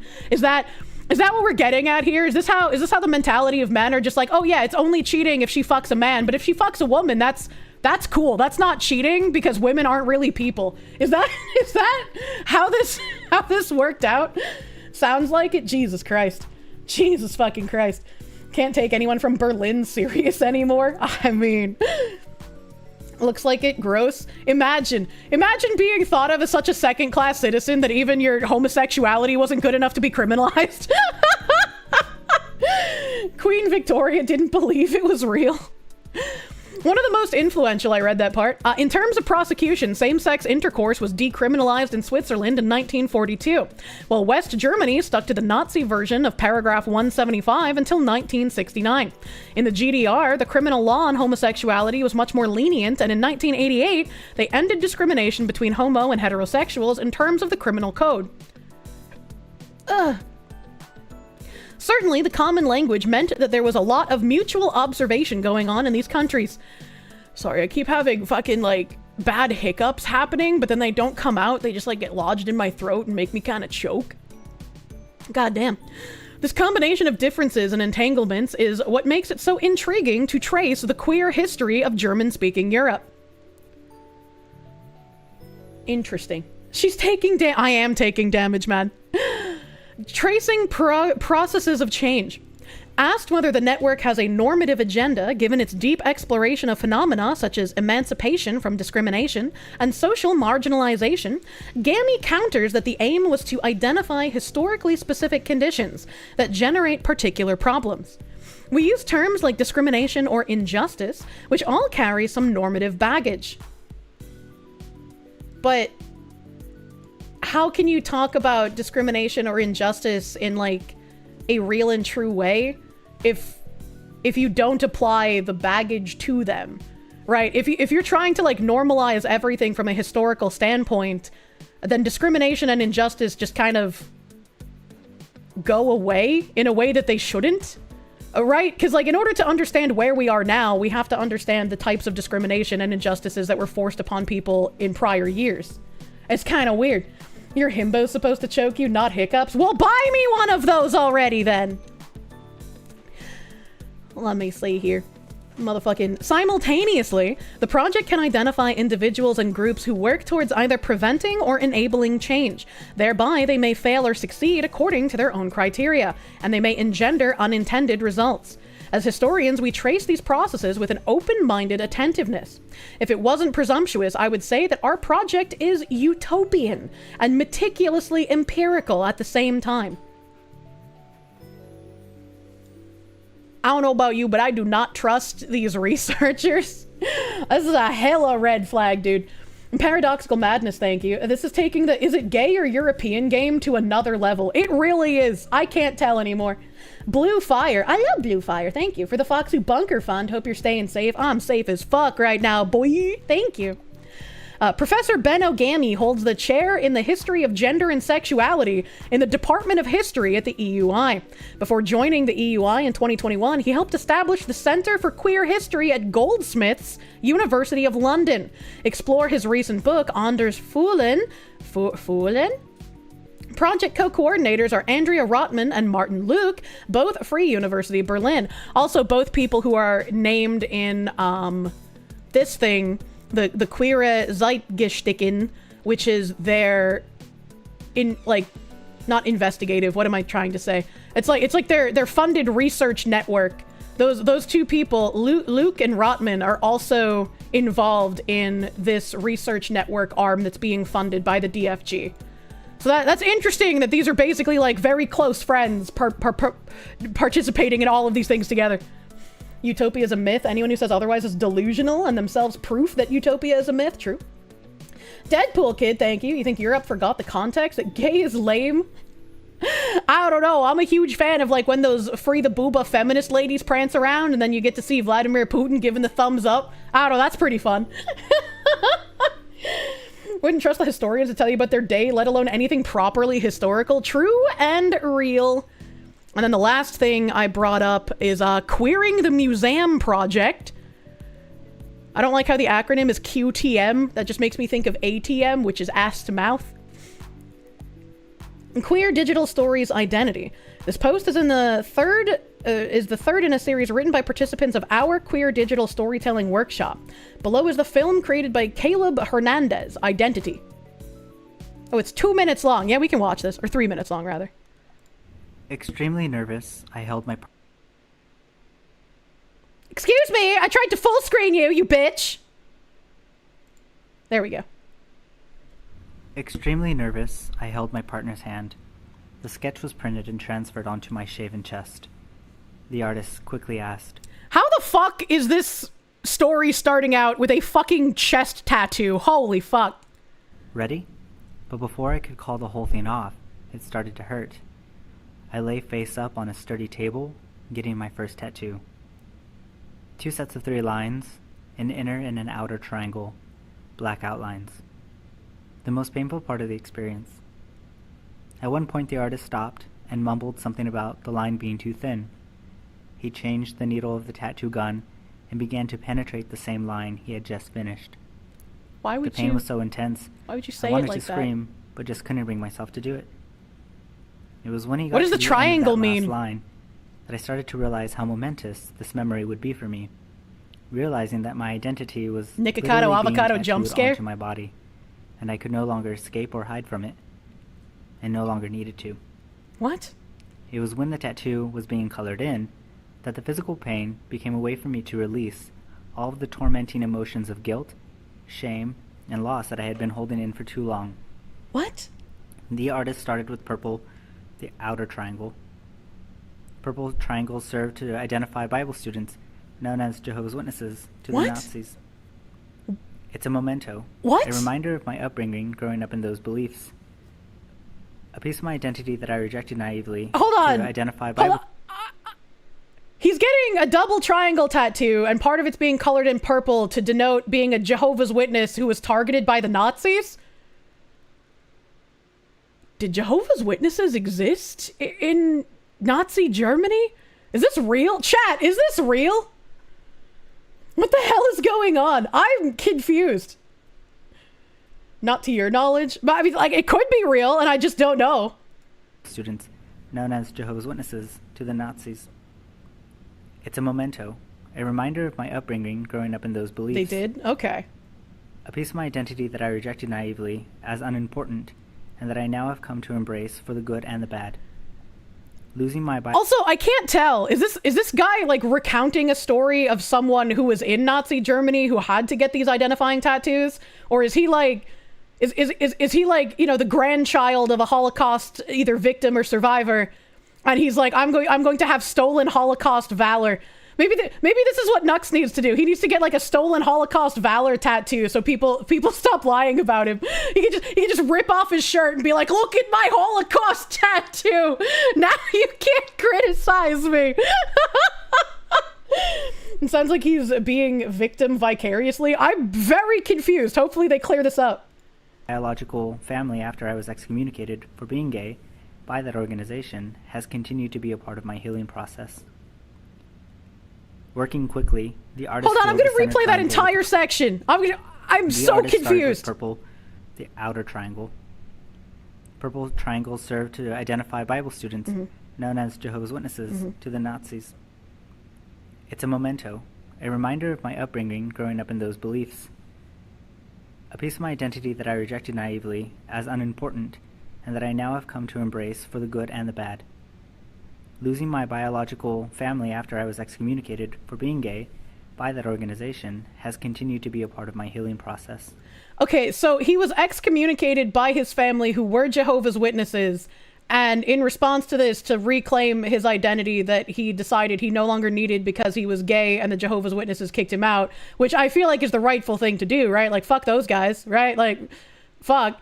But then he's like, I'm gonna get the triangle on my chest and color it in the color that the Nazis used to denote the Jehovah's Witnesses because I was excommunicated by my family of Jehovah's Witnesses.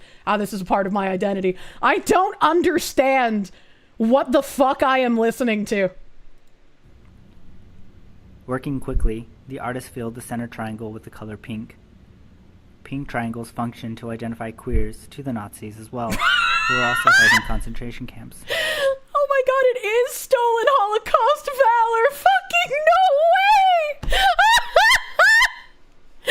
If I met someone with one of these tattoos, I would not be able to take them fucking seriously. Holy shit. Fucking... Fuck Nux, he's an actual degenerate who tried to platform Shadman and then had the weakest excuse that he was going to call him out like he did people in the past. I don't know when he was going to do a stream with Shadman, but if you're going to get mad at Nux for prior wanting to interact with Shadman, you're probably going to have to leave my stream as well. Because I also wanted artwork from Shadman before I learned that he was a disgusting degenerate who actually made art of real-life minors. So, like, if you're going to, like, apply this sort of purity spiral to past actions, you're going to have to apply it to me as well as Nux. You don't see the problem with them excommunicating people who break the rules? A church is essentially like a club, and clubs have rules. You break the rules, you leave the club. I'm not saying there's a problem with that. I'm saying, like, if I did something to break the rules and they excommunicated me, I would also have the mindset of, yeah, fuck those guys. Right? Like, they have every right to do it, but I have every right to be like, yeah, fuck those guys. So it makes no sense to me that he would be like, I was excommunicated and now I'm going to use the colors that the Nazis used to denote the Jehovah's Witnesses in my stolen Holocaust valor tattoo. The image is fake, it's CGI skin. Is it? What the fuck? Oppress me harder, daddy. Jesus. Nux found out about Shadman basically the way I did, and he got contacted and was like, hey, yeah, maybe, then found out and dipped. I have no idea. I don't know what his story is, but I'd imagine if he knew about that, he wouldn't want to do a collab with him. I would like to give that benefit of the doubt, right? How can you tell it's CGI? I can't tell it's CGI. I don't know how that guy can tell it's CGI. It looks real to me. The redness looks fake. That's probably the pink residuals from the dye in the pink triangle. When you get a fresh tattoo and you like wipe off the dye, it kind of like smears the excess dye around it, and that excess dye will go away after you like can wash it off and shit. It looks weird, I don't know. Why did these people bring up Nux while watching some gay video? I don't know, Holocaust mentioned, need to bring up Nux's name, I guess? I mean, I brought up his name. I made a joke about him getting a stolen Holocaust valor tattoo, so I mean, could be right. You bleed as well. I actually don't have any tattoos. I don't have any tattoos. You're injecting dye, you're cutting into your skin, it's gonna get inflamed. Yeah, absolutely. I hate the like bubble wrap shit that gets put on tattoos afterwards, where like some of the ink, you know, comes out of the skin, and like you have this fucking Tyvek wrap, saran wrap, bubble wrap around your skin, and it's just filled with like black ink water from your skin. Oh, it just freaks me out. Scott Roush, thank you. Glad you're back and safe. You need some less depressing and cringe content. Maybe you'll watch Schindler's List. What the fuck? I once despised this part of my identity and wished for it to be removed from within me. And now, it's permanently my badge of pride. The 2 triangles, placed over my heart, serve to remind me of the struggle queers and minorities alike have conquered in our history, and also a constant reminder of the responsibility that I had given myself. September 29th, 2006, the night I came out to my mother, to never be ashamed of or hide who I am. Finding strength in my own identity has enabled me to find the courage to love without barriers.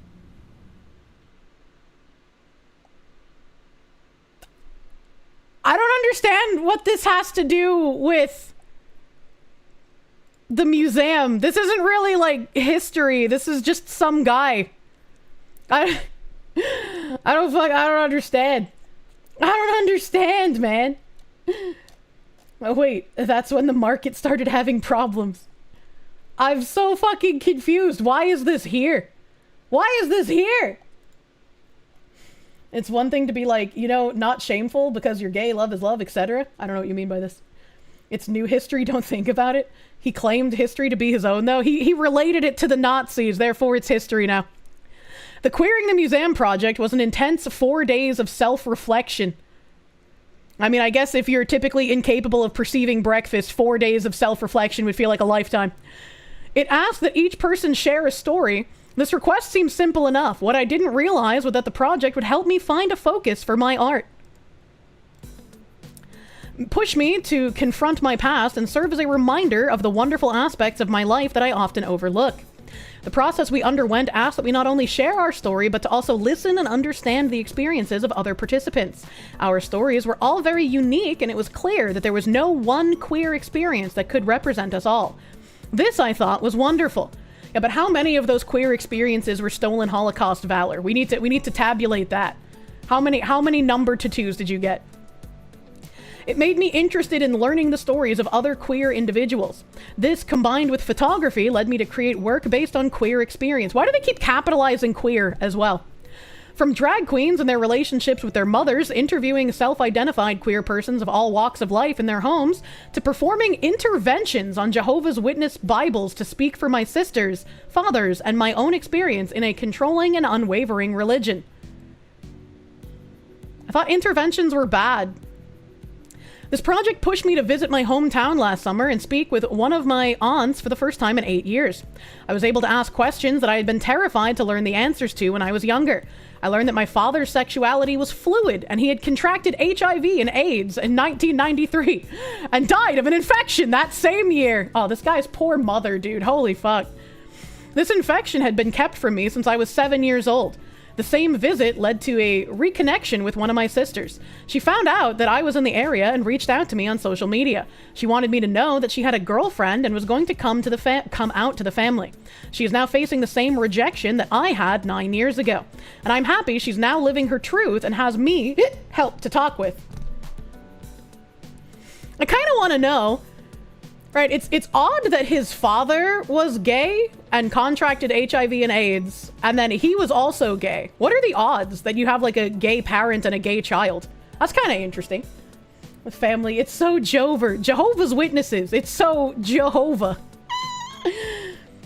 I am so much more grateful for all that I have in my life: a supportive partner, a home, 2 wonderfully eccentric dogs, an education from one of the top 25 universities in the world, and a perspective that encompasses more than my own. These are now a part of my story, a story I wouldn't have been able to create without the guidance and reminders that the Queering the Museum project has afforded me. A story is worth telling, and a story is worth listening to.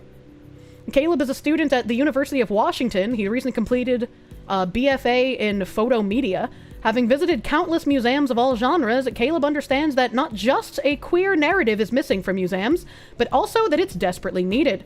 For all of the queer youths out there that need to see a part of themselves represented and appreciated as important contributors to history.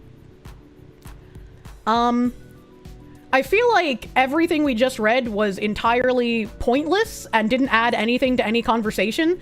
And if he wanted to submit something to the Queering the Museum project, it should have been his experience coming out to his Jehovah's Witness family, the rejection thereof, and him having to live through being rejected by his family and figuring out how to move on with his life. Like that would have been the story to tell, not this weird Holocaust tattoo that you shouldn't have. And the fact that this dude and you share the same name makes you uncomfortable. It was nothing but complaining, right? It sounds like he hasn't moved on. Like, this would have been a genuinely interesting story of a guy, like, coming out to his family, being rejected, especially with the added knowledge that, like, his father was gay and even got AIDS, right? It's like he got rejected by someone who should have been understanding of what his sexuality was, but was still kicked out for probably the presence of, like, keeping up appearances. Like, that would have been a much more interesting story, man. But then it would have been harder to monetize it. God damn. I contributed to history. What a megalomaniac. That's crazy. I agree.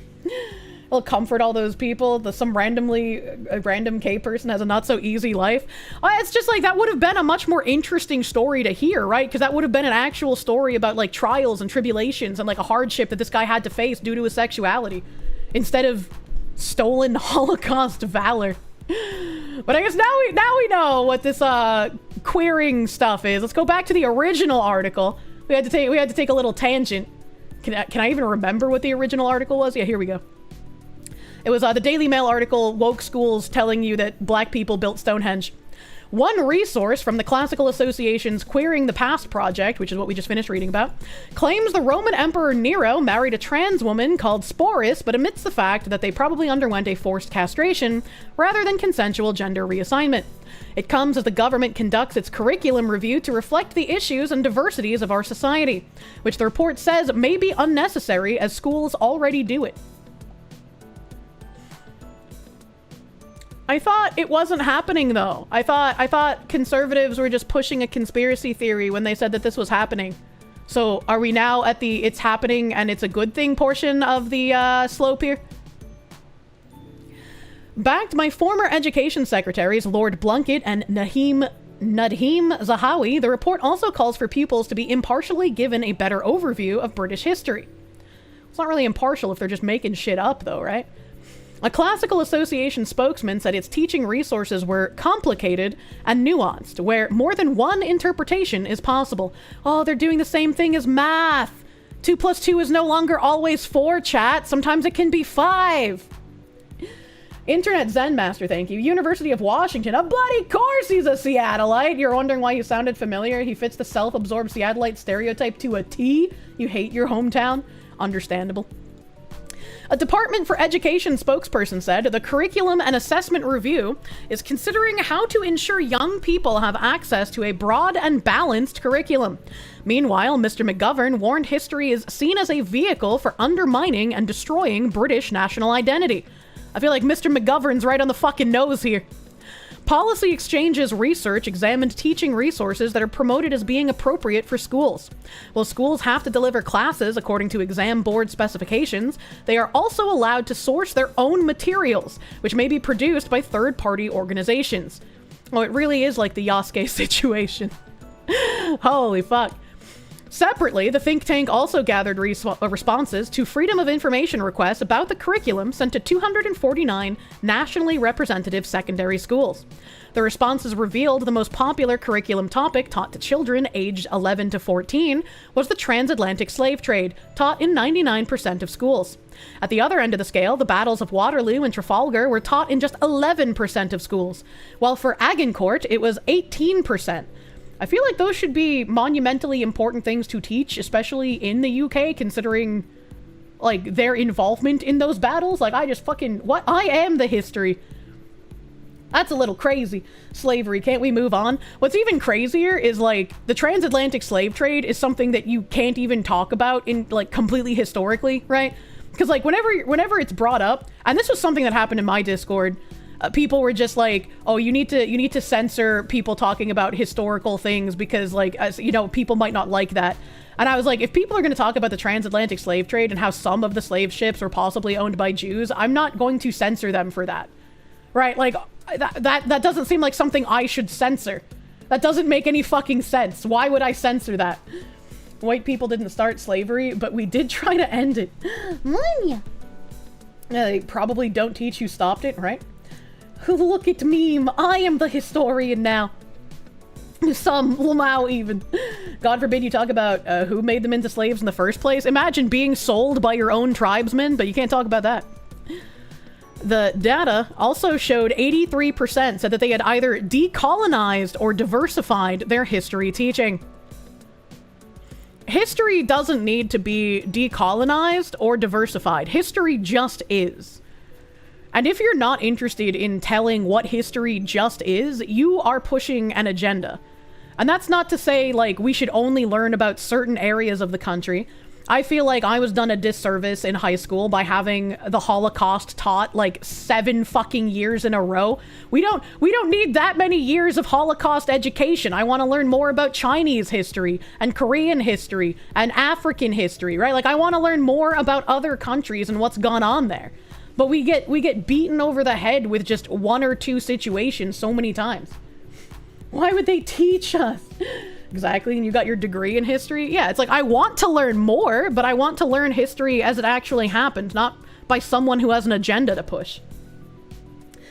But McCost, how many years were you in high school? The education of, like, that stuff started in 6th grade, I do believe. I'm probably not numbering correctly. Yeah, that's like 6 years. But I also had German class as a language, and when you take German as a language, they give you, like, supplemental Holocaust learnings.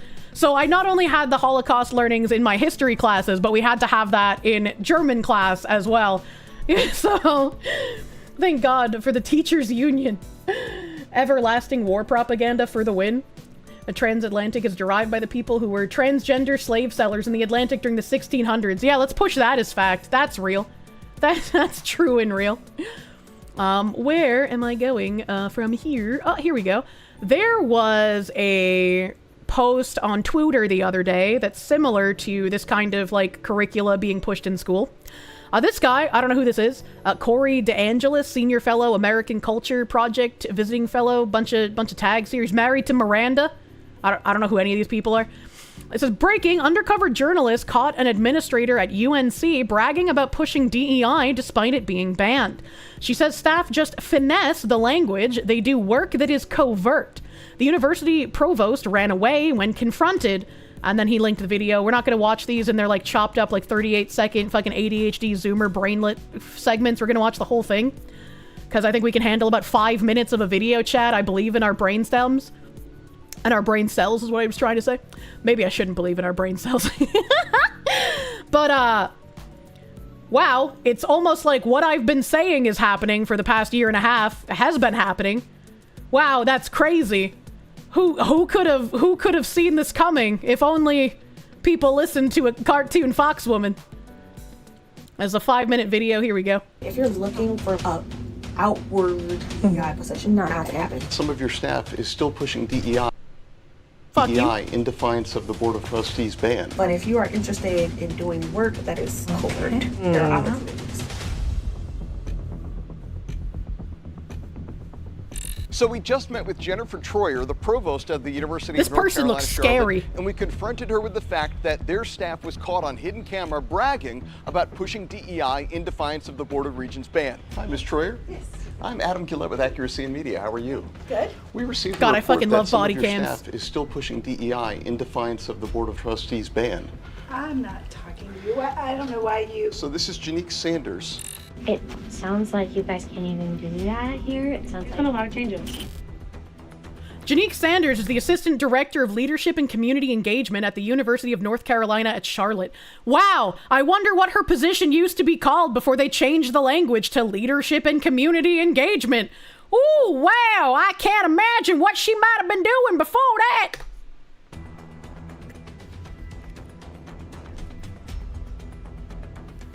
What do they call it?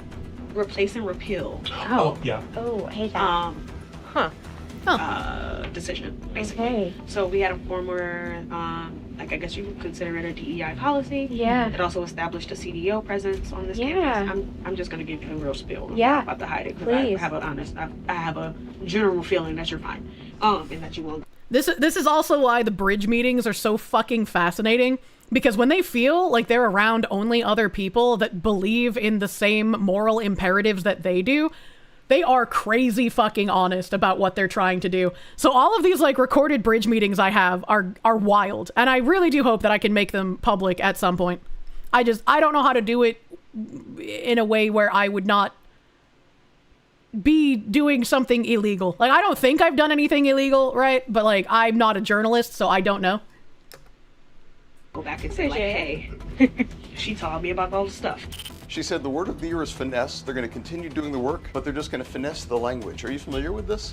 Are there things happening? Yes. Oh, love. Okay. So it's equity work is still happening on campus. Don't worry. We can't use the word equity anymore. Yeah. So we've renamed. We've revised. We've calibrated, so to speak. Mm-hmm. Yeah, because Remember what Cheryl Dye just said in a few meetings ago when I was paraphrasing because I couldn't show the video, where it's just like, it doesn't matter what the language is, you can name it whatever you want, you just have to be committed to the work. language changes, right? But the people who have to be in the presence of and in the space don't change. No. So smart. I think the guys that it's like leadership. In order to lead diverse groups of people, you have to know about diverse groups of people. We don't have to call them diverse groups of people, but we can just say that everybody has different stocks of knowledge. So in the state of North Carolina, the Board of Regents banned DEI from their universities. But here at UNC Charlotte, we found that they're merely finessing the language. That's why I told my students this year. The word of the year is finesse. Finesse.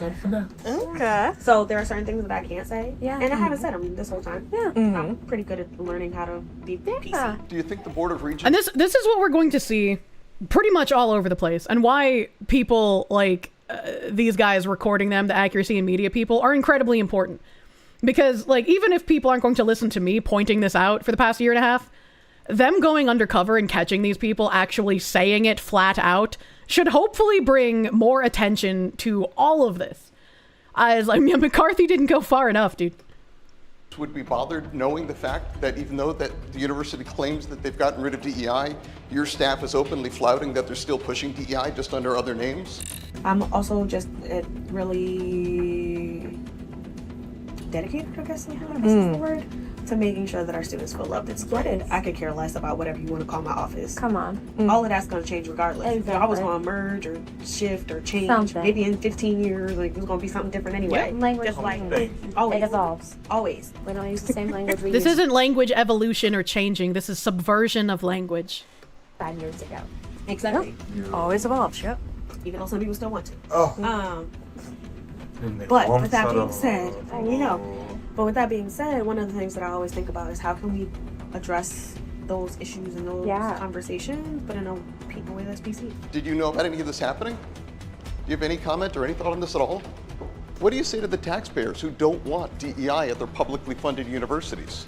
Those are some of the things that are happening. If you're looking for like a outward DEI position, not gonna happen. Yeah. Okay. But if you are interested in doing work that is covert, there are opportunities. Okay. So like, what does that look like? Like, think about this way. We're thinking of student success, student retention.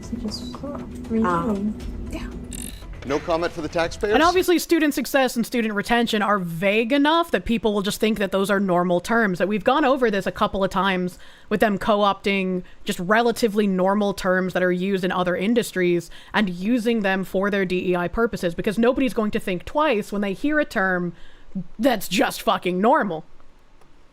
Are you going to continue finessing things like Miss Sanders? In the last one step. Because why? Because they've been working together. It was 73. That is they can say, I feel impressed. So now, I'm a very analytical person. So now, it's possible that we have to find new ways to address. There you go. There you go. It's up the opposite direction. May How I are help sir? you with something? Sure. Have you talked with University Communications? We tried to thank find you them. very much. Will you take us to them? If you want to take action right now, click on the link below this video where you can send one message that goes directly to the email addresses of the Board of Regents of this university. They're the ones who said DEI shouldn't be pushed anymore, and they deserve to know that the law hasn't changed things. And this video was 20 hours ago. And man, that was fast because after this video, I guess enough people clicked on the link in their description because I have this article. UNC Charlotte administrator no longer employed after DEI video goes viral. Hold on. I have to go and get this at the archive. Give me ein Moment, chat. She fucked around and found out. Yeah, this is why it's very important to pay attention to all these people talking about changing the language, because if you want to get this to stop, you have to uproot them in this manner. They have to be losing their jobs. They have to be out of these positions of power. They can go put the fries in the bag, as it were. UNC Charlotte says an administrator is no longer employed after a video went viral of her implying work related to diversity, equity, and inclusion was still happening on campus. The video, which appears to use a hidden camera, was originally posted by nonprofit activist group Accuracy in Media. Posts on X by Corey DeAngelis, who identifies himself as a senior advisor for the nonprofit, received more than 4 million views. They caught the attention of Assistant U.S. Attorney General Harmeet Dillon and North Carolina Senate Leader Phil Berger, who also posted about the video. We've renamed, reorganized, recalibrated, so to speak. Janique Sanders can be seen saying in the video posted to X, because language changes, but people who have to be in the presence of and in the space don't change. At one point in the video, the person recording asks, "So equity work is still happening on campus?" Sanders then says, "I'm not allowed to say that, but," and nods. Sanders was an assistant director of the UNC Charlotte Office of Leadership and Community Engagement. It's unclear whether she was fired or resigned, and university officials declined to comment further as it pertained to personal matters. But officials said that Sanders' comments do not reflect the stance of the university. The employee's statements were inaccurate and do not reflect the university's actions, UNC Charlotte Deputy Chief Communications Officer Christy Jackson told the Charlotte Observer Thursday afternoon. The individual featured in the video had no policy-making authority, no role in compliance matters, and was not authorized to speak on these issues. Following an internal review, the individual is no longer employed by UNC Charlotte. And while this is a good thing that this individual has lost their job and their ability to push this DEI nonsense, I do not believe the school when they say that this person was acting independently, this doesn't reflect what's happening at the school. I do not believe that. I do not believe that in any way, shape, or form. They are the ones who still have the Office of Leadership and Community Engagement. And we all know what that means. They'll scramble and weasel their way. Yeah, absolutely. Absolutely. It's just like that one university in Texas that we read about where like they didn't even punish the people who were still pushing DEI after they had ruled that it's not allowed on campus. Who approved of the change of the name of the position? That's a good question. Sanders' biographical page on UNC Charlotte's website has been removed, and this is the tweet from Corey that we read earlier. The controversy comes after President Donald Trump's Department of Education gave universities an ultimatum in February to eliminate diversity initiatives or risk losing federal funding. The University of North Carolina System Board of Governors already moved to walk back DEI. It voted last May to repeal its diversity, equity, and inclusion policy and gave guidance to university chancellors that dedicated DEI offices violate its new policy, emphasizing institutional neutrality. And from some of the Bridge Project Forward guidance emails we've been reading, the lawyers who are working with them insist that these schools do not have to follow these new rules, and that it is actually unconstitutional to enforce them because these places have freedom of speech. So it's been an interesting tango in the Bridge dockets that have been being given out to us.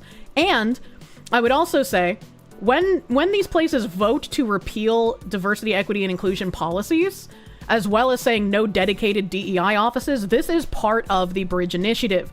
Bridge in its entirety, when it started talking about how it wanted to transform the DEI landscape back in 2023, was saying that it doesn't want to have dedicated DEI offices and that companies should not have them.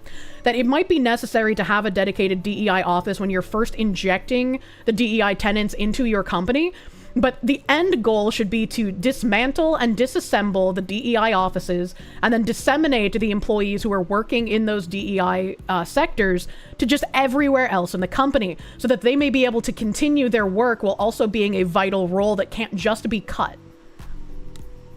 And they don't have to follow, so that means we can just withdraw funding. I certainly hope so, man. I certainly hope so. It's going to be an interesting fight at the federal level. You don't want these people near any position of making food for you or other normal people. UNC Charlotte later closed 3 offices as a result: the Office of Diversity and Inclusion, Office of Identity, Equity and Engagement, and the Office of Academic Diversity and Inclusion. I feel like that doesn't matter when they still have something called the Office of Leadership and Community Engagement. This is just the same stick by another name. Jackson said the university would conduct a review to ensure all employees understand and adhere to relevant policies and law. Story was published May 29th at 4 p.m. Higher education needs to lose its federal funding at this point. It's literally a political movement funding itself off taxes. Yeah, it's gotten pretty fucking rough out there, actually.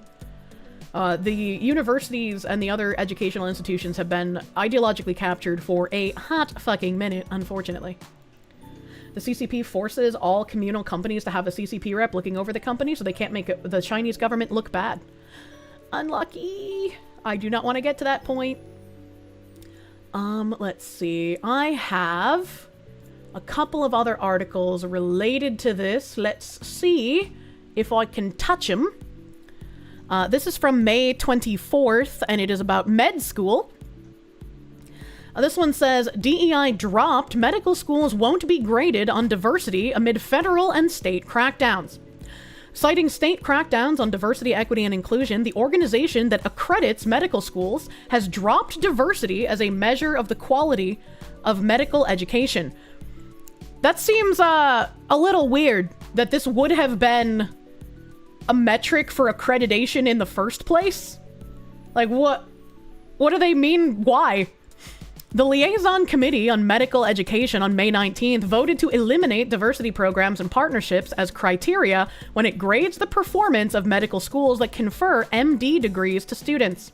The Liaison Committee said it acted because new and proposed state laws targeting diversity, equity, and inclusion conflict with the accrediting body's standards.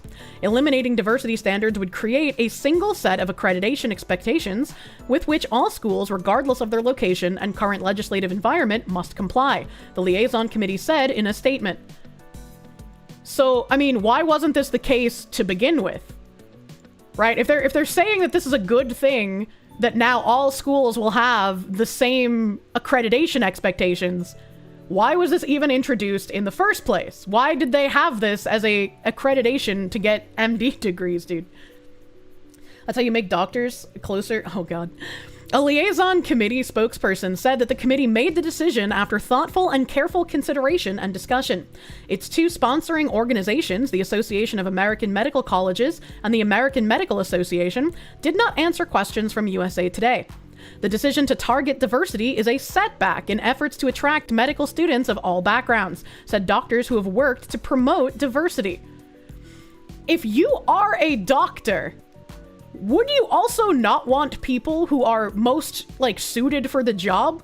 Why would you want to pick people based on skin color or ethnicity in order to become a doctor? That doesn't make any sense. Doctors should be smart enough to not deal with this BS.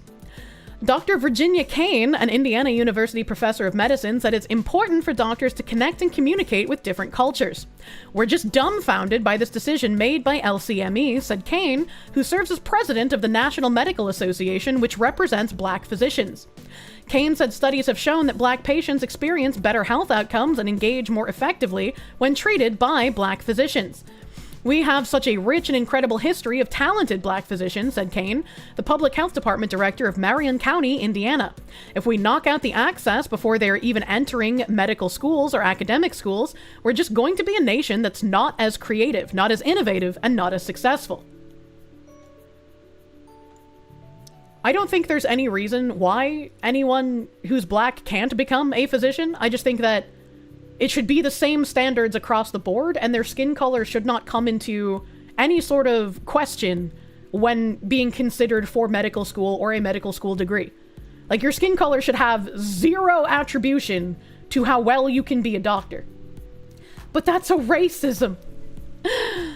Black and Hispanic doctors lag the overall population. About 5.2 of the nation's doctors in 2022 identified as black, according to a physician workforce report by the Association of American Medical Colleges. That's an improvement since 2019, when 2.6% of physicians identified as black. That is a huge jump from 2019 to 2022, going from 2.6% to 5.2. That is massive. Still, the share of black doctors doesn't match the 13.7% in the overall population. And I don't think it ever should.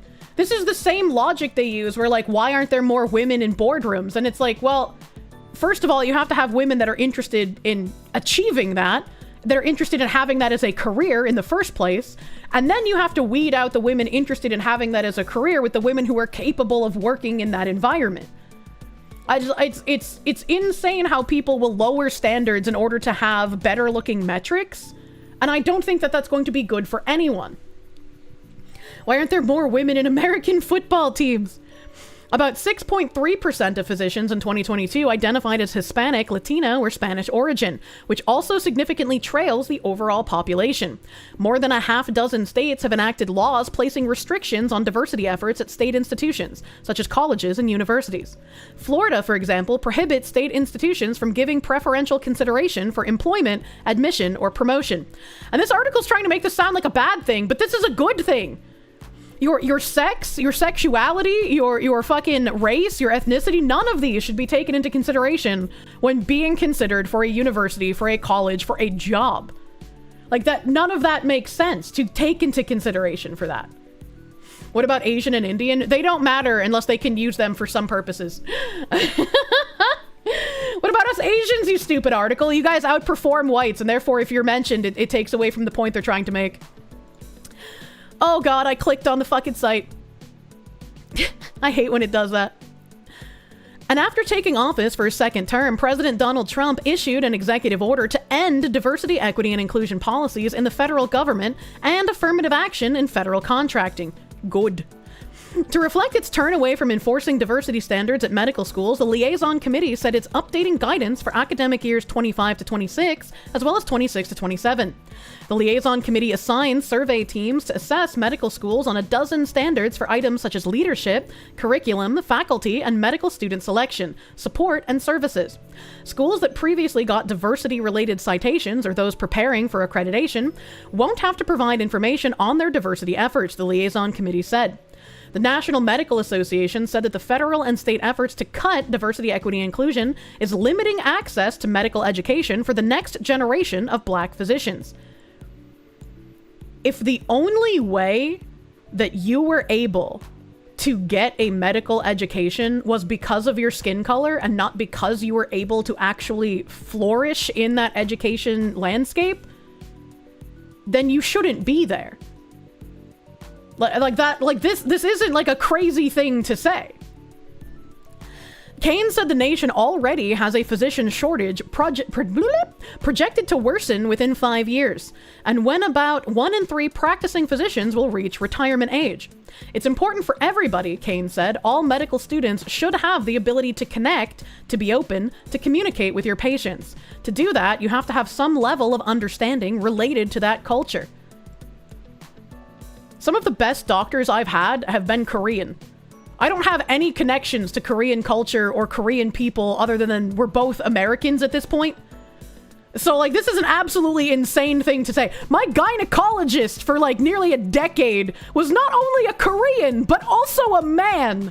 And he was the best fucking gynecologist I ever had. So, like, you know?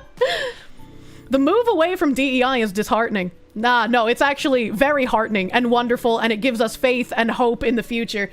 Because if DEI is lowering metrics everywhere and people are getting into positions that they shouldn't be getting into because of either their skin color or their sexuality or their gender, this gives incentive for people who actually would be putting forth effort to put in less effort. Because why work for something when people have lower standards to meet for the same exact thing? This is contributing to a competency crisis. Your former gay roommate was Korean. Well, he's not formerly gay. He's still gay. He's just formerly a roommate for now. Dr. Osose Obo knows how important it is to reduce bias and improve trust with patients.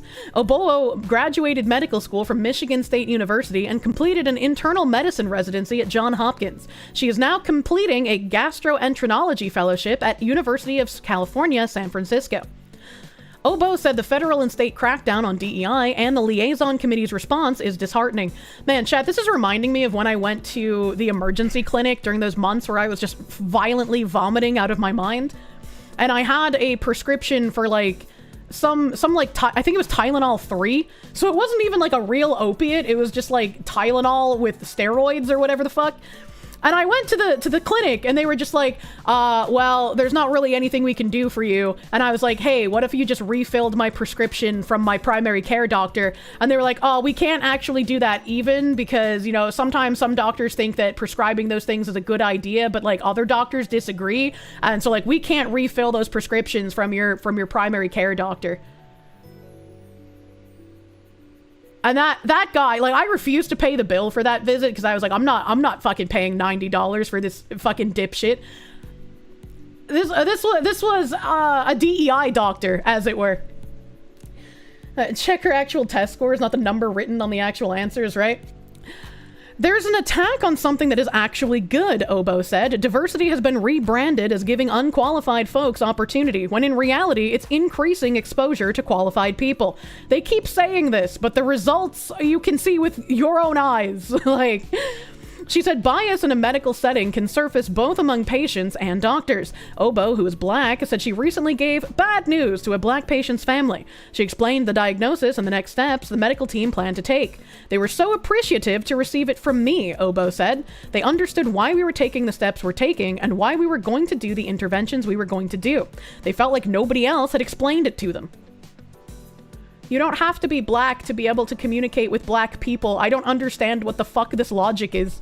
Like, yeah, most doctors are pieces of shit. I have firsthand experience with that. I fucking hate doctors. So when you get one that can explain things to you, that's fucking refreshing. But never in my life have I been like, oh, thank God that doctor was white. None of the other doctors would have been able to speak to me coherently if they weren't a white doctor. Like, what the fuck? Can anybody speak jive? Quoted by Airplane. Thank God you're not dealing with that anymore. No vomit. I mean, thank God. And I feel much better being out of my apartment. Like, that mold, that's fucking killing me, dude. You're Hispanic, you've spoken to people of every race? How dare you? You're literally fucking Hitler. When it comes to doctors, you always hope for the Asians. I fucking love me some Korean doctors, baby. You were talking on a free platform? It would explain so much right now. Streamers trying to speak to me, but I can't understand past the Italian. Hey, oh, fuck you, buddy! He is Hispanic, so he might be an undercover mustache man. I mean, it's true. It's true and real. So it's funny that this article is nothing but good things happening and bad people complaining about how the good things are actually bad, by the way. It's a weird relatability thing that they're trying to push because it makes black patients more comfortable, but really they just want more diverse quote-unquote numbers. It's like I could understand that in certain sectors, right? But like, I don't know. I feel like I would be clipped out of context and heavily canceled if I was like, you know what, chat? As a white woman, I only feel comfortable seeing white doctors. And so whenever I go to the doctor, I'm going to try and filter through the different doctor names until I find one who is white, because I don't feel comfortable seeing any of the other ones if they're not the same race as me. Like, what? That would be a weird thing to say. You're still confusing how even the most propagandized morons can truly think DEI removes bias. Guess it just displays the depths of unbridled stupidity we're capable of. I'd say partially that, and also partially some people probably understand how it benefits them, and so it's in their best interest to keep that kind of grift going. So of course she says what could be clipped. I'm sure this stream will have at least one clip that's taken out of context. Always is, you know? Ammonia. Sergeant Buck, thank you. Can you please repeat my diagnosis in mumble rap? I only accept diagnoses read to me in sad white boy mumble rap. Absolutely no one. Thank you for the hell yeah. Not once have you ever cared about the race of a doctor, only their competency. Man, I'm such a racist. Holy shit, your great-grandmother didn't want a Mexican doctor? It wasn't because she wanted a black doctor, it was because she was racist against Mexicans. It would be insane if I said that. Kirsche, about to say the thing she literally just said. Look, sometimes my brain cells, they don't work so good, okay?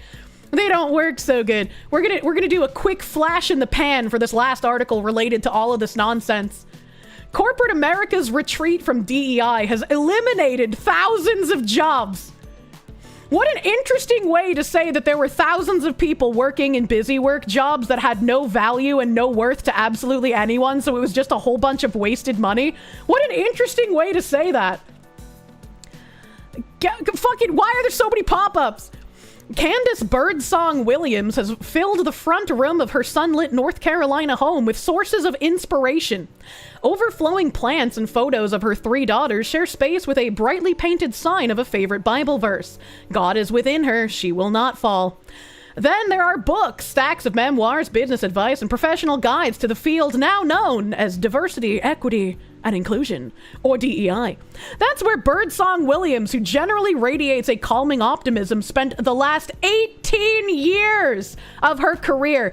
This woman has spent 18 years in a worthless position made by busy work and ideologues, where she has no other skill set other than to push propaganda, and we're supposed to feel bad for these people. Her voice breaks as she picks up one textbook simply called The Chief Diversity Officer. The title represents the pinnacle of her once hot profession and the promotion she was working towards before she was laid off in August and found that the DEI job market had turned into a toxic wasteland. I was hoping that was going to be the next role, she said, prior to the current political climate. As she approached her 50th birthday last summer, Birdsong Williams was pretty close to the top of her chosen field. Her most recent job title was Global Director of Diversity, Equity, and Inclusion. But now, Chief Diversity Officer seems like a promotion that will never happen for her and for thousands of U.S. workers. Oh God, I'm coming! This is so great to hear. This is fucking wonderful, dude. Also, can I just say that Global Director of DEI sounds like a higher position than Chief Diversity Officer? Why is it the one that sounds like a lesser position is actually the higher one? The anti-DEI political climate Birdsong Williams refers to has been slowly bubbling up for years. Even before President Trump was reelected and set things to a hard boil by immediately signing executive orders banning what he calls illegal DEI. Now, scores of employees are in all-out retreat from anything adjacent to the word diversity, including the experienced DEI specialists who were once in high demand.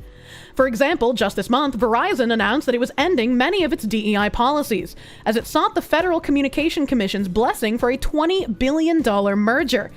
It promised the agency that its Human Resources Department will no longer have a team or any individual roles focused on DEI. I don't trust them. Once again, listen to the language that they're using. They will no longer have a team or any individual role focused on DEI. Once again, this is Bridge's goal to no longer have outwardly facing named DEI teams or individuals. This retreat is decimating the job market for people like Birdsong Williams. Since early 2023, U.S. employers have eliminated more than 2,600 jobs, with words including diversity or DEI in the titles or descriptions, according to a data analysis conducted for NPR by the workforce analytics firm Revelio Labs. And this is also interesting because, right, the goal is to take these people who were DEI officers or in DEI teams and put them in other, more prominent positions in the company to do actual work at the company alongside pushing the moral imperative that is DEI. But if some of these people are literally just losing their jobs instead of being reconfigured elsewhere, that means that these people literally had nothing else to offer besides being able to push this propaganda, which is insane to me.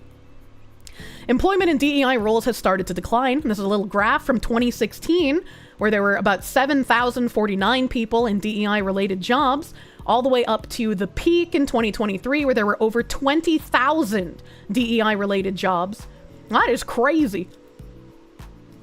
That accounts for about 13% of the DEI-related jobs that exist in nearly 2023, at the peak of the hiring boom. It's really interesting that it's 13% of the DEI-related jobs. Now that boom has shifted firmly into reverse. This Sunday, May 25th, marked the 5th anniversary of George Floyd's murder by a white police officer and the start of a national reckoning over systemic racism. Ah, Saint Floyd of the fentanyl, in his name we pray, amen. They always gotta mention him, chat. Corporate America rushed to join in, loudly proclaiming that businesses should and would do more to fight discrimination and create more opportunities for workers of all backgrounds. However superficial some of these promises turned out to be, big companies spent a lot of money on them and hired thousands to implement them. By early 2023, US companies employed more than 20,000 people focused on DEI.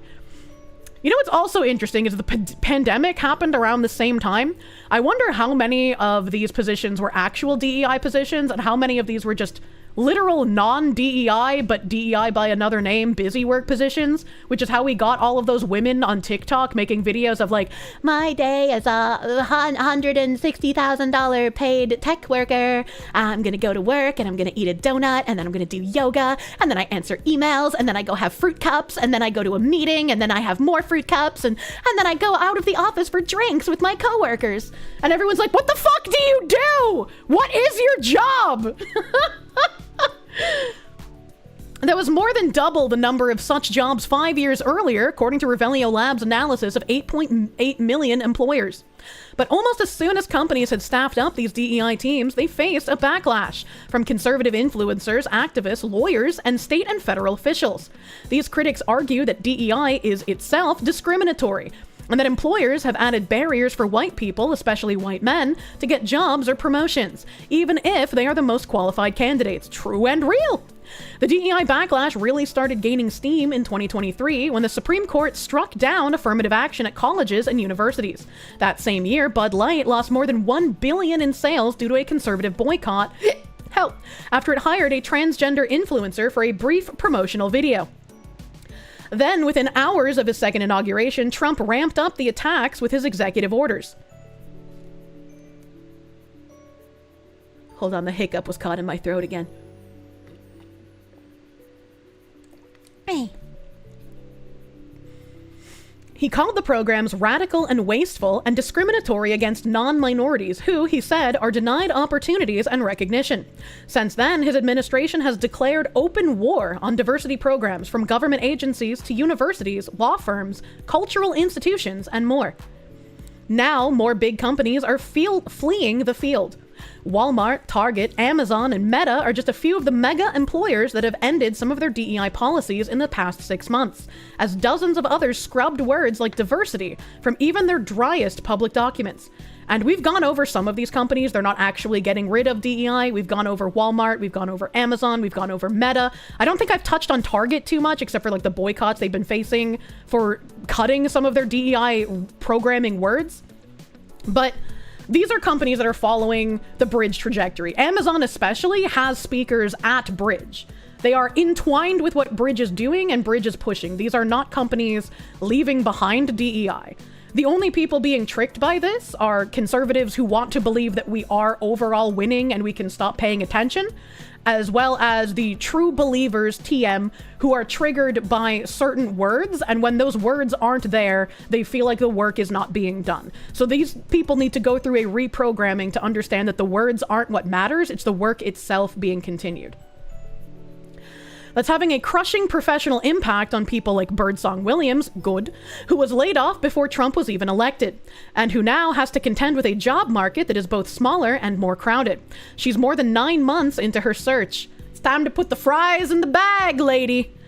It's been pretty tough, she says. I just didn't think it would take this long.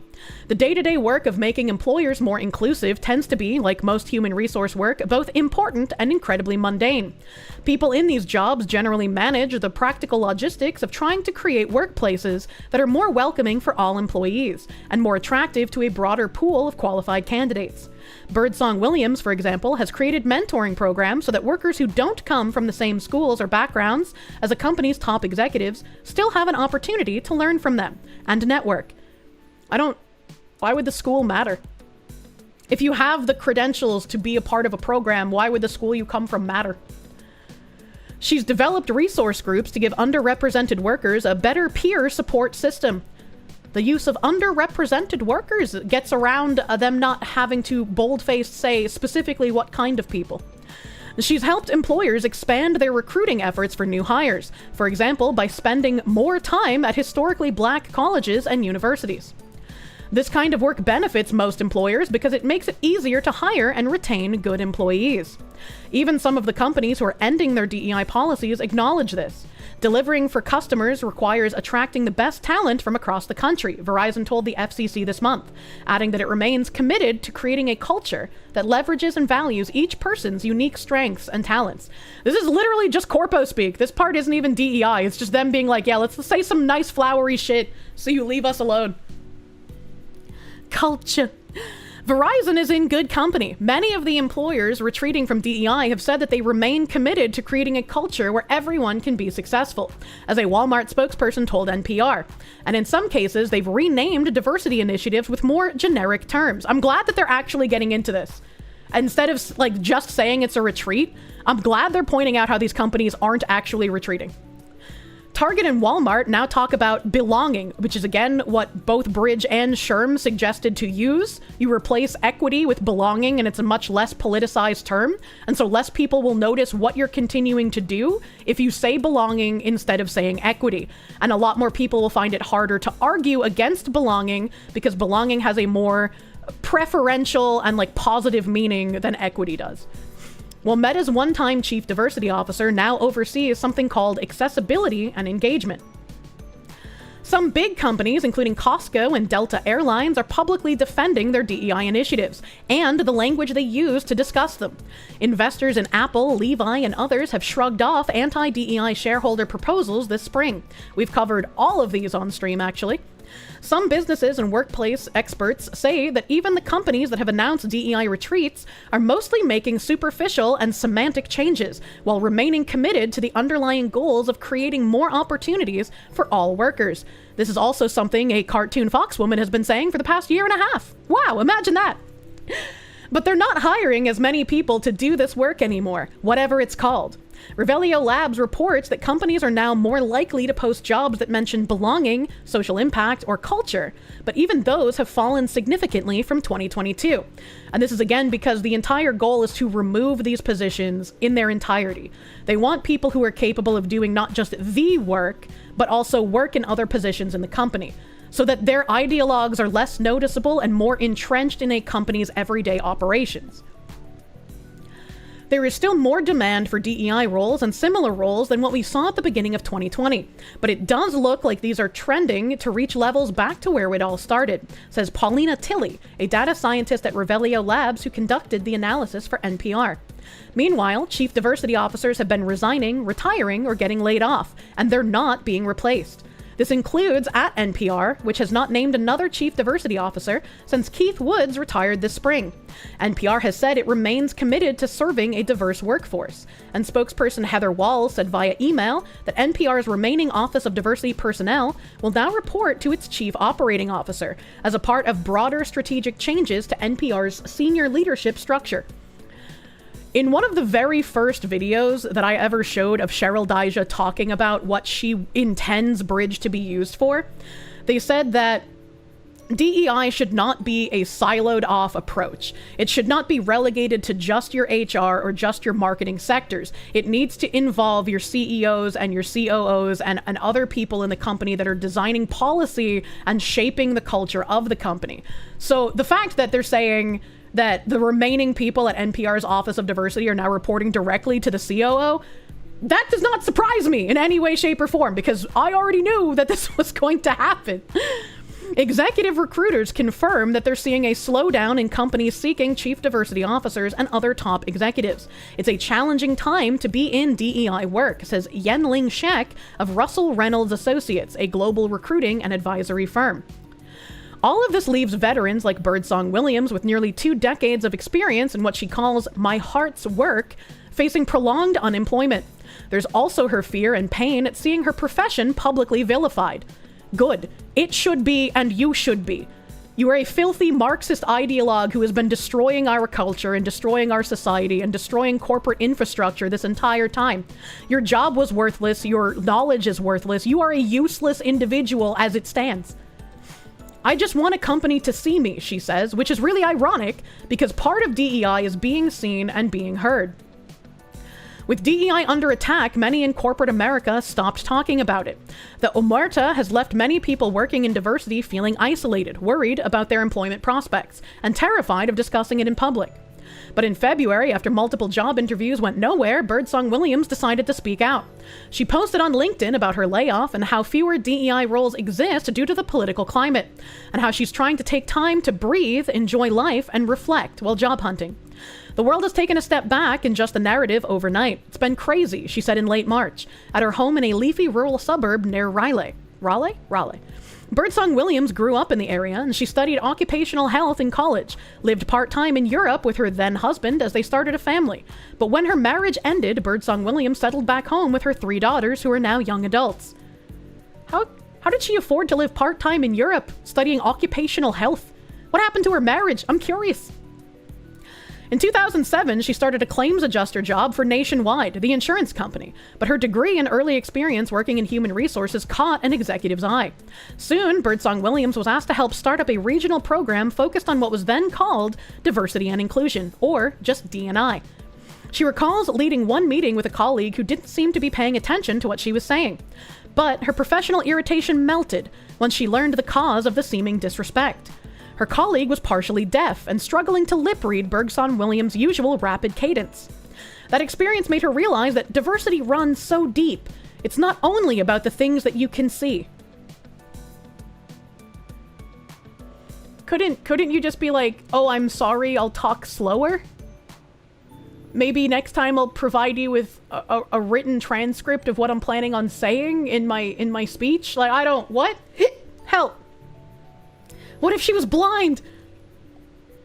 I remember getting excited, she recalls. It became my life's mission at that point.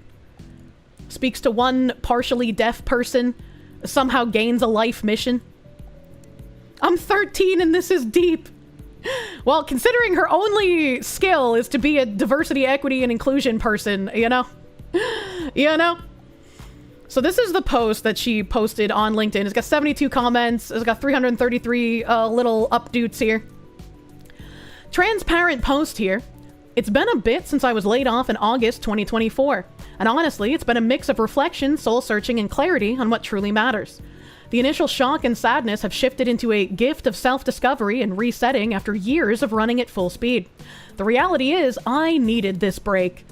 Well, this isn't my first career break, it feels different. For 15 plus years, DEI has been my career, my mission, and my heart's work in helping to build inclusive workplaces.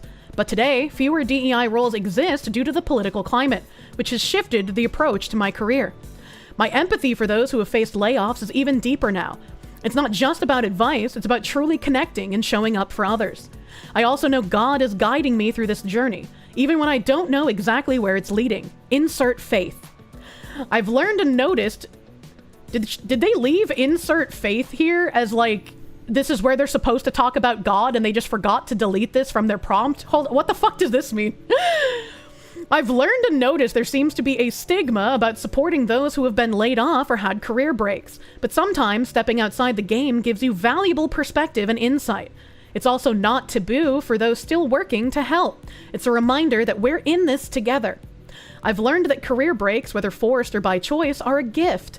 They allow space to level up, breathe, enjoy life, and reflect on the amazing work you've done. I've held on tighter to the fact that it's okay to pause. Life is short, and we need to savor moments we can't get back. Let's embrace those pauses, trust that they're part of the journey. And when it's time to return to work, and it will be, everything shifts. There's more depth, purpose, and appreciation for the moments we used to rush through. Here's to bold moves, career breaks, and loving life's beautiful unplanned moments. Let's embrace how we work and lead, championing inclusivity and empathy every step of the way. You've got this! I've got this! Let's keep moving forward to the future we're meant to have. Boy, this is another cultural strategist championing DEI. As a author of Celebrate Anyway, head of social at Riveranon. I don't know what this is. Solving today, orchestrating for tomorrow, data portfolio lead at Red something. A senior analytics engineer at Adobe. vice president at People Operations. A CEO at Disclo. I don't know what that is. The vice president of GTM enablement at Catalan. Executive business operations leader, mentor, and coach at Realtor Extraordinaire. Hold on, that doesn't sound like a real company. Partnering with an empowering, skilled radiologist with flexible locum? I don't know what that means. That person's title is so fucking long, dude. Back to this. As she gained more experience, bigger employees started calling. She worked for tech giant Cisco and the software startup GitLab, which hired her to oversee diversity, inclusion, and belonging. Cisco has people who are working alongside Bridge as well now. As it got ready to go public in 2021. That IPO also gave her a decent stock payday, which she says has become a financial cushion during her unemployment. By 2021, corporate America was hitting peak DEI, and Birdsong Williams was fielding weekly calls or emails from recruiters. My inbox was completely on fire, she recalls. Today, it's a deep freeze. Birdsong Williams was laid off by her most recent employer, a private software startup, in early August. Since then, she has interviewed for 2 separate jobs where after several rounds of interviews, she was told that the company was no longer hiring to fill that position. In one case, she saw the company later post a similar job description with no reference to diversity, equity, or inclusion. I don't understand how it has come to a place of just taboo. Don't talk about it, she says. Asked if she's given up on her dream of becoming a chief diversity officer, Birdsong Williams paused for several seconds, fighting back tears. I'm not chasing the title, she said. I just want to do good work until it's time for me to retire. I just want to do absolutely nothing and get paid 6 figures for it.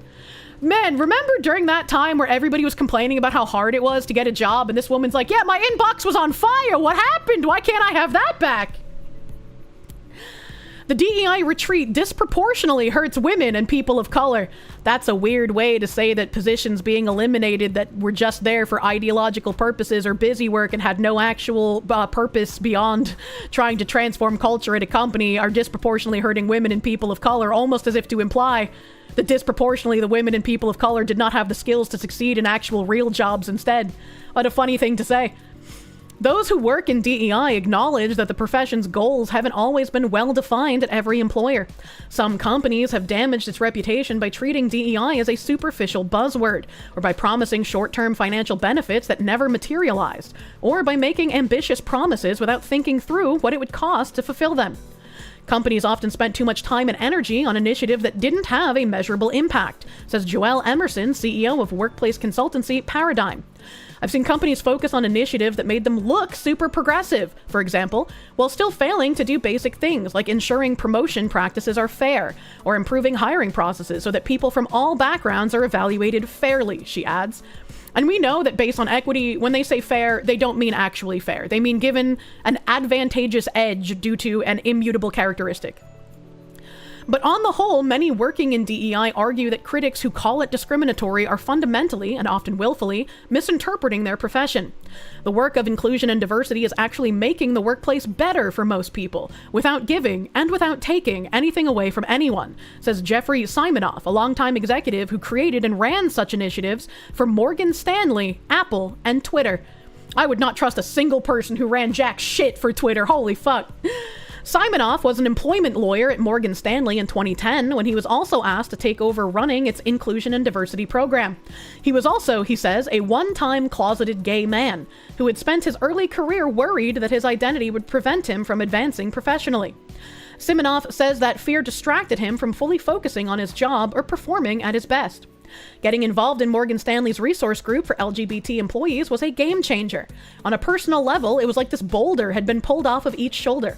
These opportunities existed not to give me a leg up over somebody else, he adds, but to simply allow me to do my best work, unburdened by silly things that didn't need to be there. That's a very flowery way to reword the wasn't giving me a leg up over somebody else.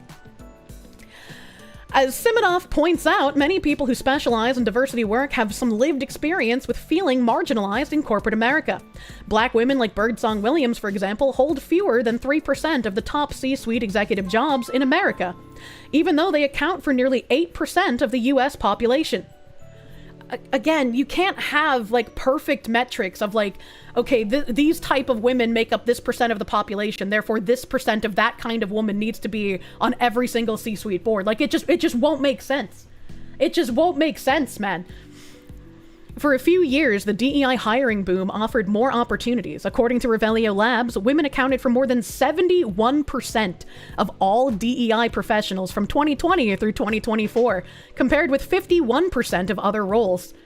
So what they're saying is that DEI roles were basically just a big kindergarten for women who couldn't actually get real jobs. That's kind of crazy. Black and Hispanic workers together held only 20% of other jobs, but 33% of DEI roles. We also found out that apparently a lot of federal work jobs that have gotten cuts in the recent Doge cuts were also heavily staffed by minorities and women. Let me guess, 75% had short hair and a nose ring. DEI roles are more diverse than non-DEI roles. Wow, imagine my shock. Moreover, companies that remain committed to diversity do, in fact, tend to hire a more diverse workforce, especially Black and Asian workers, than companies without DEI teams, Revelio Labs found. That means corporate America's DEI retreat is having an outsized impact on underrepresented employees. See, now they're using the Asians in their statistics because it's going to be beneficial for the underrepresented employees narrative. Both the executives who run these initiatives and the more diverse workforce they help create. Getting rid of these DEI functions is really going to pare back the diversity of the workforce, even to be felt years from now, said Tilly. While some DEI employees hope their work will continue under names such as belonging or cultural transformation, Tilly sees a drop-off in these job titles too. It looks like a lot of the roles that they're moving into are just going to be more generalist human resource roles, she said. Some veteran DEI executives are figuring out if they want to stick with the embattled field or focus on something else. Siminoff, who's been consulting since leaving the nonprofit Robert F. Kennedy Human Rights last year, said it's a tough time for his profession. Doing this work right now is particularly complicated, and I'm just not sure that doing it with all of this uncertainty is something that I would choose right now.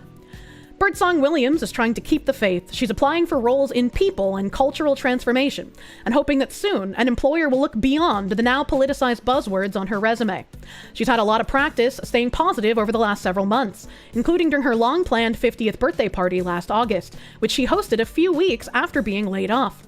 It was a bittersweet bash. Birdsong Williams invited more than 100 loved ones to an art museum in downtown Raleigh. Okay, all right, this is like I'm on financial audit now, okay? When you have a 50th birthday party, why are you inviting 100 people to an art museum? That's fucking insane to me. What kind of money are you spending on your birthday? Fucking, where is Caleb Hammer, dude? Definitively impoverished. Yeah, I've lost my job. I'm in poverty. Thankfully, my DEI role got me some fucking equity stocks in one of these companies, so I have a cushion. I'm gonna throw a 100-person birthday bash at an art museum. Have a cry for the plight of the new nobility. You get what you fucking deserve. Most of them didn't even know about her job loss, and she didn't want to let it overshadow the evening. Instead, she put on a shimmering chartreuse dress and made a grand entrance, dancing to Carl Carlton's 1981 funk classic, She's a Bad Mama Jama. I'm dancing, I'm having a moment, but I'm like, only a few in this room know that I don't have a job. Is this really happening? This is how a lot of Zoomers on Caleb Hammer's show end up going into debt. They try to like put on the airs that they're, you know, still in a good job, or they have a good job in general, and they have all of this excess money to be able to spend on like crazy frivolous things, but they end up going into debt over it. And also, how much was this woman getting paid for a fucking DEI job that she would have been able to throw a 100-person birthday bash at an art museum? That's kind of crazy. They also need 20K birthdays. Did I see the $20,000 prom thing on Twitter the other day? No, what the fuck? During an overcast afternoon this spring, Birdsong Williams returned to the museum where she hosted that party. There was a new exhibit up, bright, joyous, larger-than-life paintings, mostly of Black children playing. It was called The Power of Community. Birdsong Williams stopped in front of one of the canvas of a child crouched on a ledge, seemingly getting ready to jump. The painting by Lamar Whidbey was titled Leap of Faith 1. I love that, she murmured, reading the title out loud. Those are some words that I feel right now. What a weird way to end that article. Oh yeah, baby, give me that Nippon steel. We kill trees, what the fuck? And she was being paid too much. Anyone in a DEI position is being paid way too much. This article was also way longer than I thought it would be, especially when it said it's a 3-minute fucking listen. Ain't no way, brother. Ain't no fucking way. But we got through a whole bunch of nice little DEI articles since we've been on the back burner for this kind of shit recently. Indestructible, thank you for those 5 gift shubby bubbies, by the way. Thank you, thank you. Thank you, thank you. Anything above nothing is much too much for those people. Yeah, DEI should not be a position at all. It should not be a position, it should not be something to aspire to, and it should not be something that you mourn the loss of when you've basically been doing busy work for years and getting paid for it. Like, we're finally starting to heal, unironically. Let me, see, here. I'm gonna raid into my husband so I can go make dinner. I'm gonna raid into my husband and I'm gonna make dinner. Off topic, you found your treasured cigar cutter? You're beyond happy? Hell yeah, that's really loud! What the fuck? Why is this stream so loud? Holy shit. Alright. Okay, we're gonna go raid into Asman. And it's time for me to scourge food. It's time for me to scour for food. I'm on you. Yakub Auf Cincy. That's not how you spell Yakub. Thank you for the gift member on the YouTubes. Thank you. Kirsche food. Oh yeah, let's look at the community tab. Who's fucking top today? We got Punk Metal, #1 chatter on the community leaderboard. Binary Mind. How could you steal a top community leaderboard place as a moderator? How could you do this? And I am Trevor Forever, number 3 on the community leaderboard. God damn.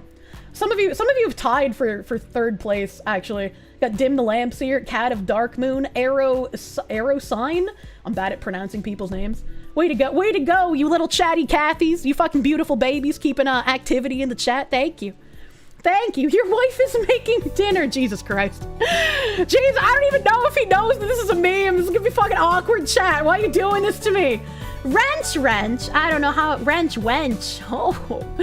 Oh, let me see how you work them hands, baby. Thank you for the 5 gift members. Thank you. Thank you. Go have fun watching him play Elden Ring. I can't play Elden Ring. And thank you guys for hanging out a little bit extra late with me tonight while I got through that last long-ass article. Thank you. I hope you have a great rest of your night. And I'm looking forward to playing some fucking Okage tomorrow. It's been a hot minute. Bye.